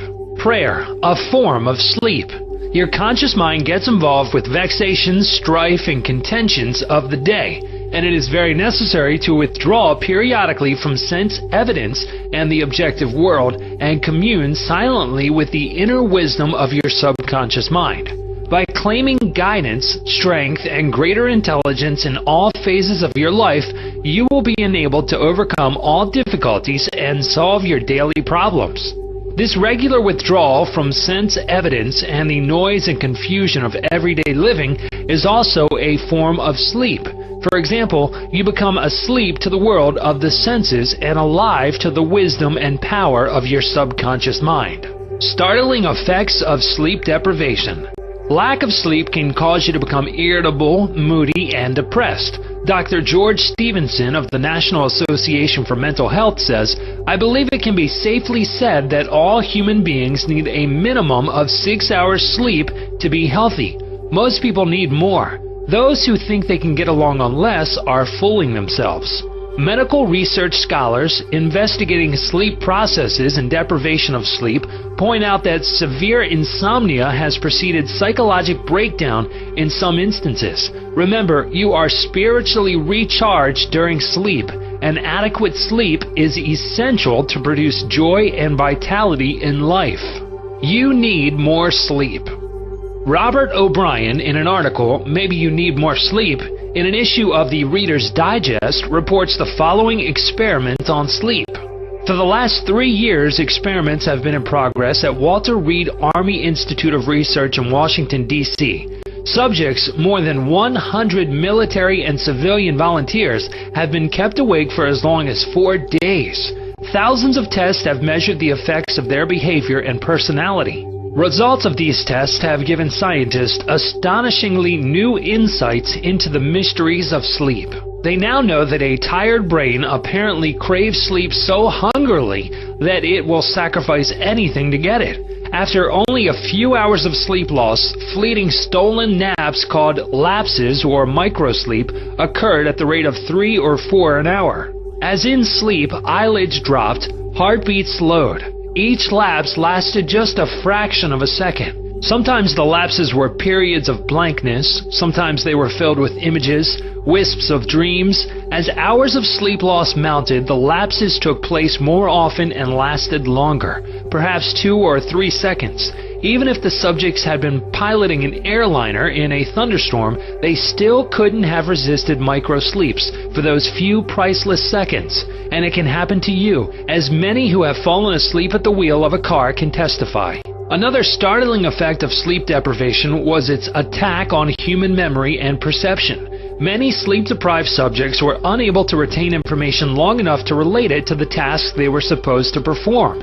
They were totally befuddled in situations requiring them to hold several factors in mind and act on them as a pilot must when he skillfully integrates wind direction, airspeed, altitude, and glide path to make a safe landing. Sleep brings counsel. A young lady in Los Angeles who listens to my morning radio talks told me that she has been offered a lucrative position in New York City at twice her present salary. She was wondering whether to accept or not and prayed prior to sleep as follows. The creative intelligence of my subconscious mind knows what is best for me. Its tendency is always lifeward, and it reveals to me the right direction, which blesses all concerned. I give thanks for the answer which I know will come to me. She repeated this simple prayer over and over again as a lullaby prior to sleep, and in the morning she had a persistent feeling that she should not accept the offer. She rejected the offer, and subsequent events verified her inward sense of knowing, because the company went bankrupt in a few months following their offer of employment to her. The conscious mind may be correct on the facts objectively known, but the intuitive faculty of her subconscious mind saw the failure of the concern in question and prompted her accordingly. Saved from certain disaster. I will illustrate how the wisdom of your subconscious mind can instruct you and protect you relative to your request for right action as you go to sleep. Many years ago, before the Second World War, I was offered a very lucrative assignment in the Orient, and I prayed for guidance and the right decision as follows. Infinite intelligence within me knows all things, and the right decision is revealed to me in divine order. I will recognize the answer when it comes. I repeated this simple prayer over and over again as a lullaby prior to sleep, and in a dream came the vivid realization of things to come 3 years hence. An old friend appeared in the dream and said, "Read these headlines. Do not go." The headlines of the newspaper which appeared in the dream related to war and attack on Pearl Harbor. Occasionally, the writer dreams literally. The aforementioned dream was undoubtedly a dramatization of the subconscious mind which projected a person whom I trusted and respected. To some, a warning may come in the form of a mother who appears in a dream. She tells the person not to go here or there and the reason for the warning. Your subconscious mind is all-wise. It knows all things. Oftentimes, it will speak to you only in a voice that your conscious mind will immediately accept as true. Sometimes your subconscious will warn you in a voice which sounds like that of your mother or some loved one, which may cause you to stop on the street, and you find, if you had gone another foot, a falling object from a window might have struck you on the head. My subconscious mind is one with the universe subconscious, and it knew the Japanese were planning a war, and it also knew when the war would start. Dr. Ryan, director of the Department of Psychology at Duke University, has gathered together a vast amount of evidence showing that a great number of people all over the world see events before they happen, and in many instances are therefore able to avoid the tragic event which was foreseen vividly in a dream. The dream which I had showed clearly the headlines in the New York Times about 3 years prior to the tragedy of Pearl Harbor. In consequence of this dream, I immediately canceled the trip as I felt a subconscious compulsion to do so. 3 years later, the Second World War proved the truth of the inner voice of intuition. Your future is in your subconscious mind. Remember that the future, the result of your habitual thinking, is already in your mind except when you change it through prayer. The future of a country, likewise, is in the collective subconscious of the people of that nation. There is nothing strange in the dream I had wherein I saw the headlines of the New York newspapers long before the war began. The war had already taken place in mind, and all the plans of attack were already engraved on that great recording instrument, the subconscious mind, or collective unconscious of the universal mind. Tomorrow's events are in your subconscious mind. So are next week's and next month's, and they may be seen by a highly psychic or clairvoyant person. No disaster or tragedy can happen to you if you decide to pray. Nothing is predetermined or foreordained. Your mental attitude, for example, the way you think, feel, and believe, determines your destiny. You can, through scientific prayer, which is explained in a previous chapter, mold, fashion, and create your own future. Whatsoever a man soweth, that shall he also reap. A cat nap gets him $15,000.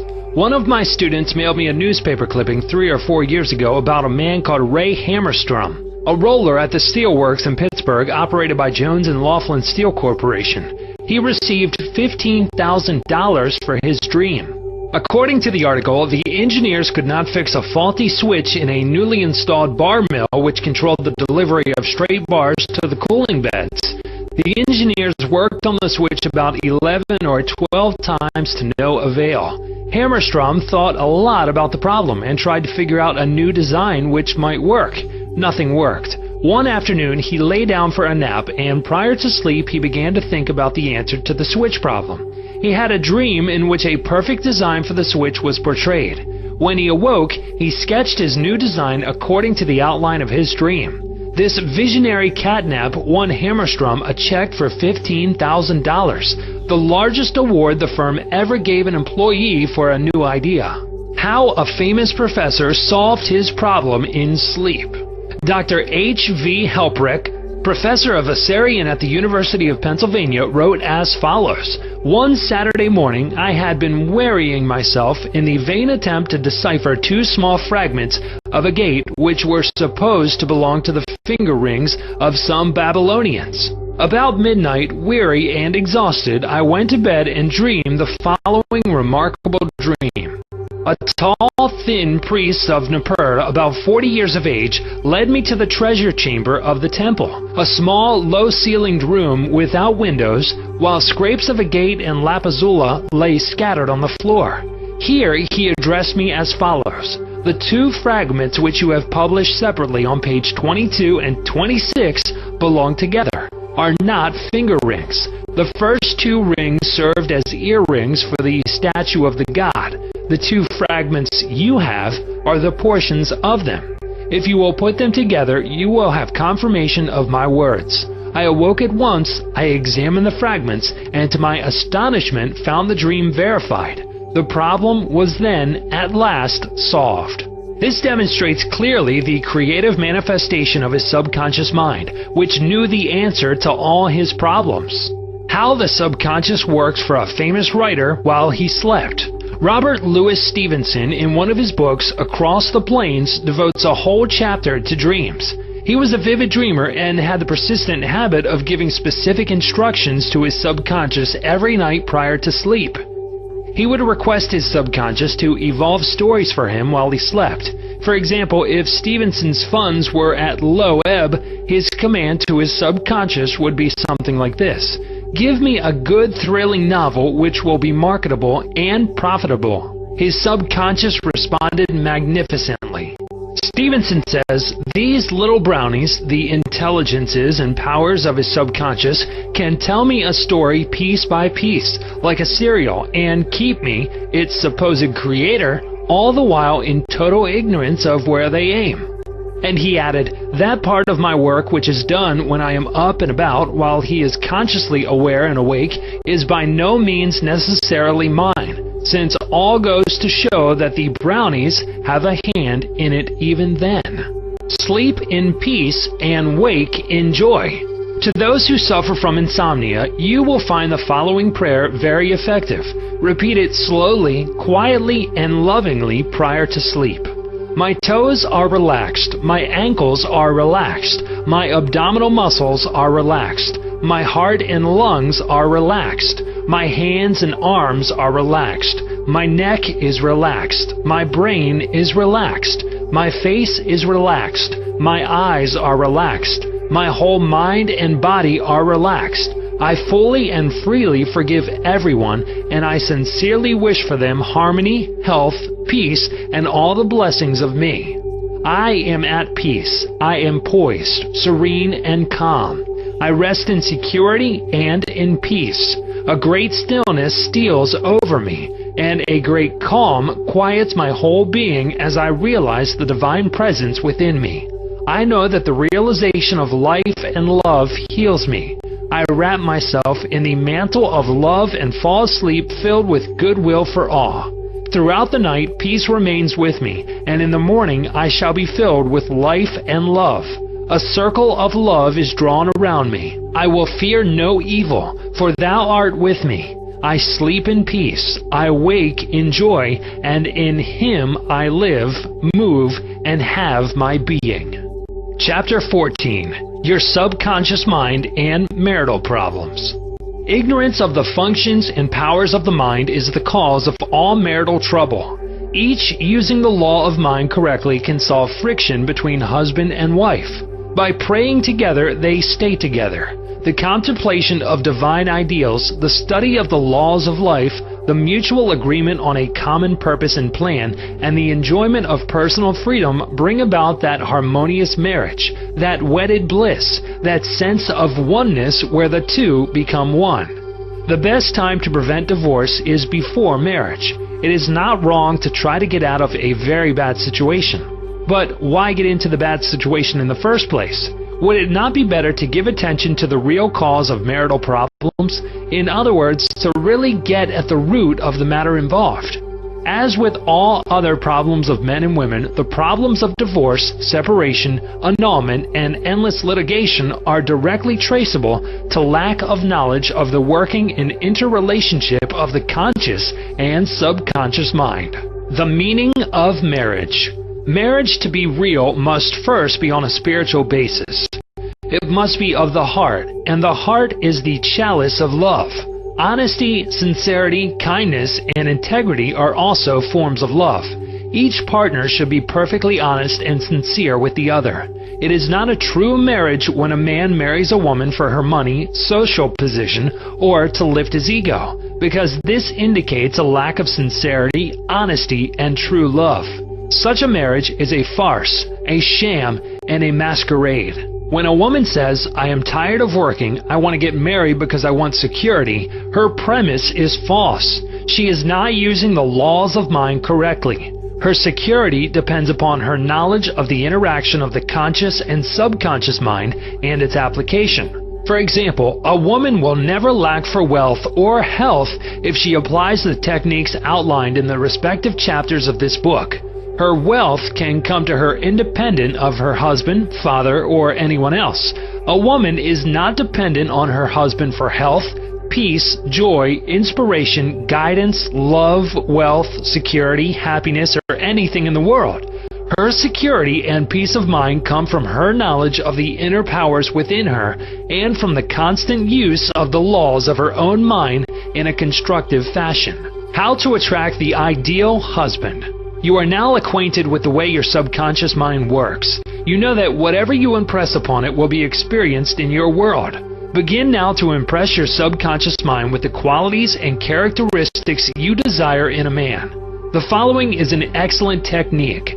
Sit down at night in your armchair, close your eyes, let go, relax the body, become very quiet, passive, and receptive. Talk to your subconscious mind and say to it, I am now attracting a man into my experience who is honest, sincere, loyal, faithful, peaceful, happy, and prosperous. These qualities which I admire are sinking down into my subconscious mind now. As I dwell upon these characteristics, they become a part of me and are embodied subconsciously. I know there is an irresistible law of attraction and that I attract to me a man according to my subconscious belief. I attract that which I feel to be true in my subconscious mind. I know I can contribute to his peace and happiness. He loves my ideals and I love his ideals. He does not